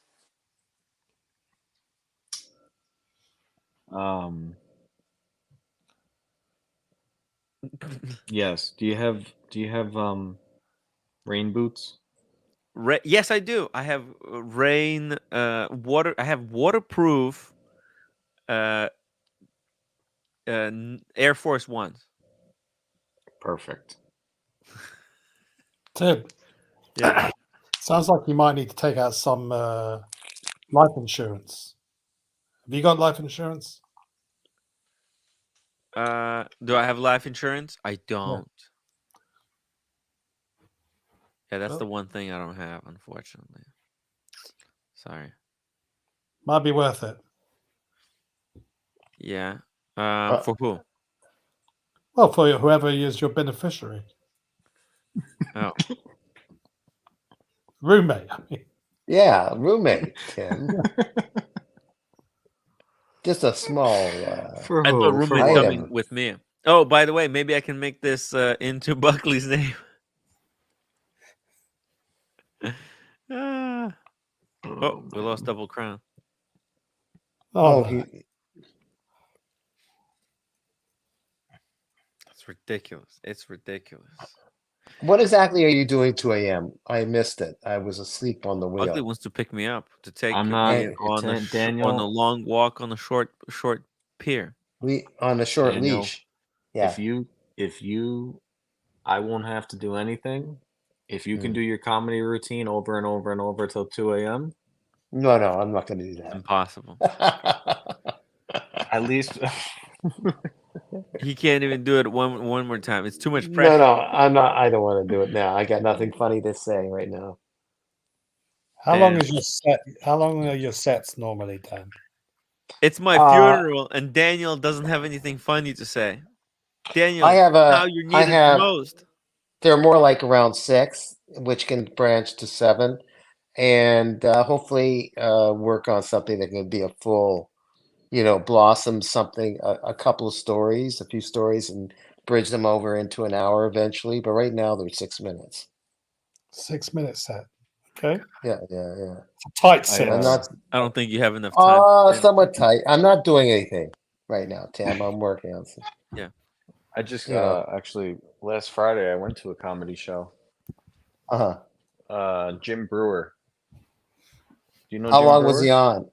Yeah, but I just can't remember his material. He's good. About an hour. How long? Oh, he did a whole thing. Okay. Yeah. Oh my Okay. god, it's so funny. He was the closer then. He was the main guy. Oh yeah. Yeah. Okay. Very funny. Very funny. Yeah. He used to be on Saturday Night Live, didn't he? Wow. I think so. He Probably. could have, yeah. Let me look at his picture. And he used to do a character, Joe Pesci. Oh, he did. Yeah. All right, I should know this guy better than not doing a picture image.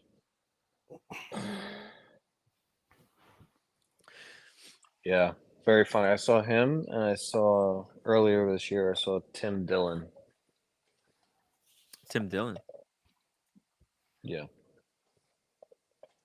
Where? Jim Brewer was funnier than Tim Dillon. Oh, he's been steady on SNL way back in the 90s. I didn't quite remember him, but yeah, I remember the face, but yeah, New York that's has a pretty lot of good. good comedy clubs. Where we went to, Gotham is a main place for some of the comedy team, right? Really? I think there's Gotham, like yeah. some. Yeah, That's one of the main plays. Yeah. Really? That's a main place outside of the comedy. I think there's a comedy store, Cell. like The a New Cellar. York version. Oh, the Cellar. That's right. That's The right. Cellar's the big head Yeah. honcho. Yeah. Fuck. Maybe sometime before I die, I'll get to go to do something at one of those places. Yeah. I gotta qualify. I mean, there's a lot of the big boys there, and to get into that league, well, Yeah, that'd but be maybe, epic. yeah. Yeah. But you have to be really funny. Actually, you have to be funny. Not always. That's a problem. That's a problem there, yeah. That's Not always the funny. only problem with the That's plan. right. Only problem. Don't I've take been me in because One I'm. minor hiccup. Yeah. Have you ever died on stage, Danny? Lots seen of it. times, Alex. I died here. I tried some stuff here, and I died. I died in Miami, just at a dinner, but it was too loud to even get going with it. So I died before I was 1 minute in, and I sat down. But that was just with the group of guys at a dinner with a bunch of people at a dinner. It wasn't like doing New York City where everyone quieted down and I did it. It was like loud and I couldn't get my voice in and I totally lost my confidence and it was like, I couldn't talk. You froze. So yeah, I've died. And it's not just me. I've heard from other comedians, even though some heavyweights, Bill Maher, a lot of them, they had their times of dying too. Daniel. So, I've yeah. seen it happen. Jim Oh, Brewer is Jim. Oh, Jim Brewer's famous for his Slayer bits. Slayer. Oh You yeah, have to yeah, look yeah, it up. yeah. That's hilarious. Okay, I'll look him up. Yeah. All right. He's really good. He's a good voice guy. Very good Okay. voice guy. Oh, I did, which I'm not going to reveal yet. And he's I very have goofy as well. He's very goofy, but he's good. but that's what gets people's attention. You know how people that are different, that's good on him because there's people of the of Tim's generation and younger that are so busy on their iPhone even during a performance, but you can go cross-platform generations by doing crazy stuff that he does. Double Oh, crown. He one thing gets that's their cool attention. is So, actually I went to a Chappelle show this year, and they have you lock your phone in it's a phoneless show. Oh, wow. Well, he's got Zero the power to phones. do that. Well, Yeah. he pays to have all that done.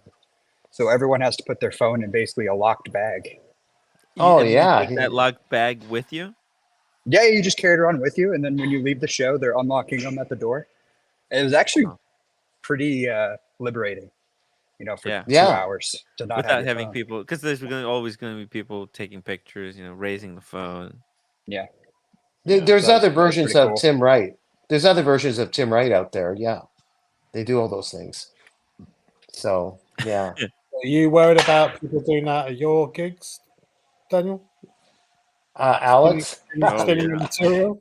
Alex, I gotta be a big boy to do it to force that. But if you're loud enough, you'll get their attention. And I tried some material out with Mike Meehan, who opened for This guy Mike Meehan, you won't know him, but he opened for Jim Carrey and people like that. Like he'd Oh be yeah. in the middle part of a comedy, and he complimented me that you might not like my stuff. It's a sister-in-law, dysfunctional family thing. My Kmart Karen's sister-in-law, which you guys haven't heard yet. So Oh my god! Oh wait, he that heard was the it. punchline.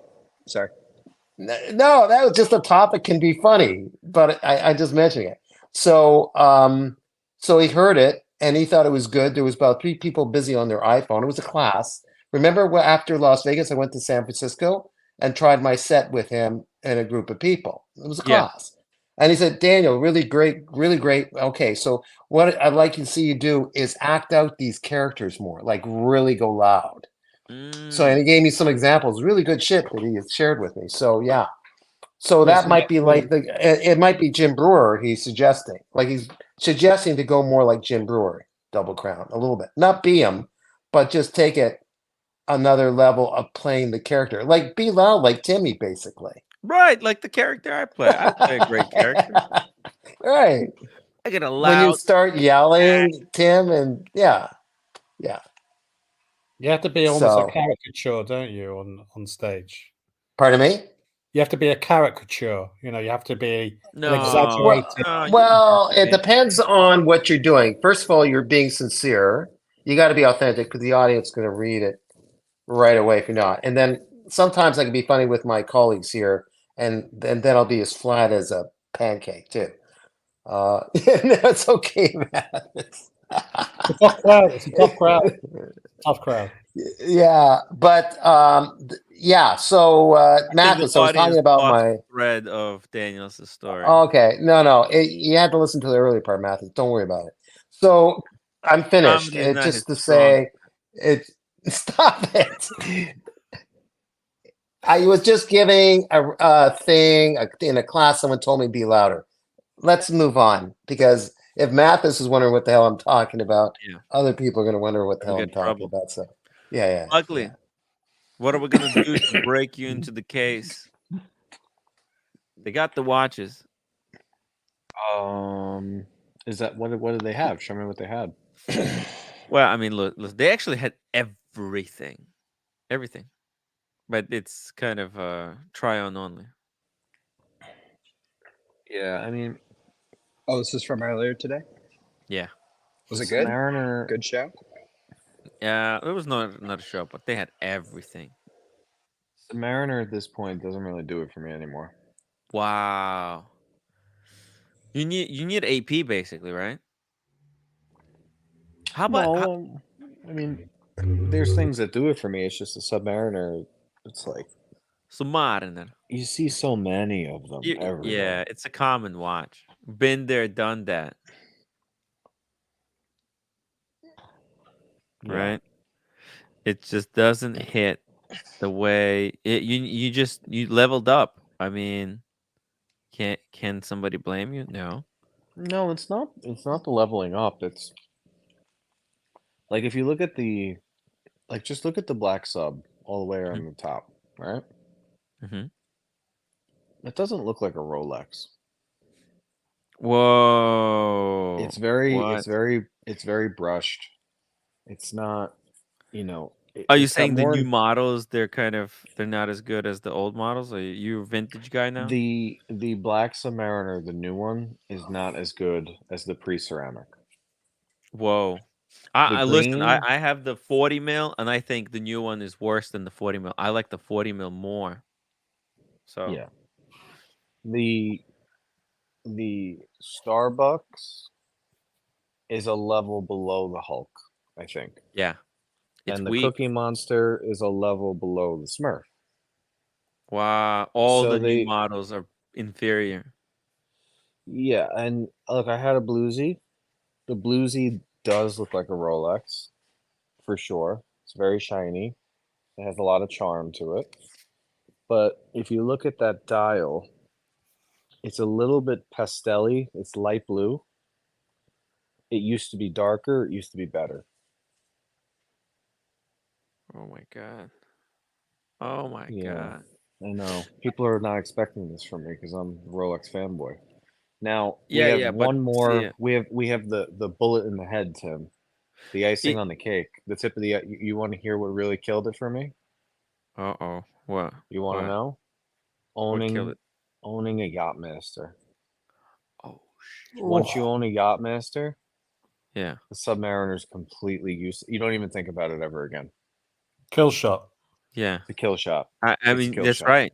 That's right. You have the Yama. That's the highest version of a submariner. It's the most superior version of this watch in production. So like, this is not even boom. It's just forget it. Dude, Birmingham has me fucking laughing. That's what you've changed. You changed, Buckley. Yeah, it Buckley's doesn't do it for all me. grown Doesn't up. do it for me. You just see so many of them. It gets like the Panda doesn't really do it for me either. Don't tell anybody, but the Panda doesn't do it for me. The Panda? Oh. No. But Panda, I mean, you've seen so many pandas. Like, it's the thing. There's something about, like, because I have a panda. I mean, you've tried it on so many times, right? It's like, I wanted the 15510, but then OC got it, so I'm like, if I want to see it, I'll meet OC. He'll probably be wearing that watch. It's no big deal anymore. I So mean, there look, is. Submariner's great watch. I had a bluesy. I get it. The glide lock is great. It's the toughest watch they make, maybe besides the Explorer 2. It's not a nice watch. That's not what I'm saying. I'm just saying compared to all the things Rolex offers, it's like whatever at this point for me. It's entry level. Yeah, like if Basic they stuff. called me tomorrow and they said, "Hey, we have a Cermet," I would turn Yeah. it down, Tim. I would turn it down. Whoa! Yeah, I mean, What possessed Rolex to only have 100 meters water resistance on the Yachtmaster? oh, it's just pretend. It actually, I mean, it has 300, but they just say I it's don't know. 100. I don't know. I'll never go that deep anyway. You know. It still has screw down crown. That's the most important thing. It's like those watches. So the other thing too is the colored watches. They're fun, right? The different color bezels. Yeah, It's the fun to have a core. Rolex. A weekend warrior watch like that is fun. But when you have the Pepsi on Jubilee, Yeah, right, with the red and blue, it kills all those other watches. For me, for me, for me. Not yeah. for everybody else. I'm just saying for me. But I'll let you in. Tim, you're gonna say I'm crazy, Tim.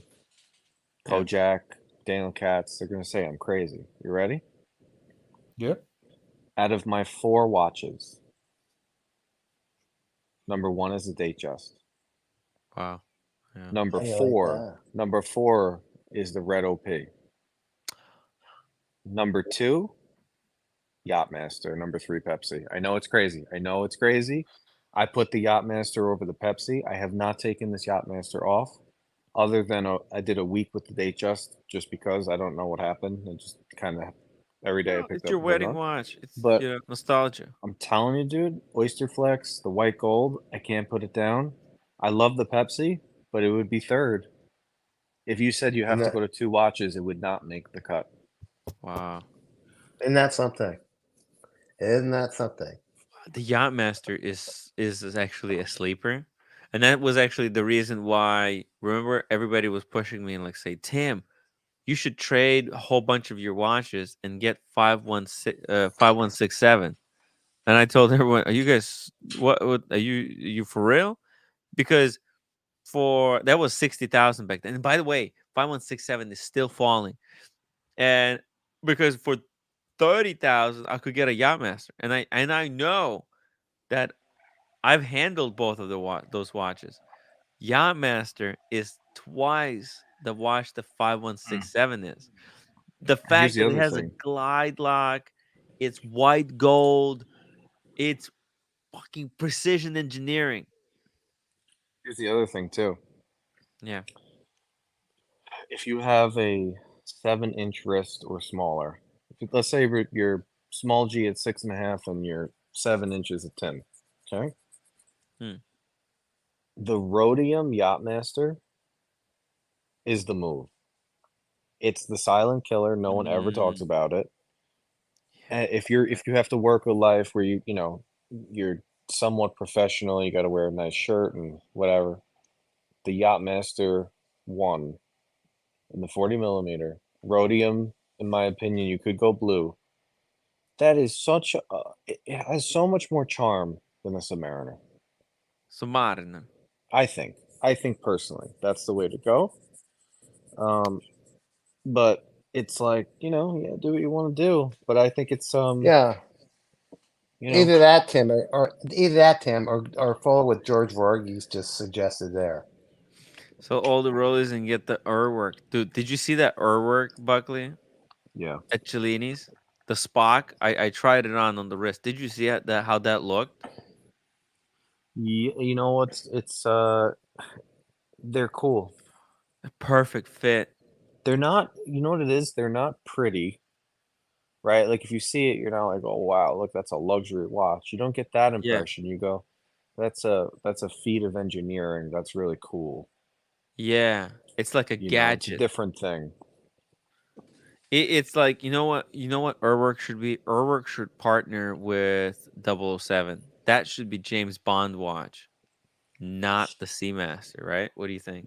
No, you know what James Bond's watch should be, I think? Rolex. Blancpain 50 fathoms. Oh, shit. I mean, originally it's a Rolex. Like we know it's supposed to be a Rolex, but Blancpain, yeah. A Blancpain 50 fathoms, I think, would be pretty good. It's supposed to be. It was supposed to be an Explorer. Yeah, it's supposed to be an Explorer. Yeah. Well, let's not get too fancy with James Bond because he ends up destroying the watch at the end of the movie. It blows up. It's a bomb. Yeah. By the way, there's Hawthorne Smash's oak over there on the right. Remember Hawthorne Smash? It's a different one. This is a full ceramic body. Yeah. Oh, okay. And this is a 37 mil, and it's 55. He had a big arm. He had a big arm. You know what's funny? Diego asked Luxury Bazaar if they would buy this watch, and they said consignment only. Oh, yeah. Mm-hmm. Yeah. I believe it. Buckley, can you remind me what Yachtmaster you've got? Is it the 40 or the 42? I have a 42. 42 in white gold or yellow gold? Yeah, look. I'm in the dark, but I'll show you. The white gold. The white gold, baby. How do you think that compares to, say, the titanium one? The titanium, I haven't seen the titanium in person, but the titanium is a if you know watch. It's not so like the way I divide up Rolex is you have the tool like Hodinkee, Saturdays are for the boys type Rolexes. That's your Daytona, that's your Submariner, your Explorer, Explorer 2, right? Yeah. Then you have the PGA luxury F1 side of Rolex. That's your Platinum Daytona, Platinum Date 8, your White Gold Yachtmaster, your Bluesy, your Sky Dweller. So to me, I like the PGA side. I like the Rolex that, it shows it's a Rolex. If you're single, it'll get a woman's attention. That's the type of watch I like. Yeah. So the two are completely opposite of each other. It's a matte finish titanium watch. You're not even going to feel it on your wrist. And it's only going to be, it's very cool, right? It's if you know. But if you want a really luxurious, stealthy Rolex, I think the white gold is better. You can also feel like quality better. I mean, it's you're getting white gold, but like I think at retail, if you can get a titanium one, yeah, you'll give it a try. Yeah, like if you like, I would buy one at retail. I don't know if I would keep it, right? Yeah, I mean, it just depends what you prefer. You know, Yeah. like Bourbon You're Heart willing said to give it before. a whack, right, Buckley? Bourbon Heart said before, the Sotheby is one and done, but his style is also very much like a Captain America. He's got that vibe going. Yeah. Flannel shirt, Submariner, boots. I could go out in the woods and fucking kill something. He's got that vibe. Yeah. And You if know what I if mean? you're gonna be one watch, to take you through all the freaking crazy adventures, in the wild, yeah, Submariner is Yeah, it's better choice. better. Yeah. Better. Explorer 2, in my opinion, is probably the best one. I think Alex Yeah. has the best. If you want the tooliest Rolex, the Explorer 2 is the But the best one. thing is, with Explorer 2 is he has the 40 and it doesn't have the glide lock. Like if Explorer 2, if Explorer 2 was 40 mil, it would be like the best watch ever made, because the 42 is what makes it for a lot of people with the deal breaker. Yeah, yeah, just two small little Yeah, because they beefed it up. segments, and it's Why did they yeah, make it 42? I mean, I wear it; it's perfect on me, but yeah. Yeah. But it I won't mean, fit look, roommate. It I've won't fit. Go ahead. I've had both sides of the coin. As you all know, I've moved around a lot of watches. I always go back to the PGA side of things. That's just for me. Um, I never get into the tool stuff. I mean, the Pepsi's weird because the Pepsi's kind of in the middle because you have the Jubilee, you have the red and blue. It kind of hangs out, but then you have the Daytona line where the Panda and the Black Daytona have no pop. They're very boring. They're very Right. boring. But then you have a solid rose gold Sundust or a platinum Daytona, and it doesn't really get any better than that. So Yeah. it's an interesting line of, the Daytona is the most interesting line of watches for that reason because they span the entire, hot and cold. Yeah, they could be cool as fuck, or they could be nerdy. They dance Yeah. between those two styles. Look, there's Rolexes you buy to be in the know for other Yeah. watch collectors, and then there's Rolexes you buy to accentuate the way you look. Yeah. Right? I mean, if you say that part of getting a Panda at retail isn't, the fight isn't so that you can have the Panda at retail, tell everyone you got it at retail, and then you're part of that club, I think you're kind of lying. It's that club of Yeah, people that got it's a Panda club. at retail. It's a special club. Yeah. Yeah, because buying it gray market is literally financial, should be a financial crime. Like you're overpaying how much? Well, you're paying You the might as amount of well money write for a idiot on full. your forehead. Well, it's the cost of a full precious metal Rolex. Yeah, it's dumbest thing you can ever do. Always buy Yeah. a precious metal Daytona on the gray market over a steel Now, Daytona. now, of course, Buckley. I'm being a bit ignorant, but of course, you're talking about people that are looking at, their point of view of Rolex for this and Rolex for that is amongst Yeah. collectors. Really, most people are just buying the basic I'm not saying it's boring, but they only think of Rolex as that one Submariner. They're like, just Well, you're I'm coming at it from a successful. I collector. got this. Yeah. Yeah. Okay. But Okay. that's you're saying exactly what I'm saying, Daniel, which is the collector side of the coin. When you think of Rolex, they think the Submariner. The luxury watch side of the coin, they think the Datejust, right? Because if you are in the watch space and you come up into Hodinkee and you come up into all these different channels, the pre-ceramic Submariner and the magazine photos and the Paul Newmans, you're infiltrated with that, and then boom, that's Rolex to you. But if you Mhm. go back in the day, they don't do it anymore. I mean, they might still. I don't know. I don't go to it, but I know for a fact because I have friends that went. When you go to the Masters, they have a Rolex tent, and the Datejust is the marketing tool they use.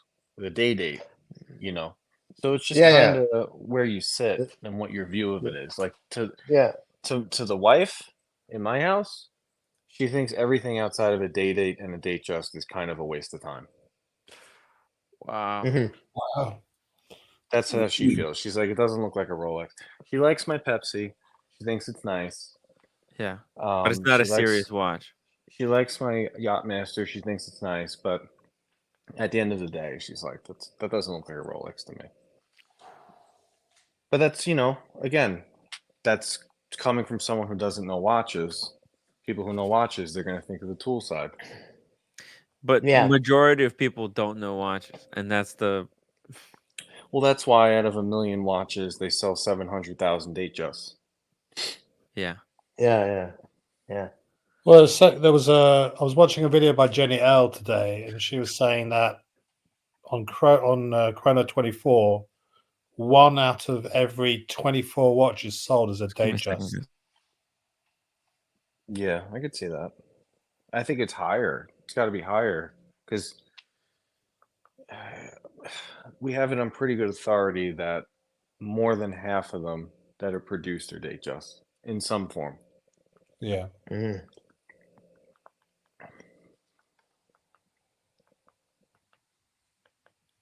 So what's your Datejust, Buckley, again? I have the Azzurro Blue Roman with Jubilee and flutes. Nice. Okay. Yeah. So I love the only Datejust. the only difference mine from yours is I have the smooth bezel. You have the fluted. I guess. And I have different blue. You have the dark blue. I have the light blue. Oh, I see. Okay. Yeah. All right. But it's like I'm also the type that I think a clean 2-hander, 3-hander, no date at the max. I always go for those watches. So big complications. I never really like. You guys ever hear me talk about a perpetual calendar? No. Never. No. It's not my thing. I don't really like clouded up dials. Chronograph is kind of the max. But even that, I kind of feel, I don't know. Sometimes I feel like I'm trying too hard. Like if I were to walk around with a 44 millimeter IWC chrono, it's like, why am I wearing this giant stopwatch on my wrist? Kind of feel dumb. Yeah. I feel like I'm trying too hard, These are deep philosophies going on in my psychotic head. I don't mean to bore everyone, but if Buckley, if you're doing food prep on occasion when Mrs. Buckley is busy and you're doing food prep, sometimes the chronograph, I guess, would help there. You're prepping two things at the same time and setting this for 10 minutes and that for 5, and you got your chrono to do it. Yeah, So you're right. You're right, but I'm also the type that I could have a nice pair of dress shoes and I could have a shoehorn right next to the dress shoes, and I'm going to use my finger as the shoehorn and rush it and run out of the house. That's So the bad point, habit of mine. the point, yeah, the point of this is the proper tools and all these things. I don't have patience. I ignore it. I'm like, no. I get like with my GMT. I went to Italy and back, Daniel. I didn't set the GMT. Yeah. Oh, yeah, right. I didn't set the GMT. So Datejust is the affordable date. Yeah, pretty much. It's with less features and less precious metal. Right, either steel or two-tone. The thing I always go to with this too is back in the day, not too long ago, when everything was in the case, right? Or if you go back, let's go back 30, 40 years, everything's in the case. The only people who know watches, they're finding it on a television commercial or in a magazine, right? That's your only way of finding out about watches. When they had all the money in the world and they went into Rolex and they started looking through things, day date was most of the time what they chose, right? The Daytona was a really bad seller because it doesn't. God, I'm gonna get a lot of hate. It doesn't really look like a luxury watch to people who don't know what a luxury watch is. The day date or a date just makes sense. It's like that's a piece of jewelry. It's It looks like a precious, bracelet. It's very easy right? to explain to a layman why day Yeah. date is worth more than the Daytona. It's because a fancy bracelet made out of precious metal that has a clock attached. Effortless, right? Exactly. A Daytona was kind of like, why do I have that? Why do I want that? And it didn't sell. It didn't sell back in the day. Now it it's was a pain in the collectible. ass to deal with too. Well, back in the day, Back in the day, yeah. probably Paul Newman said, "What's this? Do I No, really no, need no. this?" He got it. Paul Hold Newman on. got it as a No, gift. let me finish my. Oh. Damn it! Let me finish my story. Oh, You ruined it. so no. And then his say it wife out. said, Yeah. "Shut up! It's your birthday present. There you go. Keep it. You ruined it. All right, all right." Exactly. And Oh, look, sorry. there are You would have independent never bought that thinkers. watch because that was the watch that people who didn't know what they were doing bought. Yeah, yeah. Well, it's not quite that. So there's a couple of things here.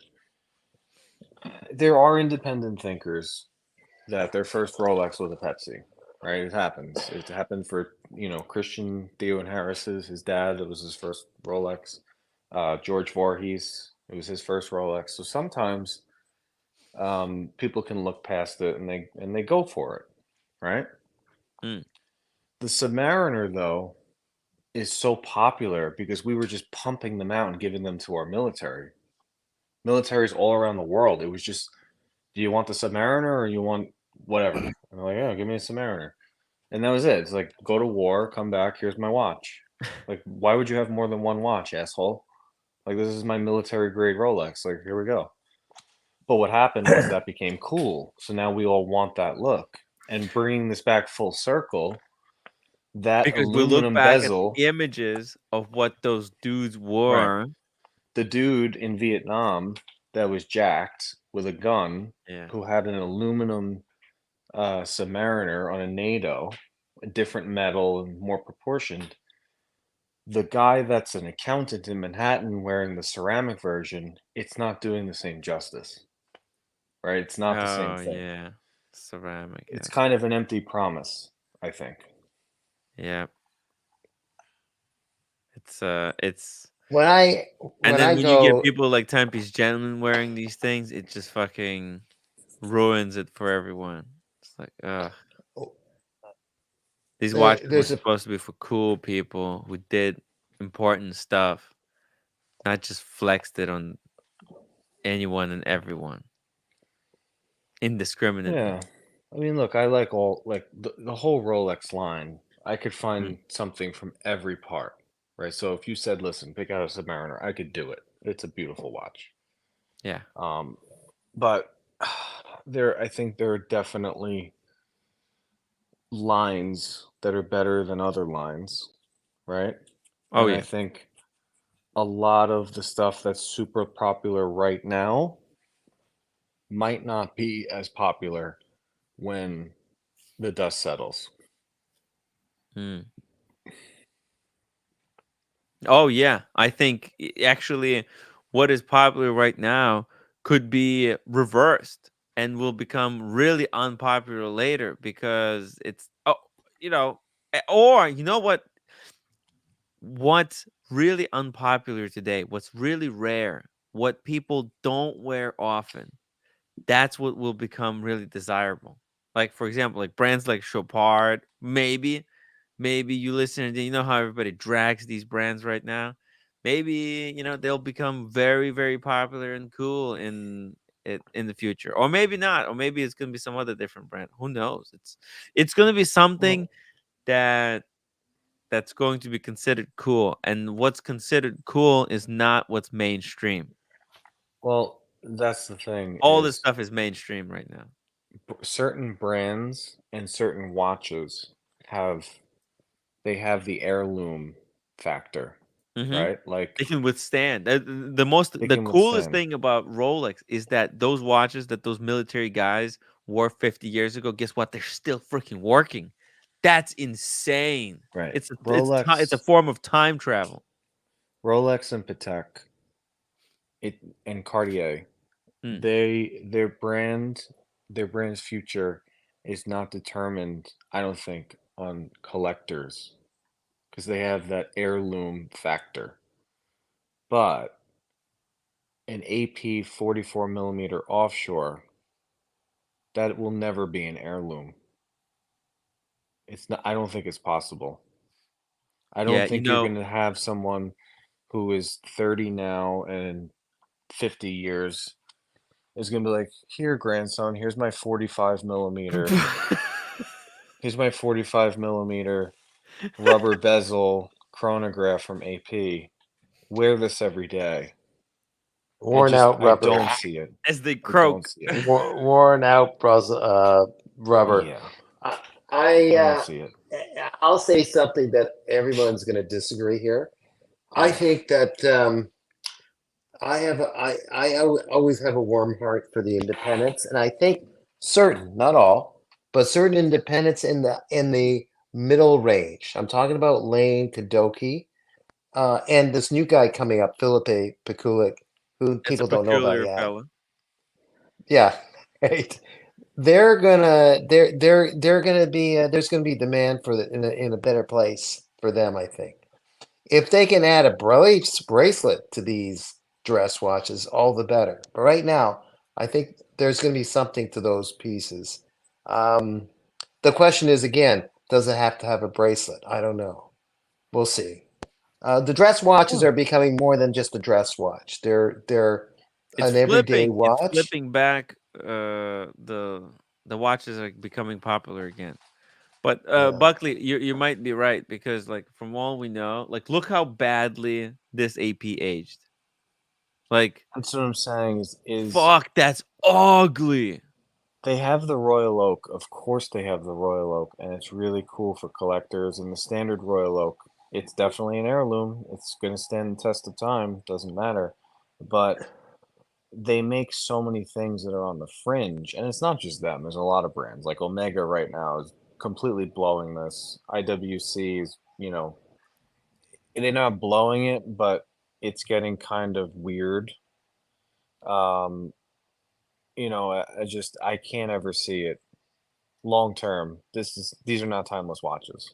They're not. A lot of them are not. Like man, from all we know, like for example, I mean, I look at a modern AP and my mind is blown away how much cooler the modern shit looks. Let me just bring it up here. Where is it? God damn it! I had an And it's image. not just AP. Like I know Boston's getting a little hot and heavy because I mentioned AP, and that's me and Boston's shtick is to do this every once in a while. But But there's hold a on, lot of hold on. brands. Buckley, he didn't disagree with you. He disagreed with you to a degree. Yeah. No, I know. But statement. Yeah. Cats, me and him with the AP thing. It's always been our little. Oh, is it? I'll Okay. Yeah, I'll say something about AP, and then I'll go far enough, and then there's a little bloop, and he comes on, and then we laugh. Oh yeah. But it's not just them. There's a lot of brands like Tim. Yeah. Kevin's what is Mad that? One. What is that one? The Mad One. Yeah. Oh, that's the They Max. already made a second batch. They made a Max green Booster. one. They already Really? diluted. Yeah. Oh, I better take a look, Tim. I better take a look. These things are cool for collecting. They're cool for collecting, but you got to understand the heirloom factor with Patek and Rolex, Cartier. Those are daily timeless watches. Yep. A Mad One is not a daily timeless watch. It's a I saw it on. I hear you. I just saw it on Kevin. I think I tried saw it on today. even. I played with it today. You want to see the video of it spinning? What, you played volleyball with it, Tim, or what? I have a video recording of it. Hold on. I think I saw this. Yeah, I kind of like it, regardless of what you say there. I hear what you're saying, Buckley, but I kind of got addicted to that. I like a lot of things. I like the new offshore they made, the blue ceramic with the DLC. It's like 50,000. It's big ceramic royal blue fucking offshore. I like it a lot. Yeah. But it doesn't mean, Hublot might have a problem. Out of all the brands, Hublot is going to be the one that has the biggest problem, I think. For this reason. Really, Hublot. This is where yoga comes in, people. Breathe and be in the moment. Enjoy the watch that you're with in the moment. Don't worry too much about 40 years from now. Yeah, I'm worried There you for go. 2 weeks from now. Yeah, that watch Okay, right that's there, that ain't going to do it. That ain't going to cut it. Tim! Hey guys, I'm like really annoyed with this conversation, but Buckley's sort of right. He's too much of a Rolex. Unfortunately, I just not a Rolex. There's too much truth. I'm not sure if a I lot of think people in Rolex, the audience are ready. But to in any event, I sold pretty much everything like 8 months ago, and I'm Smart in a different. move. No, but I'm in a different different deal. Not a How did you know whatever. to pull out that early? Because we're going to have a huge liquidity crisis, like probably next year, and business and everything else. So I saw it there. But anyway, real quick, I think everyone needs a Rolex. I think there's just too many now of them. I think Patek is better at what I'm saying, though, Tim G.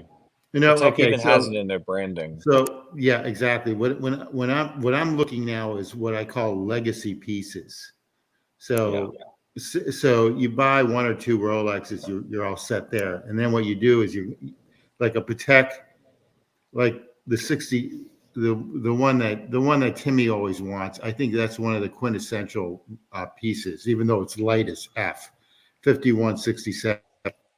I think that is like a beautiful piece, even though it's rubber. I like rubber actually for a bracelet. So I think that's another legacy piece. Believe it or not, you're not going to even like this one, but moving up the food chain, I think an RM67-01 is a legacy piece.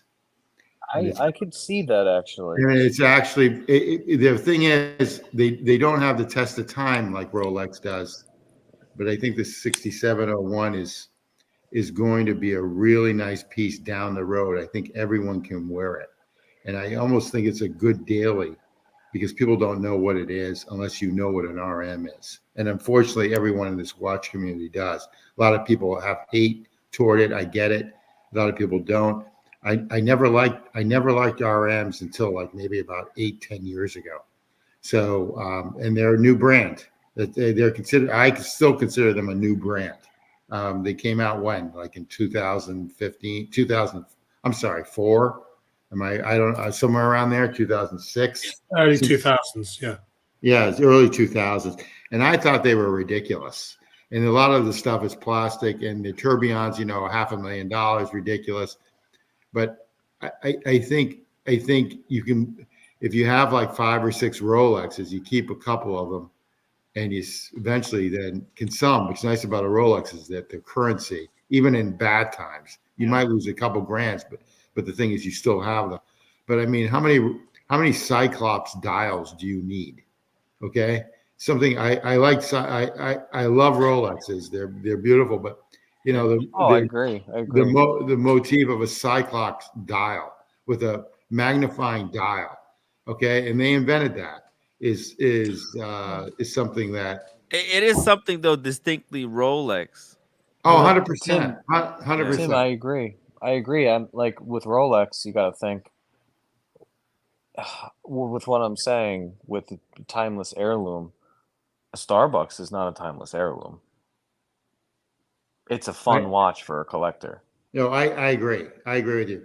Your Yachtmaster 42 is the quintessential, like, quiet FU watch that you can probably wear every day. And that's like a wonderful watch. It's got everything. And for the money, it's probably the best watch for the money for everything, because you can wear it with a tux. You can pretty much, it's heavy enough, but it's not heavy enough where you're not going to be weighted down. It's actually one of the better watches out, in my opinion, one of the better watches out there. Maybe I just like rubber or their version of rubber strap sort of thing. But I think that everyone should have a Patek, some form of a Patek. It might be a dress watch. It might be because you can carry them down. You can carry them down. Now, granted, you're going to get either World Time or 5170. You're going to get hosed on going to an AD and picking one up in the sense of a dress watch. But you should have one of those if you have a child, girl or boy. I saw there was a chick I was dating up in Maine, and she had her father. She was from Texas, and she had her father's 5711 Nautilus, and it looked great on her. I mean, she was slight and everything else. It looked wonderful. This was maybe about 7 years ago. And I just always remember that, how well it looked for a woman to have that sort of watch. And her father passed away, and she has it. And basically she's up on the coast of Maine hanging out, and with a couple kids, and that, she'll always remember her dad with that watch. I just think, I think watches are something that is, watches are very, they don't have any functional obsolescence. So if you find the ones that you want, I definitely agree with you with the IWCs. I think they're beautiful watches, but there's something, they change too much in terms of the dials and whatnot. So make a long story short, I'm trying to find what I call legacy pieces. I just want 4 to 5 really nice legacy pieces. And in your case, Buckley, you've got at least 2, if not 3 of the Rolexes. Now you got to figure out what you want to do from there. I would always encourage, you'll never go wrong with a Daytona.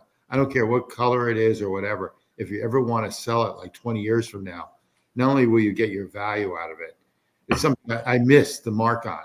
You'll usually end up making more money on it. And basically, in your mind, in everyone's mind, if you bought a watch and it went down 20 or 30%, and you think it's a keeper, you'd still have a huge problem with it. So in most people's minds, especially mine. So the thing is Buckley, I still think even though you don't think it fits you properly, maybe they'll make a 44 millimeter someday. But the thing is or 40. The gold one does. The gold one's good. Yeah, I still think you need a Daytona in that Rolex collection. They're beautiful watches. I've just sick of them because I've had them, and I could just walk into a store like, I'm in my 60s. When I was 22, you could walk into a store and buy a Rolex for $2,300 or $3,000, and it was easy back then. That was 40 years ago. And so basically, I still think that. I just pretty much still think that. What happened during the COVID time was just total hype, and then obviously now we've got all the shamsters, and then the secondary market and everything else. Everything's flushing out now. Games. In another 3 to 5 years, this will all flush out. I still think they're artificially keeping prices up, but I think eventually they're dropping. I'm starting to see some drops. But you'll never go wrong with a Rolex. I just think that you've got legacy pieces that you should be considering. That's all. Yeah, totally. I think what I'm talking about too with this whole thing, I think Patek and Vacheron are better maybe than Rolex at it. Yeah, and unfortunately, I really love Vacheron as a brand. But stinking Diego, like maybe about 2 years ago, mentioned that with the overseas, they changed it so many times that it's not like a Rolex he gave me a mental complex over this. They changed it so many times from the first generation to the second generation, and the third generation is wonderful.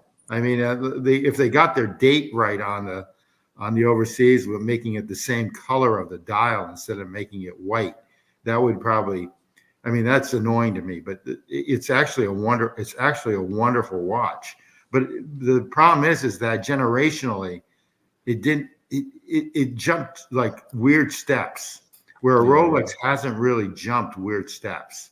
and even Patek, even the Aquanaut, which I really like, the Timmy watch, the 5167A. They still, I think that's like the one and done. I think one of the one and done watches, because you can wear it for everything. You can wear it daily. You can wear it if you have a tux, you can wear it with a tux. You can wear it with a suit. You can wear it with a hoodie. You can wear it with anything. So the thing is I think that the Vacheron missed the mark on their sports watches still. I think so. And then you've got one with what Cars and Chrono has. Absolutely gorgeous watch, the Corey Richards Expedition one. I think that's absolutely a beautiful watch what he has. And the thing is that they made it limited. I mean, they always was like 150 pieces or something like that. So not everyone can get that, and it's still at a ridiculous price of like $80,000 or $90,000. So I just think I think Vacheron missed the mark on their sports models still. Houses a collection of thousands of iconic weapons from I didn't hear you. I'm sorry. Alex, try again because something went wrong. No. Sorry, there's a video played in the background. I see. Anyway, I want to, Tim. Interesting note. The independent watchmakers that I praise a lot sometimes. You got Roger Smith. Well, he was starting to get his business going. Secretly or not so secretly, he loved the Omega Speedmaster and got one because he just liked the way it was so easy to fix. So even though he's making his fancy pieces, he got one for himself, and then he got an Explorer 1, but got rid of it because money was tight when he was starting off his business. And his wife bought another one as a present as he got more successful, and he's got it to this day. And then you got DeFore, who's got all kinds of Rolexes behind the scenes. I mean, all of them. Max Booster, I'll just finish with that, told me in a text, in the rare times that he's texted me, that he got a Datejust for his wife, a pre-owned one. I was very happy with it, and she's happy with it. So behind the scenes with all the fancy pieces they make, they still come back to the basic legacy stuff. No, as you put it. I agree. And the Speedmaster is an interesting piece because my dad had one. He was an aeronautical engineer, and he thought that was like it was like the watch because they went up to the moon and everything else, and it was the biggest watch. Somewhere Rolex with the Daytona somehow passed them. I'm still trying to figure out when and how they did that. Obviously the Paul Newman thing was a big deal, but the thing is I mean, one individual can't pass the legacy of what the Speedmaster has. And I think Omega kind of it's a great watch, but I think the problem is Omega just marketed too much the F out of the watch on everything, including like the swatch. They lost respect. And lost respect. Exactly. I think it's a phenomenal watch. They turned it into a cash cow. Yeah, it's almost like they're on the street whoring themselves. Yeah, it's So I look at the Speedmaster now, and that was the watch back in the 70s and 80s and early 80s and everything else. I mean, they were just killing it. And as a matter of fact, that was like a real status symbol. And now it's a great watch, but it's almost like an introductory watch to get into the luxury watch market. And it's too bad of what happened for the thing. I still to this day don't understand why they were surpassed, because I think Omega really effed up everything though. What happened was Omega was trying to achieve what Rolex achieved over a very long period of time. Right, Rolex, it was a slow grind. They took no shortcuts. Well, but the thing is, Omega killed them because Daytona wanted the Daytona, the chronograph. They wanted to bring that up to the moon. Well, you know what? There's some evidence. Did you hear this? There's some evidence that there might have been a little bit of a. I mean, I don't know if I can say the C word. That Omega might have done something in order to gain unfair advantage. Oh, in I that. don't know, but I don't know about that. I don't know about that, but I mean, I'm still Amigo trying. Amigo wasn't a marketing powerhouse then as it is now, and Rolex is a king of marketing. That's been their predominant sort of modus operandi. Oh no, I agree with that too. I definitely agree with that. And they've hit all the rich sports. Yeah. So you know they've got as Buckley said, they've got Augusta, they've got Wimbledon, they've got a bunch of F1. They took Formula One off Tag Heuer. Yeah, exactly. Which I'm actually surprised. I'm actually surprised about that. That's incredible if you think about that. They took they're a marketing guru. I'm always curious on how much money they spend, but they keep everything so secret. It's no one will ever really know. But the thing is and they make a watch again. They make a watch that I have my grandfather's. It's Rolex. good product. Forever.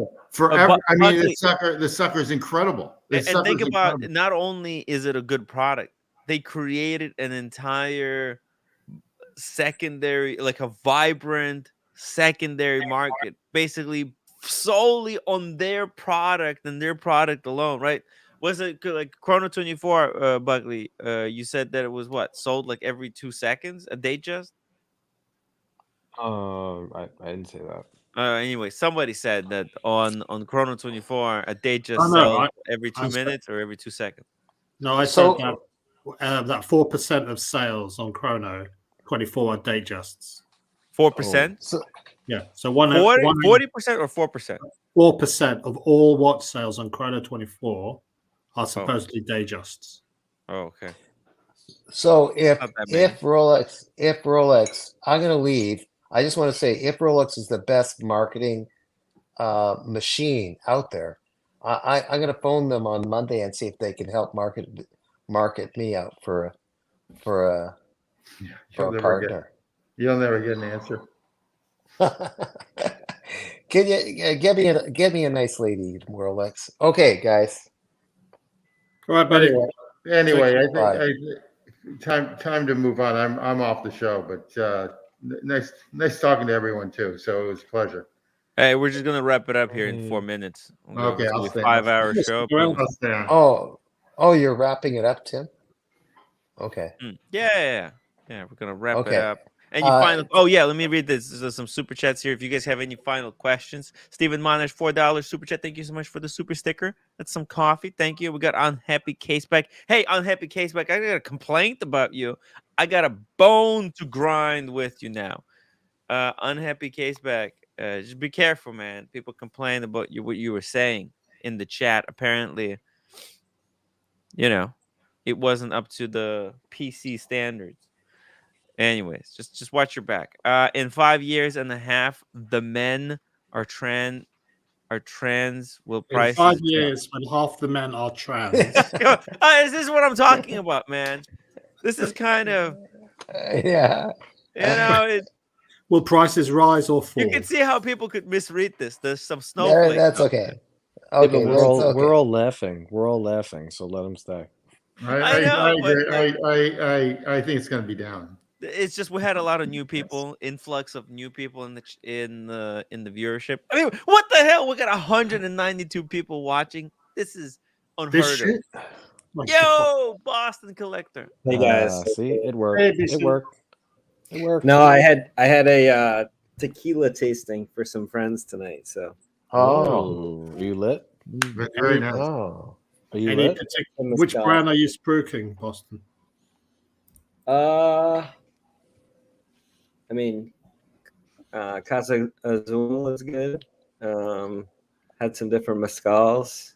Boston, you went quiet. Boston. I wanted to get some. Or is it me? It's you, Daniel. It's you, Daniel. I can't hear. You're quiet. Oh no, he's lost his hearing. Don't walk towards the light. Everyone's quiet. Oh He's no! Oh my God. He's out. Oh, his AirPods out of juice. For our eyes. He's declining. Oh no, Daniel. Let's put him full screen. Next, he's going to lose his eyesight. Check. We'll be able Check to for see. Daniel. Check for Daniel. Why don't you get rid of Hey the Daniel, pause? can you hear us? Can you speak into the mic? Speak into the mic. Can you hear us? We can hear you. I can hear you. I Just can wrote it hear you. backwards, Talk. Tim. He can't read backwards. Talk. It's funny. Oh no! Oh no! Oh, it Oh, happens. wait a second. We have no. The Boston unboxing is tomorrow. Tomorrow, yeah. What happened? I can't do it. I can't do it right now. Guys, we're gonna have a mega unboxing tomorrow. It's gonna be huge. So get ready.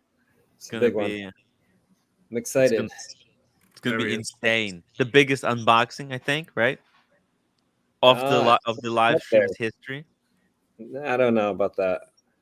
Diego thought so. Diego knows. Diego Hell saw it. You wouldn't even tell me. I know. You Link told for Diego? Caution Chrono. Link for Caution Chrono. Carlos Ramirez, by the way, thank you so much for the $2 super chat. Best watch journalist on YouTube. Guys, hit that upvote button. We're at 170 upvotes. Let's get this thing to 200. But anyways, we're Just to come back on Tim and also Buckley about the sort of heritage piece. I think that's fine. If my father wasn't interested in watches at all. I had to find out things for myself. So I had no experience of that heirloom being handed down to me, and I don't have any children either. So I'm not going to hand anything over to my offspring. So I think it's just. Can I be your heir? Which piece do you want in particular, BC? I'll just take one of the Omegas. No big deal. I need an Snoopy? Omega. No, I don't want the Snoopy. Do you have a Seamaster green? Yeah, I do. Yeah, I got a couple. Those are nice. Yeah, those are nice. I got a couple, he says. No. I mentioned in the chat, but with legacy pieces, I think what happens sometimes is there's a tendency to force something on a child or want a child to buy something for a child, and it's very difficult. Like, it's such a personal thing. Everybody knows for these watches, it's such a personal thing. I think that sometimes if we just share our passion for our own watches and kind of guide our kids, they're gonna, like, I want my kids to pick their watches, just like I did, and enjoy them, right? More that way than, oh, I got this for my dad, I don't really want it, but like, he wanted me to have it, and I kind of have to wear it. It's like, oh, I don't really want that. Like, I think if I'm passionate about a piece, they might keep a piece that's sentimental to them. Like, oh, my dad really loved this piece, right? That's almost a better thing. Like, keep it in the box. I don't even care if you wear it. Like, enjoy the piece, a memory, I don't know. Isn't that a little bit of the level of delusion to think that your kids are going to like the watches, the way you're fantasizing, or not you specifically, but in general, the way us as guys. Easy, Delta One. Easy. You're going that hard. we're like fantasizing that. Like, well, I'm in a different place. So I've got two children, one at 26 and one at 24. Yeah. I've guided my two children, okay, to a point, and I've guided them. Now, they may not like me before doing that. I did it in a very nice way, of certain schools and certain places to do and certain avenues of work and everything else. So I've guided them to a place where they can, like, sort of sustain that. They're more fortunate because they're so-called, what do they call that now? They call it privileged. Okay. No, don't get me wrong. I'm along with you. I would love that. They were privileged. Okay. And I think a lot of people on this panel are in their areas. I kidded Buckley when a 28-year-old person. Everybody's privileged compared to the world, right, Ting? I mean, yeah, to a point. But I mean, I mean, they went to all the best of the best schools, and they went to everything else. No, I wasn't talking about your kids. I was talking about the people in the panel. Yeah, I wish I had some proper tutelage. I wouldn't have ended up it's as okay. a It's YouTuber. If you live in America, you are in the top percent. Yeah, absolutely. And it doesn't mean that people can't struggle. Western even though world they're- too. But I am living a dream. Let's be honest. This is the thing, though, Tim G. Oh. Your kids are just coming to the point where they're realizing what you've done for them.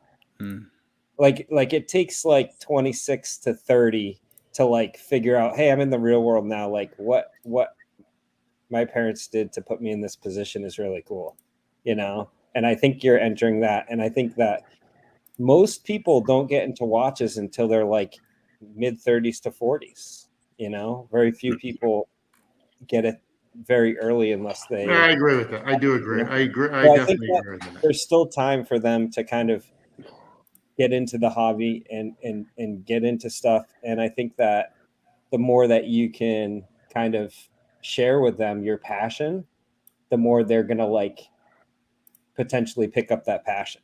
And that's and you know, according to Red Shovel, I got interested in watches when I was about 130, but now at 144, this is where I am. So You outlived all of your children, Daniel. You're like Bilbo. That's not how what you're supposed to do.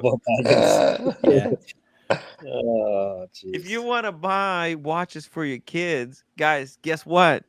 Don't outlive your kids. It's No, called look, heirloom. like I It's for said, the next generation. It's not called, you're not supposed to outlive. Tim G, I meant no offense, by the way. No, I don't take it. Just a lot of creators, a lot of YouTube guys have talked about We weren't that. talking that's like the about ultimate Tim G, thing. although it sounded like we were talking I don't about take offense over. I don't take offense over anything. As a matter of fact, I always say, if people don't like me, stand in line. It goes forever. So in any event, I don't take offense. He's great. Oh, this reminds me, Daniel. I have some comedy advice for you for performances. Yes.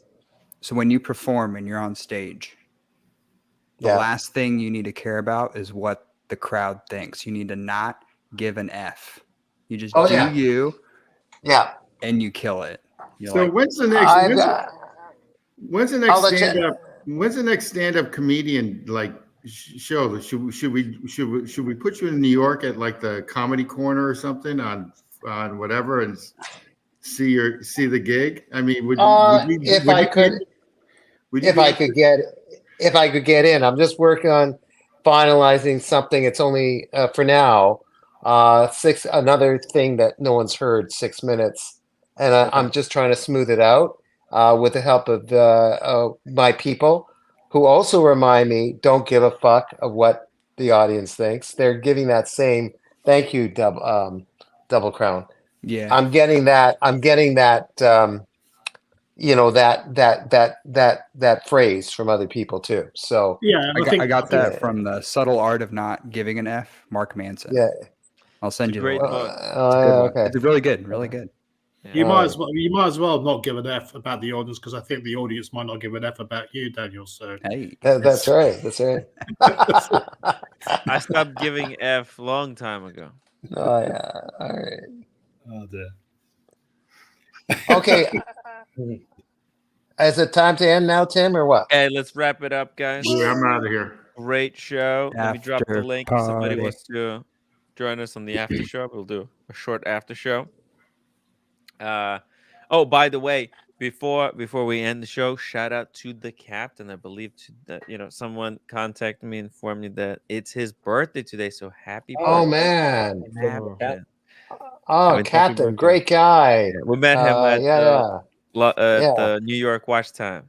Great conversation with him. Happy birthday, and happy birthday, Captain. He's a great guy, the OG. And shout out to Ed Potato Head, who said who inherited a Datejust from his father, but it just sits in the depositing box because he's too afraid it's gonna get lost or stolen. Insurance doesn't cover sentimental value. Well, you know what will cover the sentimental value is if you put it into a digital watch vault. That's the Oh, hang only on. thing that it Whoa. actually stores. Wait, Tim, were you able to load up your pictures in the digital watch? Yeah, just the pictures. No, did it work? Pictures. It's just a photo bucket. Is it still loading? Is it still Just put loading? the pictures there. And then if you lose a watch, you still got the pictures. As long as they keep the servers open. Anyways, guys. Well, by the way, before we leave, shout out to NT for $5 super chat. Guys, hit that upvote button. And if you want to support the show anonymously,